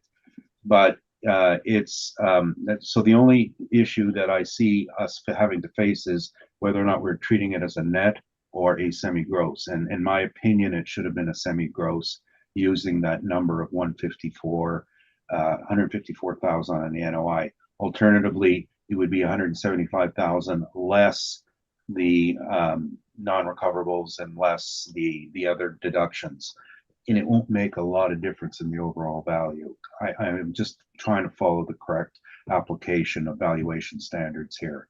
As far as the cap rate is concerned, again, the concept of low cap for a smaller building is coffee shop valuation. And I'm not trying to be rude about it, but it's just an informal thing that people think it makes sense. It doesn't. Investors aren't interested in a low risk return on an old building. It doesn't make sense. You know, it's risk. It's money. Better, bigger, more modern building gets a lower rate. It's as simple as that.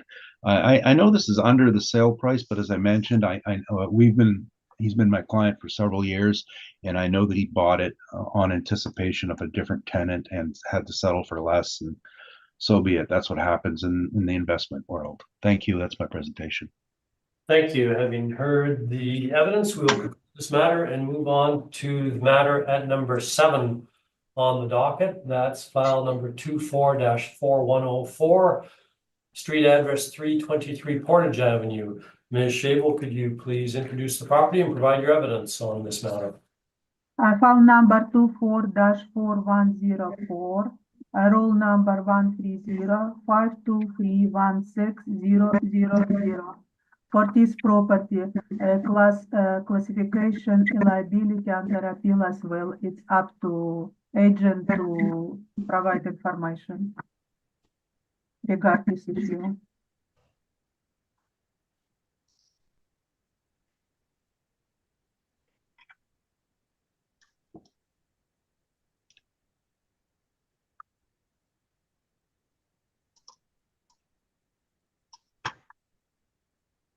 Sorry, Ms. Shable, I missed the last thing you said.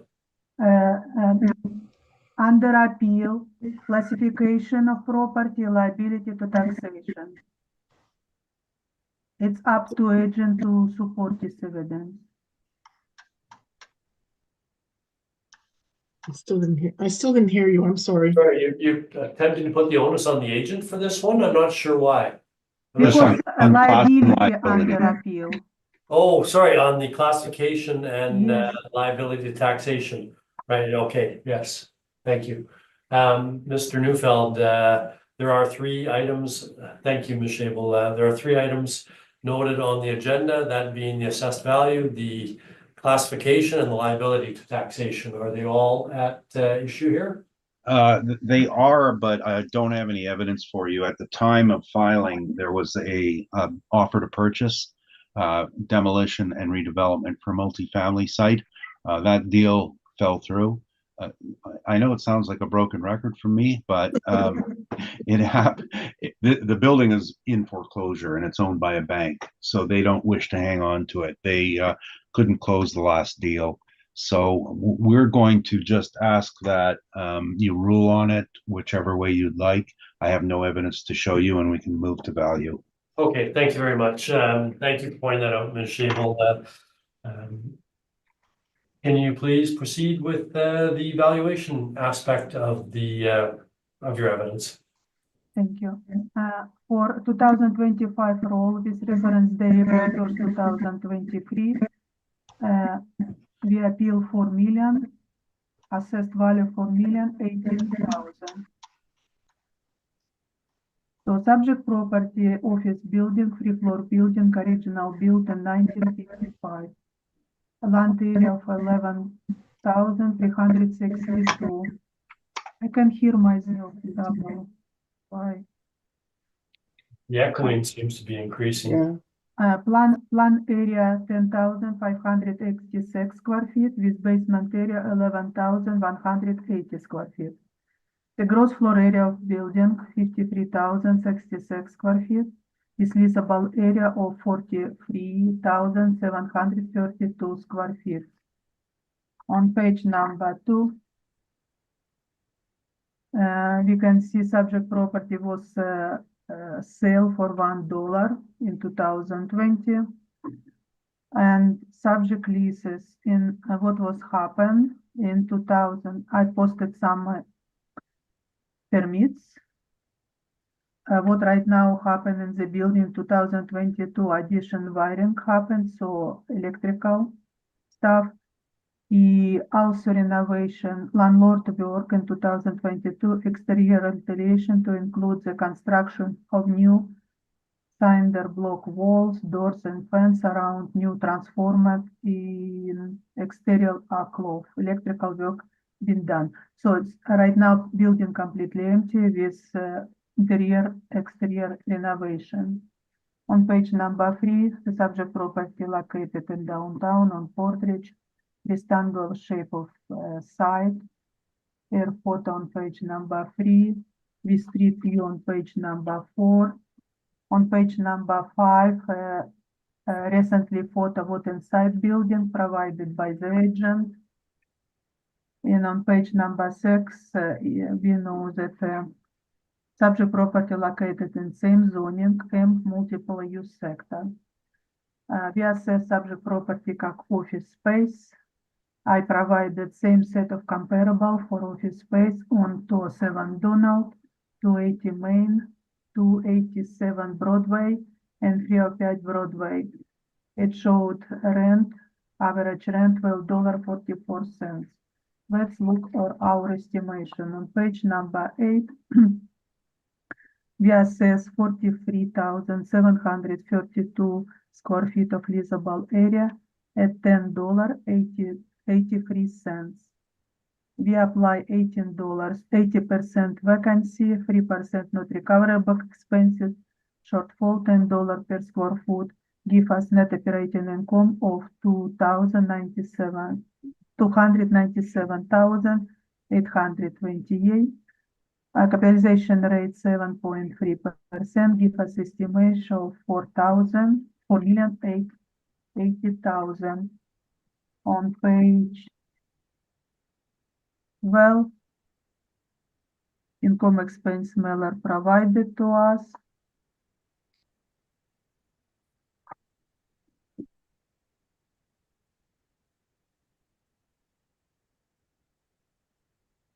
So by 2022, it was tenants inside. We have revenue of total revenue of 730,000.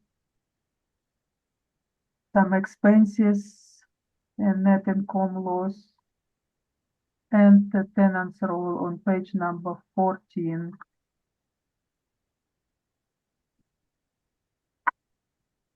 More information about vacancy.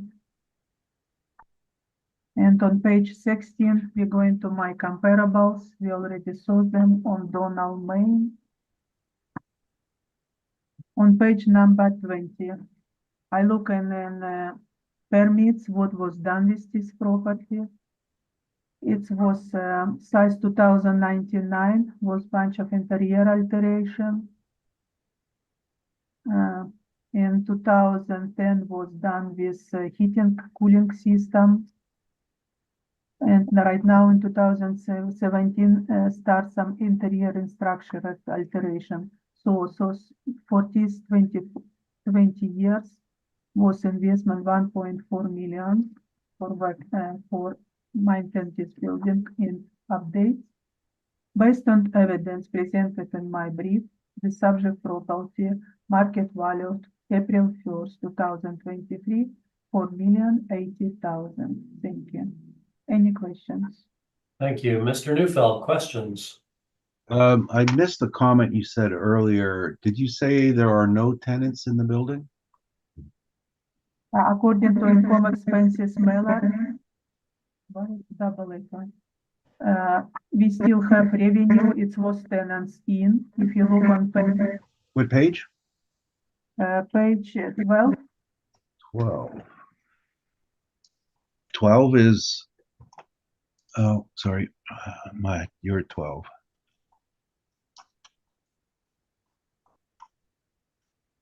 I see.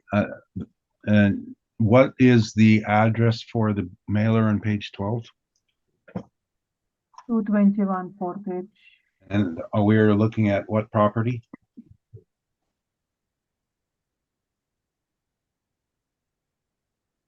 We're looking 323 Portage. Yes, please cross this. It's wrong. This isn't for the subject, is it? It's not for subject. It's Same building, with- sorry. Same with page 13, page 14, page 15. They are all for a different property, right? Correct. I don't have income expense mailer for this building. Okay. And I'm looking at some pictures on page 4 and 5. It looks like the picture on page 5 that there's is that someone from your department taking a picture? No, it's agent provide to me. Agent provided, okay. And at the bottom, it's showing the doors. Did anyone go and try and see if the building was open? It's empty building today. It's empty building, okay. And so the rents that you believe it can be applied, how do you determine that an empty building could be rented? Because we apply market rent, we apply biggest vacancy 18%.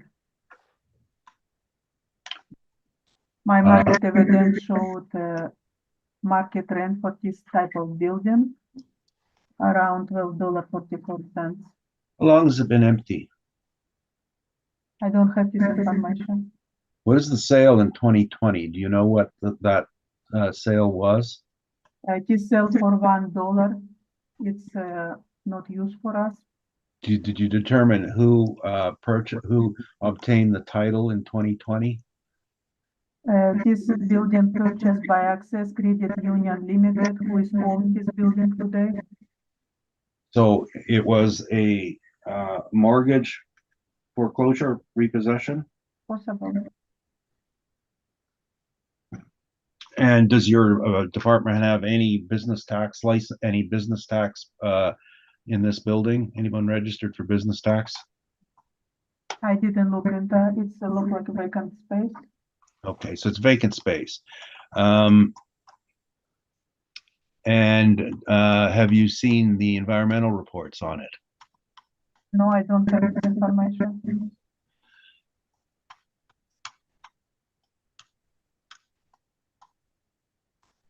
What's the asking rate? I don't have this information. You said you have an agent sent you pictures. You mean Only not picture what happened today at the building. the On picture? page number 5. 2 photos. Oh, so who sent you the picture? You mean we sent you the picture? Yes. Oh, I thought you were thinking a real estate agent. Oh, I'm sorry.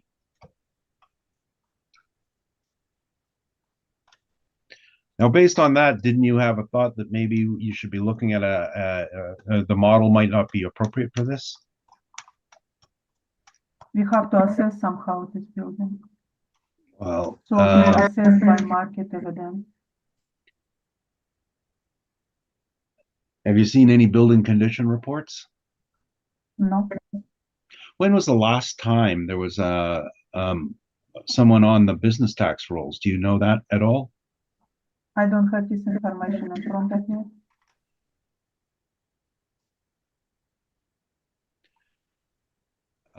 Earlier, you talked about a 25% chronic vacancy. Why would this one only be 18% when the whole place is empty? It was set up for 18% for person who revaluate this property. Does your capitalization rate have provision for an environmental factor? No, it's just statistical data, how much capitalization rate for this type of property. To your knowledge, has it proven it can generate income? I don't have answer. Those are my questions. Thank you. Ms. Knight, questions? No, I do not. Ms. McFadden, questions? Sorry, if you could just repeat the answer for why the model is not generating a 25% for a fully vacant building? For a moment, when I took this property on review to prepare for this brief, it was 18%. I tried to negotiate 15-1 agreement by applying 25%. Agent rejected. So I leave how it is today, because by the end of the day, we sent to owner on page 21 $4,080,000. Okay, thank you. I have some questions on page 8 of your report. You have a total of 11 separate premise IDs and the basement, so 12 separate entries. Is this building demised into those premises, or are they? Where did you get those numbers from? It's how many businesses was inside original. Sorry, you're echoing a lot. I didn't make that out at all. It's showed, can you hear me? Better now, yes. It showed original how many businesses was inside. And when were those businesses inside? We still not update this property because we don't know what would happen with this property. Okay, because it was a fitness studio for a while and it was a bar for a while. I don't know what else it was, but this is just what the city has in their records, that it was 11 different Correct. businesses. Okay, I correct. see. Thank you. I don't have anything further. Mr. Neufeld. You're muted. Yeah, thank you. So the property, I think most people in Winnipeg knows about the Dayton building and its history. Originally a department store closed shop, uh, purchased in 2005, and coincidentally, I appraised it for that sale many years ago. One of the first I did after getting my accreditation. At the time, of course, I can't tell you anything about the value, but I can tell you that the asbestos was prevalent in the building, and it was based on the age. They used a lot of asbestos, and from that sale, what we did find out was that some of the asbestos was abated, but it was done by private work crews, not by an environmental company. So today, and I reviewed this with ownership and agents, there are layers of ceiling tile, and in between the layers of ceiling tile is an asbestos layer of ceiling tile. So it still has asbestos in the building. It was eventually went to mortgage foreclosure, and the credit union, wasn't Access, but Access merged and then took title to it after it was taken back on foreclosure. So they own it now. They're trying to sell it. There was one purchaser who made a conditional offer. This is you'd think I'm making up these stories because everything's the same, but this is all true. Now, on page 3, though, this particular user went to the trouble of commissioning a cost to cure, and that is listed there. These people figured $13 million to cure the problems in the building, and to get it back up and doing. And what it required was the big issues were, of course, the remediation, and the HVAC has to be completely changed and all the systems done. The curtain walls, or the envelope on the southern exposure, was a garage door, and I think that shows up in the assessor's picture. This is the one we sent. I got a feeling that's I don't know if that was my shadow there or my son's shadow in the picture waving hello, but that's a garage door, and so this all has to be redone and with a proper curtain wall. So you're redoing an entire side of the building. The doors are plywood on the older aluminum, because where they were kicked in and replaced, virtually every entrance door has been kicked in and replaced with plywood. It's empty. The cost to cure is, I looked over these numbers, and there were just things in here like a new fire suppression system, all new plumbing, and the repairs. There's some numbers that probably wouldn't no longer apply, like line C1, the COVID contingencies, because this was done in 22, would likely not be a factor any longer. So these would be a bit less than that, but it's still, we're talking about 8-digit repair costs. So it's not worth it. It's demolition would be the best prospect. And what we looked at was some land sales, and we didn't dig up these sales. These are ones that the assessor brought forward on an earlier appeals for downtown.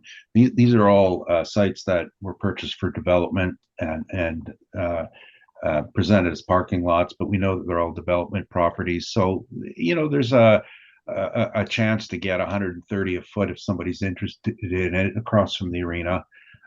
We don't have a problem with that number. It's fine, but you do have to subtract the cleanup. And in this case, we're talking about a double bagging requirement. anytime you have an asbestos or a similar detrimental material, you'll pay double bagging for bringing to a landfill site. Double bagging is as simple as it seems. You have to take the materials out and double bag them. Normally, you would be looking at $5 a foot for demo of this type of building, but with the double bagging, it's about $10 a foot. Lots of experience with this number, so this isn't something I'm concerned about bringing forward and accuracy. You'll find that this is an industry standard. So $500,000 for cleanup costs. Potential is probably nothing wrong with $133.93 a foot. It should command that across the street from the arena, and the value rounded is $1 million. That's its highest and best use is demo. There's no saving it. It's not worth saving. So I can tell you, I'm trying to remember the offer that they had was 1.3 million, but the purchaser backed out because that they just thought that there was just too much work to do and they couldn't do it economically, and not interested in going any further. Today is the day of the very damaged properties. This one is the most severely damaged. It's empty. It's going to stay that way. And I'm just going to point out something that the assessor actually brought forward 2 recent permits. And on our inspection, what those were for is that as it was empty, that they had to encase the transformers. The floor area is not as quoted.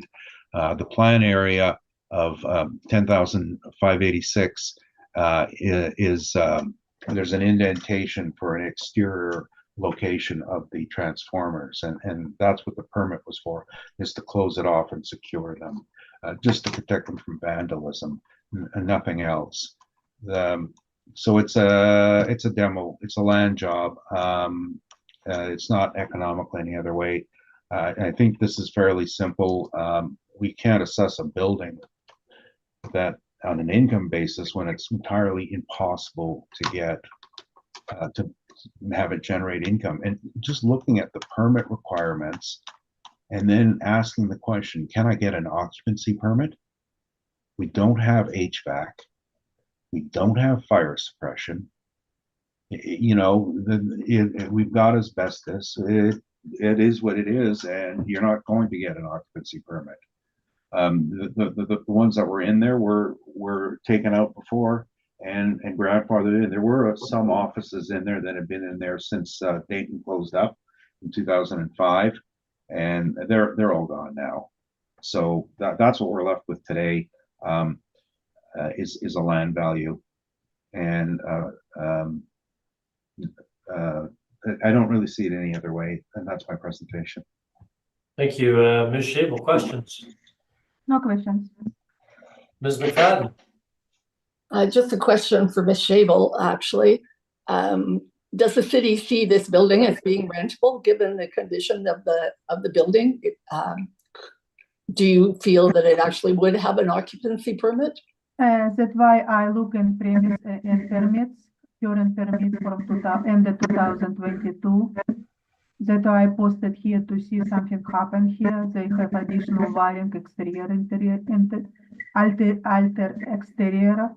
So some work going on the building. I don't find any demolition cost future. And I didn't find any information about asbestos. I'm sorry, I can't understand anything you're saying. Okay. It's echoing considerably, Ms. Shable. Yeah, I hear myself again. It's better? It's Yes. better? Yes. Okay, that's why I was looking in the permits existing for property development department. I found this 2022 and the year's permit about additional wiring. What happened in the building 2022, also alter exterior, so landlord exterior alteration, doing new construction. So I didn't find any future demolish plan or any asbestos problem. It's currently permits right now on the property.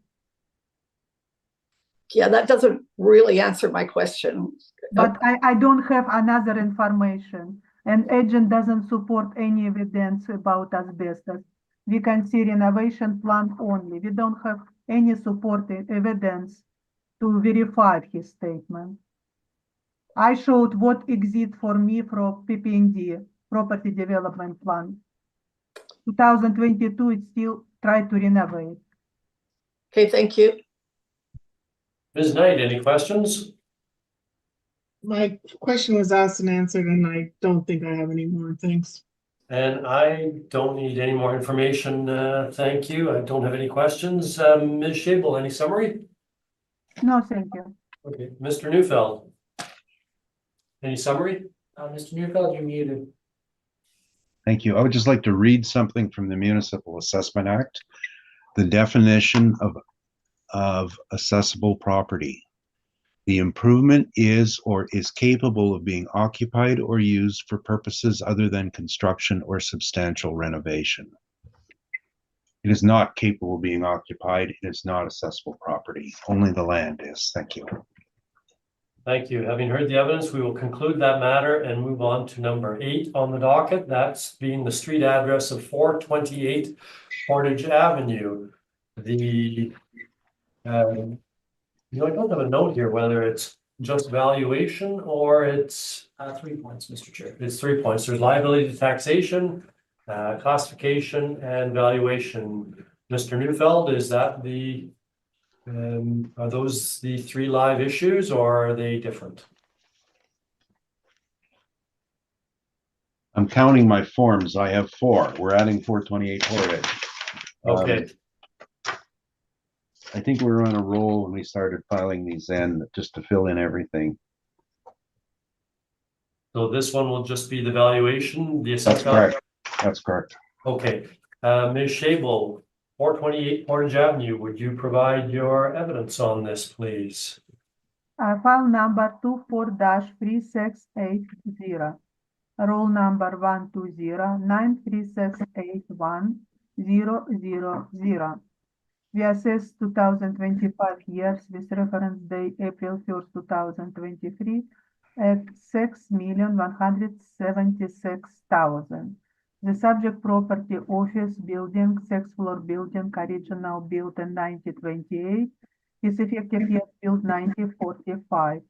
Land area 11,278 square feet and plan area 11,201 square feet. Same basement area. Gross floor area on 71,807 square feet with assessed leasable area 52,316 square feet. Subject property located in South Portage 161 neighborhood. On page number 2, no recently sold. I look in it for expenses mailer. It shows that rent, commercial rent. You can see second line at $12.24 per square foot.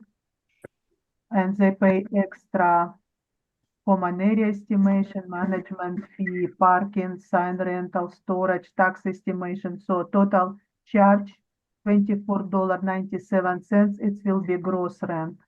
It's gross rent and $12.24. It's net rent. On page number 3, subject property location and downtown on a rectangle shape of building. It's building 6th floor building. We can see Google Street View on page number 4. It's also location zoning multiple use sector M. I provide same rent comparables for Class C building, show that on Donald, Main and Broadway, show $12.44. Our assessment started on page 7. On page number 8, you can see that we assess 52,360 square feet at $11.75 with a potential rent of $640,835. For this type of building, Class we apply 30% vacancy across the whole portfolio. 3% not recovered expenses is shortfall, $10 per square foot for vacant space. Give us net operating income $450,848. Model generates 7.3% vacancies that give us 6,166,000.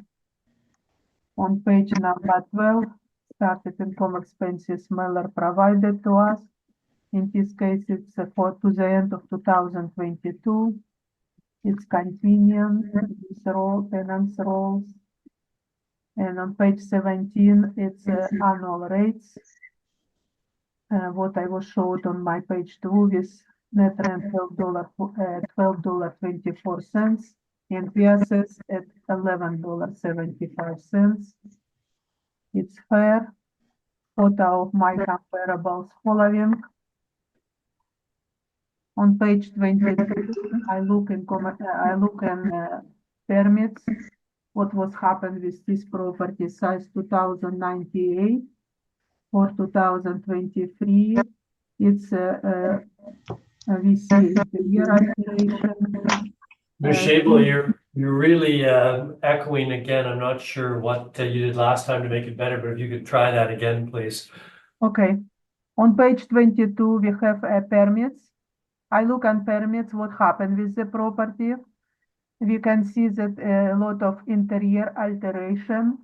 And on page 23, we see in 2009 was sprinkle system update. So altogether from 2099 by 2023 was around 2 million investment in property for alteration and property assessment notice and appeal notice following. Based of my evidence, the market value of subject property of April 1st, 2023, 6,176,000. Thank you. Any questions? Thank you. Mr. Neufeld, questions? Yes, on page 1, it has an actual year built 1928, effective year 1945. What made this change?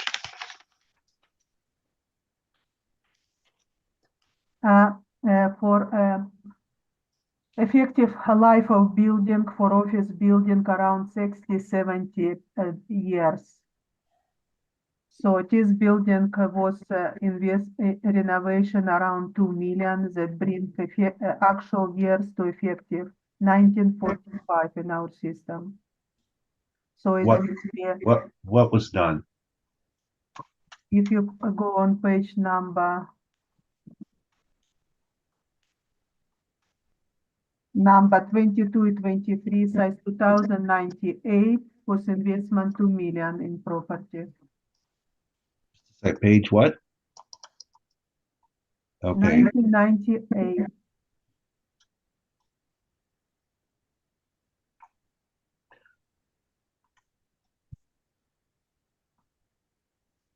So what work on here was done that extended its life?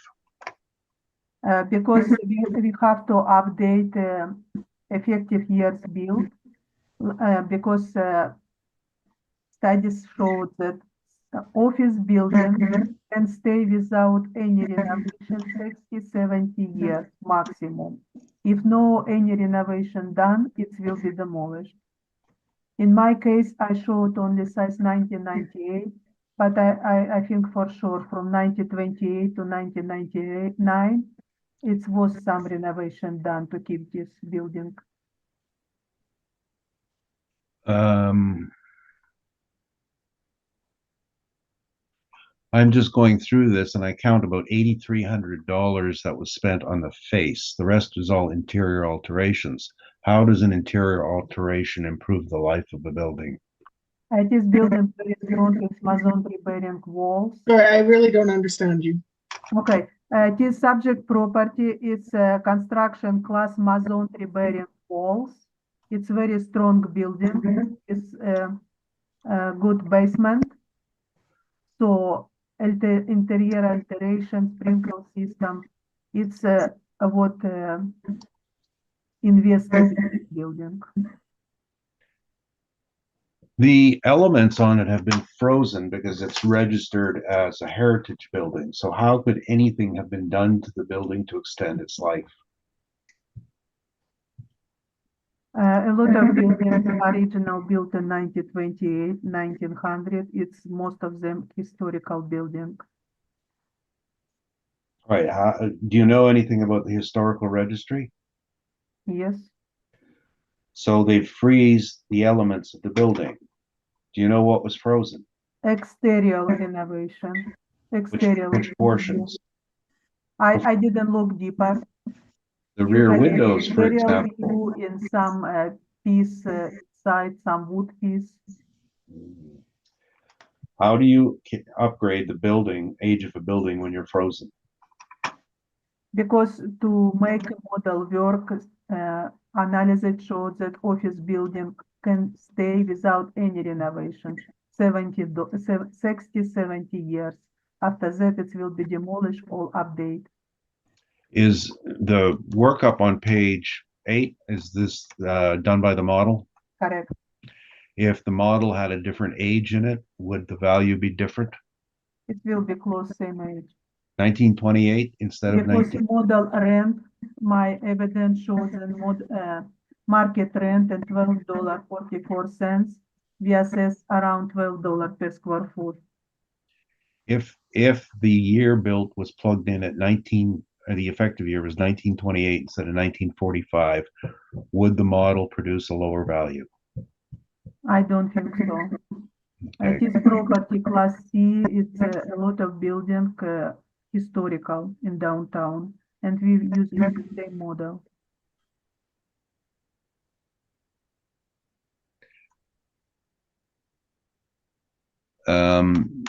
Because this building is not wood frame, that it's a need capital investment. It's a masonry wall. Now, did you review the statements that you have provided in your presentation? Which statement I review? Starting on page 12, ending on page 13. What was the income that the owner declared I in? review only last page, which showed what commercial rent, net rent in building, and what is gross rent. So Page net 30. rent $12.24 existing in building. It's together $24.97. It's gross rent, and we Page- are less as $12 per square foot. It's Page- it's according to. Ms. Shable, please listen to the question. Page 13 indicates a net operating income of $90,557. Did you look at that when you were presenting, getting this presentation, which I didn't indicated have, no, I use only what I 400,000? showed to you. Time restriction, I didn't have time deep analyze situation. And you stated that, am I to take this that you are stating on page 2 that the net property leases are 1224? Is that, where did you get that information? From that rent roll?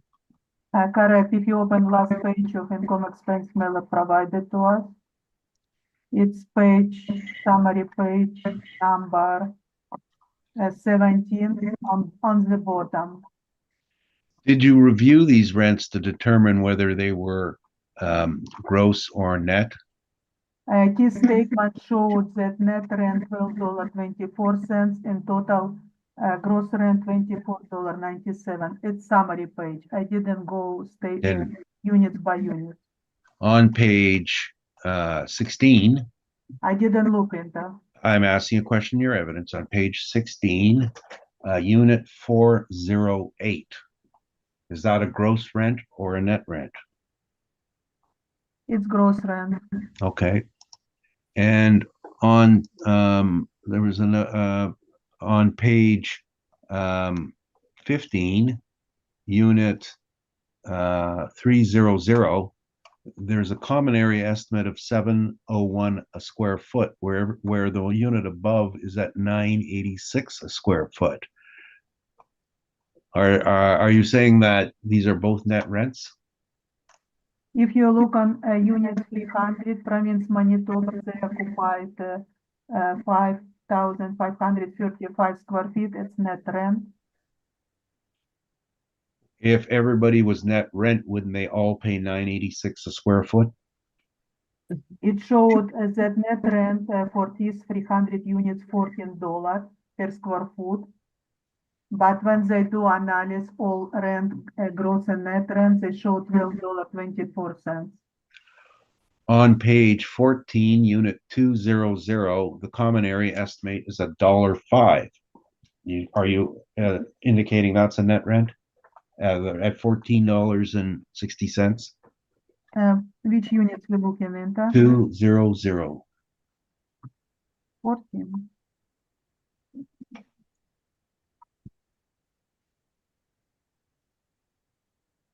I don't see 200. It started 259. That's on page 14, second from the bottom.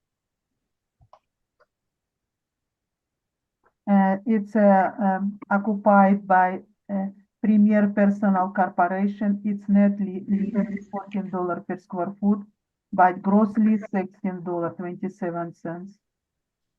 The recovery common area is $1.05. Applied for 1,397 square feet. Right. So are you trying to say that the $14.60 is a net lease?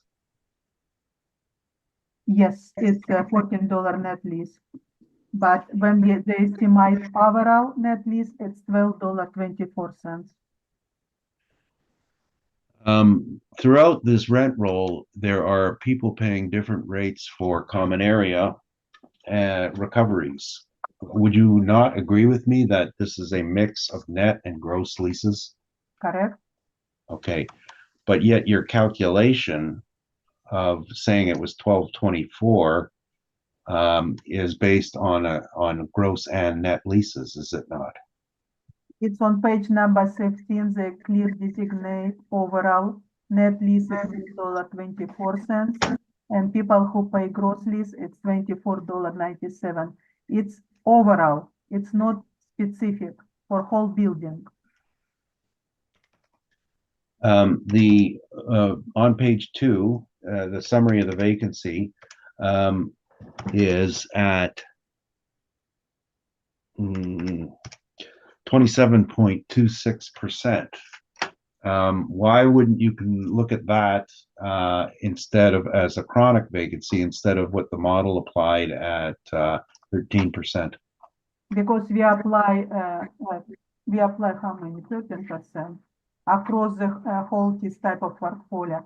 It's vacancy overall, market vacancy. Well, did you look at the history of the property? Does it have I a didn't history? have time. Okay. And of what now this property is located across the street from the bay, correct? Correct? Has there been an impact, do you think, to the property after the bay closed? Possible.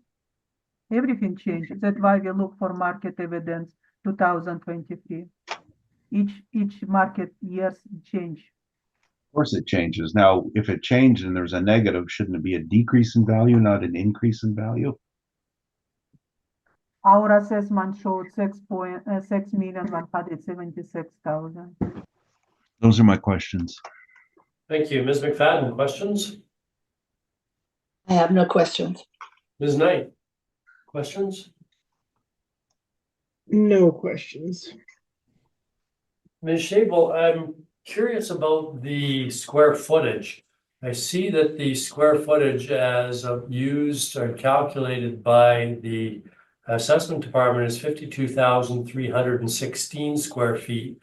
Yet the total on page 2, which is cut and pasted from the mailer, I guess, found on page 17, shows a total of 45,000 or 7,000 square feet, 7,300 square feet less.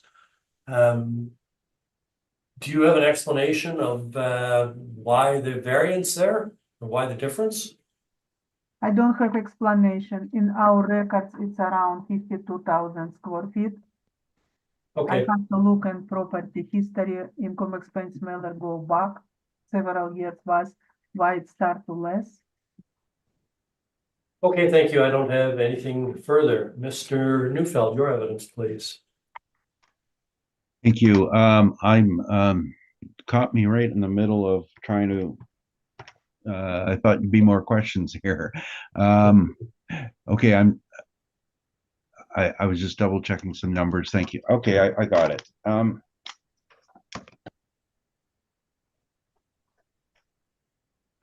So the property is called the Power Building, and it was so called because it was the office of the predecessor to Manitoba Hydro on the top floor. And it was a really nice office. And I should tell you, this is another building. My janitor story. I was 16. I was the janitor at 310 Broadway. I did such a wonderful job. I got promoted to a janitorial supervisor. So this was one of my other buildings, and that I worked at. This is all working for Morguard many years ago. And so I've been around there ever since. Now the issue behind this is it's a beautiful building. I love it, but it's an anomaly, and it's not.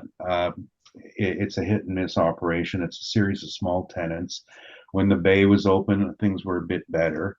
A couple of the big mistakes I feel were the skywalk was. I mean, it was good to be connected when the bay was there. But the minute the skywalk opened, what happened is they had to hire security for the building, because now we had transients going through it. And transients, I'm meaning the broad sense of it, people who are just transiting through would wander into the building on the second floor, and the tenants were unhappy about it. And then came the historical designation, which people just don't understand that you don't slap a historical designation on a building and say, we've done you a favor. I personally presented to City Hall as to oppose the historical designation, and I didn't do well. I think it had something to do with, how can you say a building is beautiful when you take the skywalk and shove it right in its face? It's like having a knife in your face. But I thought it was funny. What's being preserved here is the Art Deco look and the relief. The rear windows, believe it or not, they're still wood casement windows, but they're an example of original wood casement windows with brick. I don't think we put a picture in here. And what this means is no thermal upgrades. Now, the worst thing though for tenancy was they preserved the wooden stairwells, because as an original example of an old style wooden stairwell. And railings, and it was originally on terrazzo, which has been painted over. I used to have to scrub those every couple of months, up and down, strip them and re-wax them. I hated them, but the problem with the wood is fire.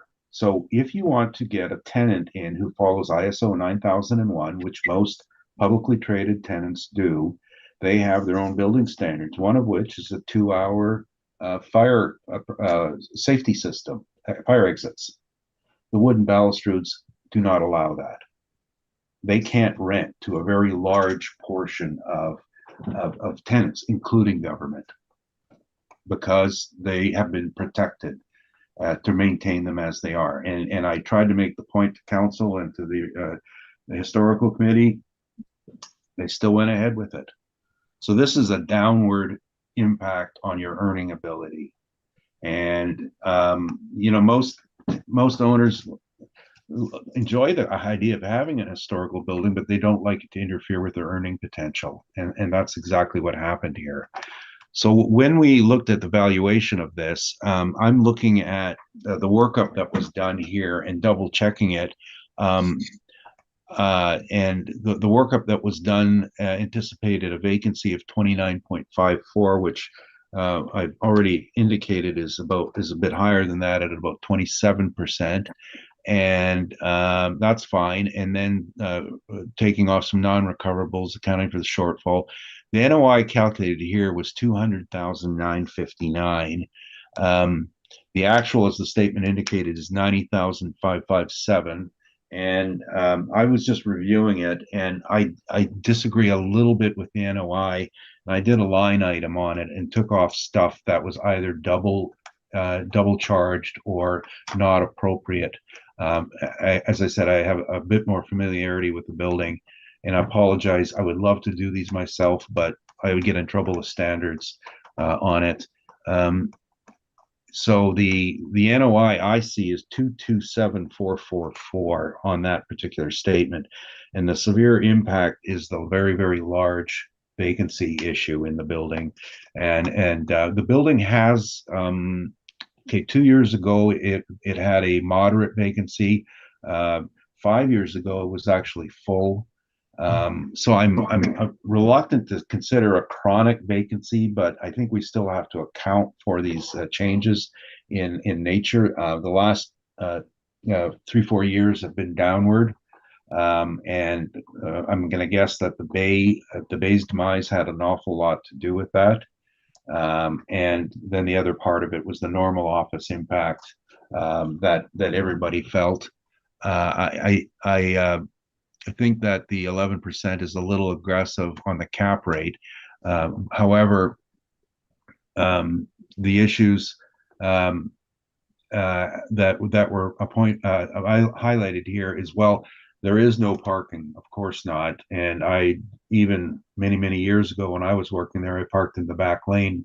Life was a lot easier there. I think I only got one ticket in 2 years at night on my car. I got lucky.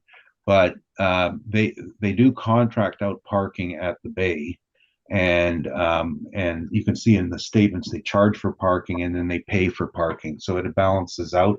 We've taken that into account, but with the sale of the Bay, we don't know if that situation is going to sale or donation. We don't know if that situation will continue, and the alternative would be for parking is to try to arrange something in Portage Place, which is some distance away and more expensive. And again, that is up for redevelopment. So we're right to be concerned about parking. The year built, it is 1928. There's been no upgrading. I can tell you that the other impact of heritage was that the site right now has one of the worst ratios of common area space to rentable space of any building. The period it was built in 1928 was the wide hallway period. Some years ago, my friend and I had cars, and we were thinking we could drive them down these hallways if we could get them onto the floor. That's how wide they were.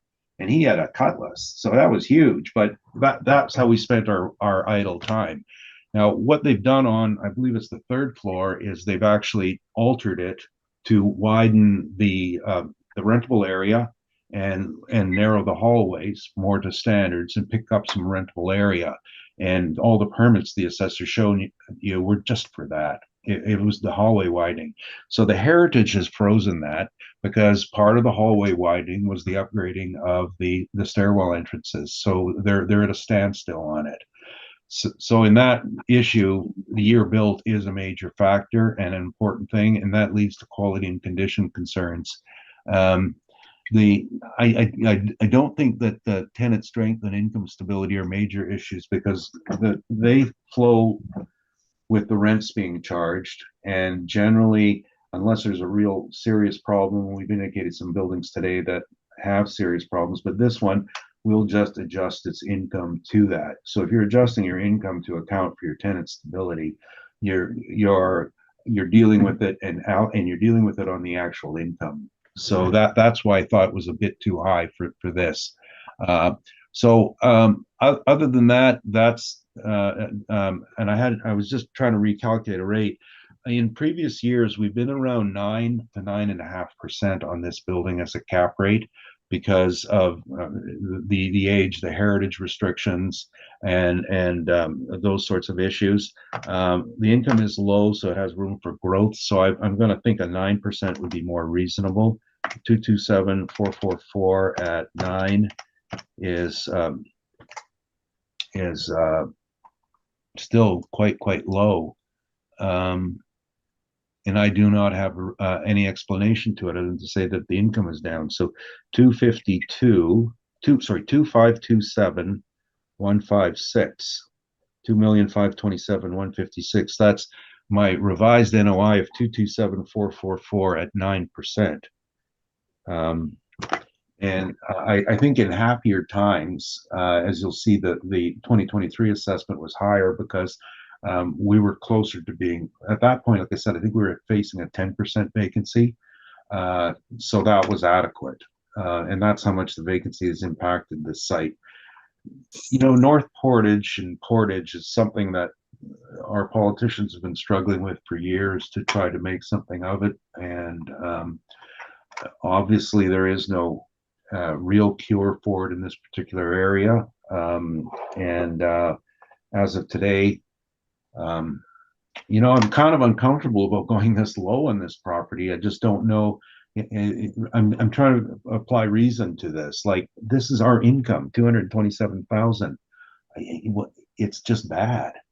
That's all I can say. I can't recommend a lower cap to compensate simply because the chronic issues it faces. I guess if I had a half hour, I'd probably look through it and see if we could stabilize it on previous years and see if there's a bit more income on it. But I'm not doing that.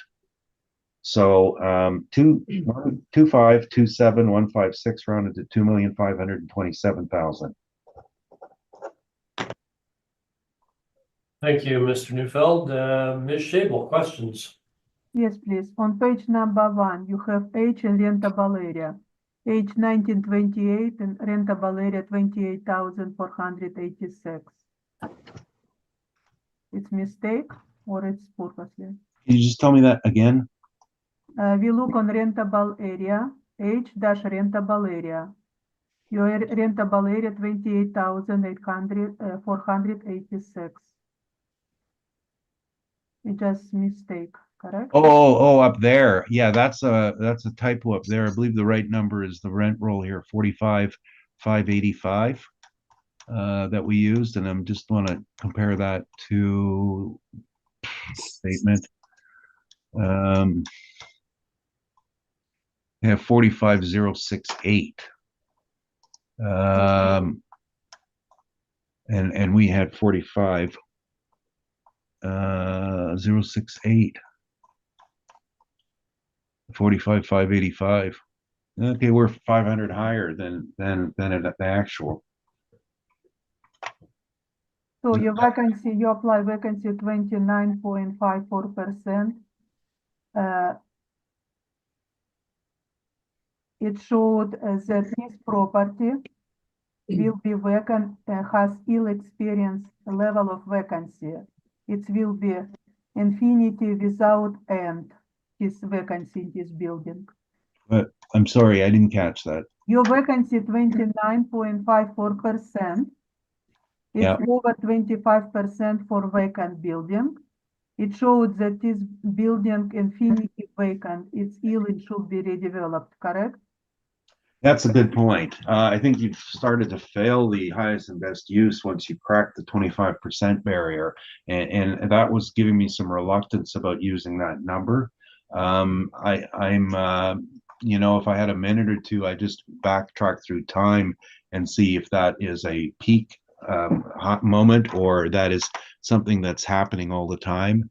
And I know we'd really like to get on with it, but I agree with you there that this was a bad year, and you may see some need to stabilize with other years. I've known this property for, I don't want to say how old I am, but it's a long time. And it goes up, it goes down. So your net operating income 200,000. Did you analyze expenses statement? Yes, I did. Let's open page 4. So we look 1, 2, 3, 4, 5 columns. It's actual years to date. So we have net income loss 19,557. What you showed to us, correct? Yes. If you're looking 2 line up, we have total administration other expenses $322,306. So these expenses should be added to net loss because these expenses involve owner parking, owner property tax, improvement, owner utilities, leasing, parking rent. We don't have parking in this building, correct? Okay, so first of all, this building runs a different style of statements than the last ones you saw. So in their admin and other, for example, they put in property taxes and insurance, and though, that's just the way they've run their statements. When I went through this and reviewed it, I took the 90,000, I added back in improvements. I'm going upwards, 32,000. I added back in owner's CAM, 17,000. I added back in the tenant improvements of 68,000, and then I added in the amortization, roof amortization of 6,800, the boiler amortization of 3,200, hallway amortization of 8,400. Those are all capital cost based, so an amortization doesn't belong. That's how I came up with 227,444 in reading this right now. The parking is a bit of what you have to do on the parking is look at the second row, which is the parking revenue of 24,910. They are renting space at the Bay Parkade, and that's what they collect from people, and then they write it off here. He calls it the owner's parking rent, and that's just the way it's named, and then the parking rent above. These are actual expenses. I mean, potentially you could take out the owner's parking rent for $8,600, and that changes the NOI to about 235,000. That's not the issue here. The issue here is the vacancy problem. But all these owner expenses, it's in capitalization expenses. It's not part of income approach. We have this tax 97,000, but it's recovered from tenants already. If you look on page number 3, it's recovered. So No, that's not the way. 100,000 plus 90,000, it will be around 400. It's 2 times higher than your estimation. So by your estimation, you underestimate subject property, correct? No. It's a statement. You got positives and you got negatives. There's a collection of income and there's a cost to it. Nothing is wrong about this.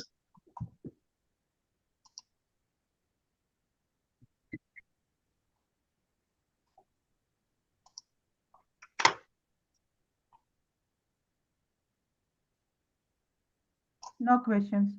No more? Okay. Ms. Knight, questions? No, sir. Ms. McFadden? So the 969 rent is based on actual rents possible in the building, is that? Yes, it is that is about the net, the mean of the nets is about that. This is a gross and semi-gross building and net building. It's a mix of rents. When I first started working on it in 2003, everything was gross, and as renewals come up, they're trying to switch them to nets, and some are done, some aren't. You can just see the rent roll, how it plays out, that it's just a mix, and the property managers are great and they just do it and they understand it and everything's fine, but it's a little harder to explain. Okay, thank you. That's all my questions. Thank you, and I don't have any questions. Ms. Shable, summary? Yes, please. Our job here today is to analyze the market evidence to determine the best conclusion of the market value.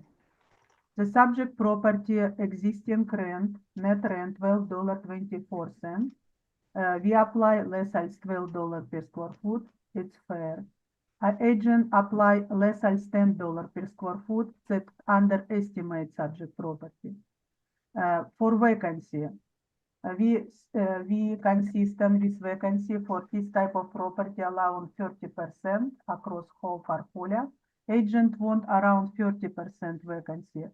It showed that this property, if you apply vacancy allowance over 25%, that this property will experience level of vacancy. It's infinity without end, so property have to completely be developed. So it's bring not operating income 200,000 only. That also underestimate value of subject property. The existing statement from owner estimated shows the net operating income after putting back all capital cost, all owner expenses, 400,000. That's very close with our assessment. Based on evidence presented in my brief, the market value of subject property on April 1st, 2023 effective years, 6,176,000. Thank you. Thank you. Mr. Neufeld, summary? Yes, and I don't want to make it seem like I don't know what I'm doing here, or we don't know what we're doing. I'm just trying to present something that's fair. I'd like to get these things resolved. And so I've been going through, as we were speaking, these statements from 5 previous years.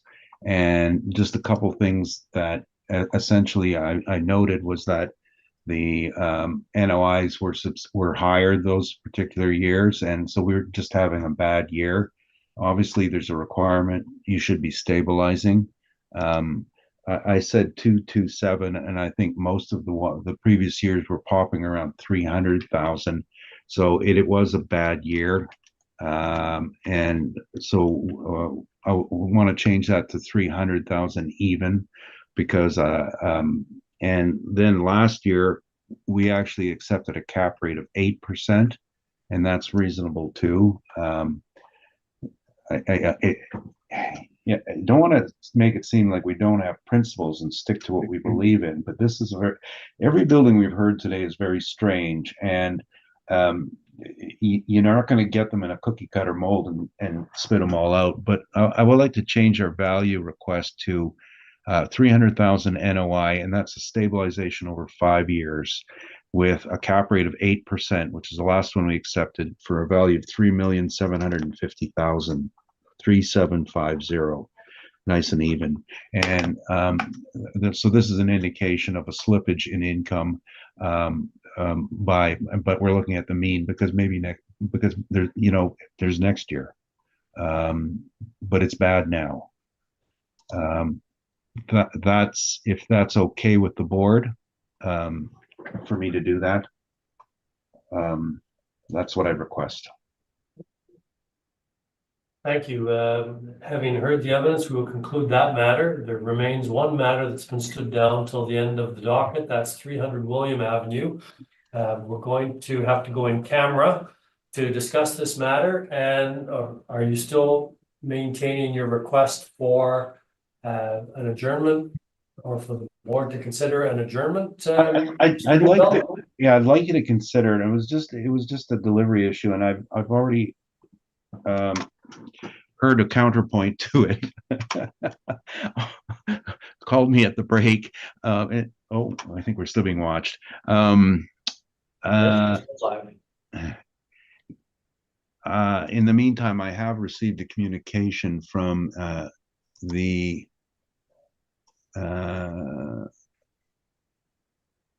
can we provide time?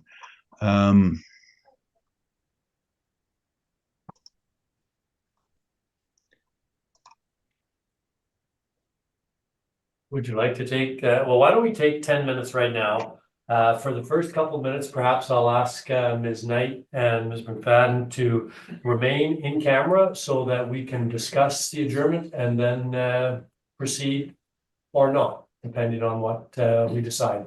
Okay, all right, good, thank you very much. Sorry, if I may, I know we're with us being on the final item, I still need those withdrawal forms. Yeah, I got all 4 here, and can I just fill in roll number and then what I want to withdraw and sign them? I just need, I need them unfortunately completely completed. Just like, yeah, the withdrawal of the class, I know. An You email. can read my handwriting. Can we take a 15-minute break to allow him to do that? Yeah, Okay, then let's take 15 minutes, 3:45, we'll come back. Because But, we still have to decide our other thing yet, so give him 15 minutes, we'll come back, yeah. Okay, but Diane and Linda, if you can just stick Yeah, I around. know, Okay, I know. thank you. So we'll have a 15-minute recess then, and if you can put Mr. Neufeld into the waiting room and take us offline, please. Of course. Thank you. I'd like to call this meeting back to order. The one remaining matter on the docket was stood down earlier at Mr. Neufeld's request to attempt to contact his legal counsel for some advice. Mr. Neufeld, were you successful in contacting your legal counsel, or were you still going to be requesting an adjournment? Surprising, I was able to reach him. I think he's got to turn in his legal credentials, so he takes my phone calls so easily. But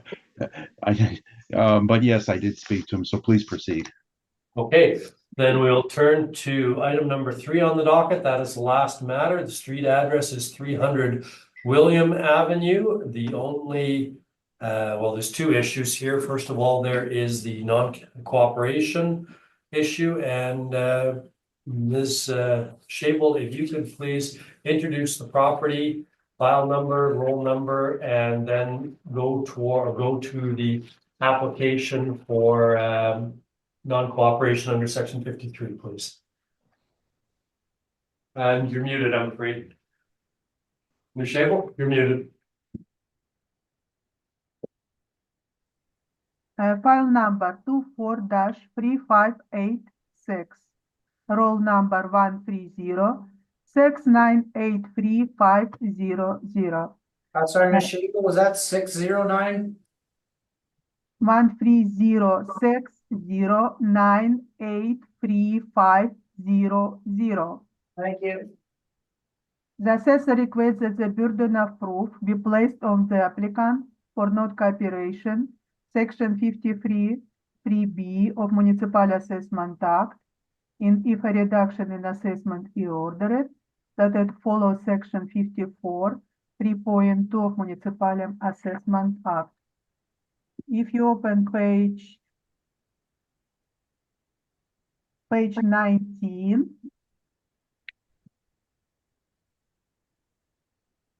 we did send on page 17 first tracking number. We have tracking number for second request for income expense mailer statement LP 6611749111CA. We sent this request in June 9, 2023, and we have notifications signature available on June 12 at 1:16 p.m. On page 16, we have please find below the scanned delivery date, signature of the recipient of the items at the time below. So we receive signature on 2023 June 12. On following pages, on page 18, a letter we sent on June 9, 2023 with income expenses questionnaire. We sent also tenants verification form, and you can see due date June 30th, 2023. We still received nothing. On our page 21, its first letter was sent in April 13, 2023. So we have 2 attempts to request income expenses mailer, but we didn't receive it. Thank you. Any questions? Thank you. Mr. Neufeld, have you any questions with respect to the non-cooperation application? No, I do not. Ms. Knight, have you any questions? No, sir. Ms. McFadden? No, I don't. And I have no questions. Mr. Neufeld, do you have any evidence to give with respect to the application? I do not. Thank you. Then we will go into recess in camera for a discussion, and we will let you know our decision very shortly.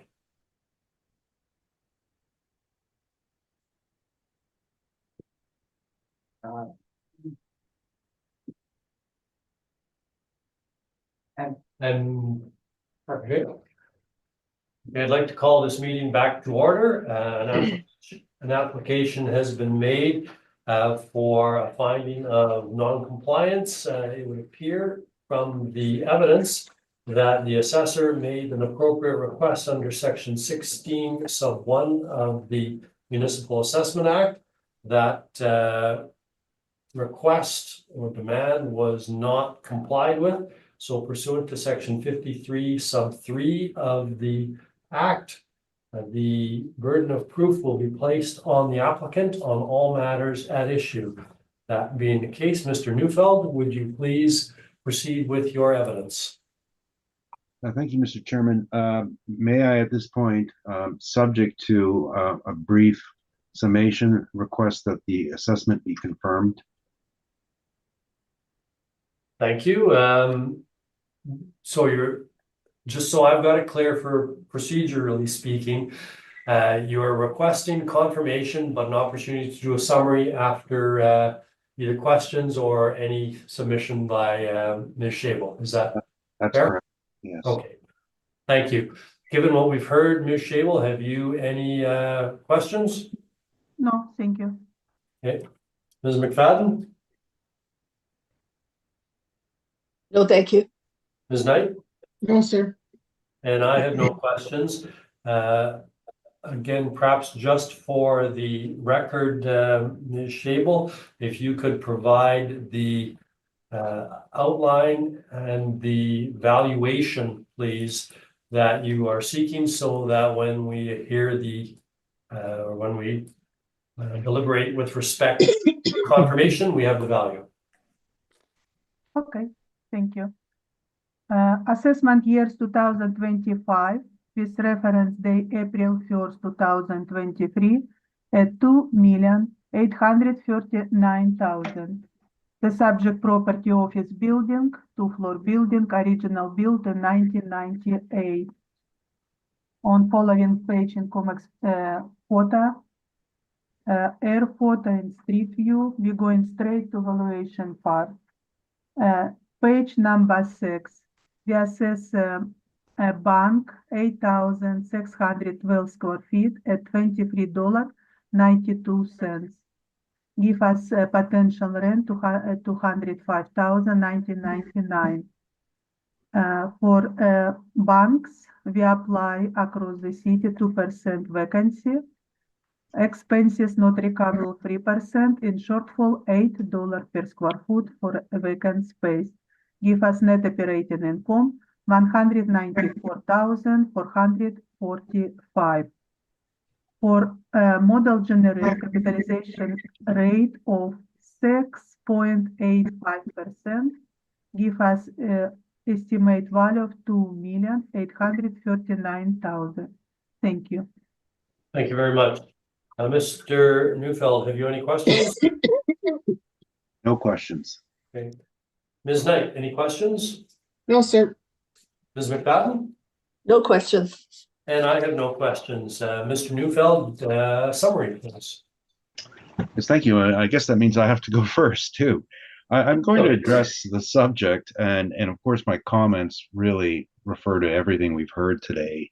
Get right to the point, and I'm trying to be as brief as possible. But what we saw here was not a collapse, but a problem with the Winnipeg downtown office market that was the same across pretty much globally. We have a property type that was vulnerable from the outset and then hit by external issues, one being COVID and the work at home, the next being government downsizing, and then lastly, interest rates. These were all factors, and today we see so many of these being converted to multifamily. Now, on the upside, it means those of you who commute will have fewer cars to contend with, more people living downtown and working at home. But on the downside, it means capital requirements for owners and accepting potentially lower incomes, although perhaps a bit more stable rates. This is real estate. This is the way it works. Things change. And the assessment department model doesn't seem to understand it, but of course it doesn't, because it's artificial intelligence, or whatever you want to call it. We have a term called price elasticity, and what that means is when in times of trouble or in times of downturn, the weakest properties suffer the most. The strongest properties stay more constant, and then when the market goes back up, the weak properties play catch up. And we hit, was that me? Okay, we hit more of an equilibrium, and this is all very, very simple, or not simple, but this is all appraisal theory. And I've been practicing in this field since 1996. And you know, I don't think we've ever seen this dramatic a change. And office has been impacted the most, downtown office. And some of the industrial did beautifully. Some of the multifamily did well. Some retail did well. It depends on what sort of market they served. But downtown office suffered. Suburban office, well, they don't rent, they sell. And we did see a migration to the suburbs on office users. But again, these are all market phenomena. So today we have a bunch of downtown offices, and that's what's happening. We're going through a change in their usage, and it has to be dealt with. At least 15 properties are in the process of being converted to multifamily, which is incredible. Office is not the flagship of a city anymore. And so today we have to live with it. And so my valuations that I brought forward, you know, I know they're dramatic changes, but that's the nature of the market. What do you tell someone who has the potential to earn $1 million and now he's only earning 200,000 on the property? That's a pathetic investment. It is going to have to change, and you're going to have to, you lose your value. And that's what you heard today. Today was probably some of the worst properties in the office you're going to hear today. So I wouldn't put any weight in the fact that we looked for such dramatic changes. We follow the market. We sell properties here. We help people buy properties here. We lease. We manage. We're on the ground floor. We know what we're talking about here. And it's you know, in our business, we don't care if it's going up or going down. As long as we got some volume happening, everybody's happy. But as far as valuation, you know, the legislature in their wisdom said we reassess every 2 years. This is a downtime. This is a time when we have to show that this is what's happened. And lastly, just I would restate the burden of proof. The model is not a burden of proof. The model is invisible. The model can't be seen. It can't be questioned. And it's like faith. It's, you know, and we're in a secular society. We don't have to have faith. We have to have proof.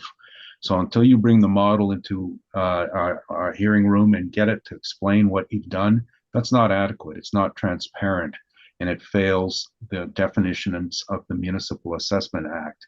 And essentially, that's thank you very much for your time today. I'm sorry it lasted so long, but I think these were very, very important issues to bring forward, and I'm done. Okay. Thank you. Ms. Shable, do you have any final comments before No, we? thank you.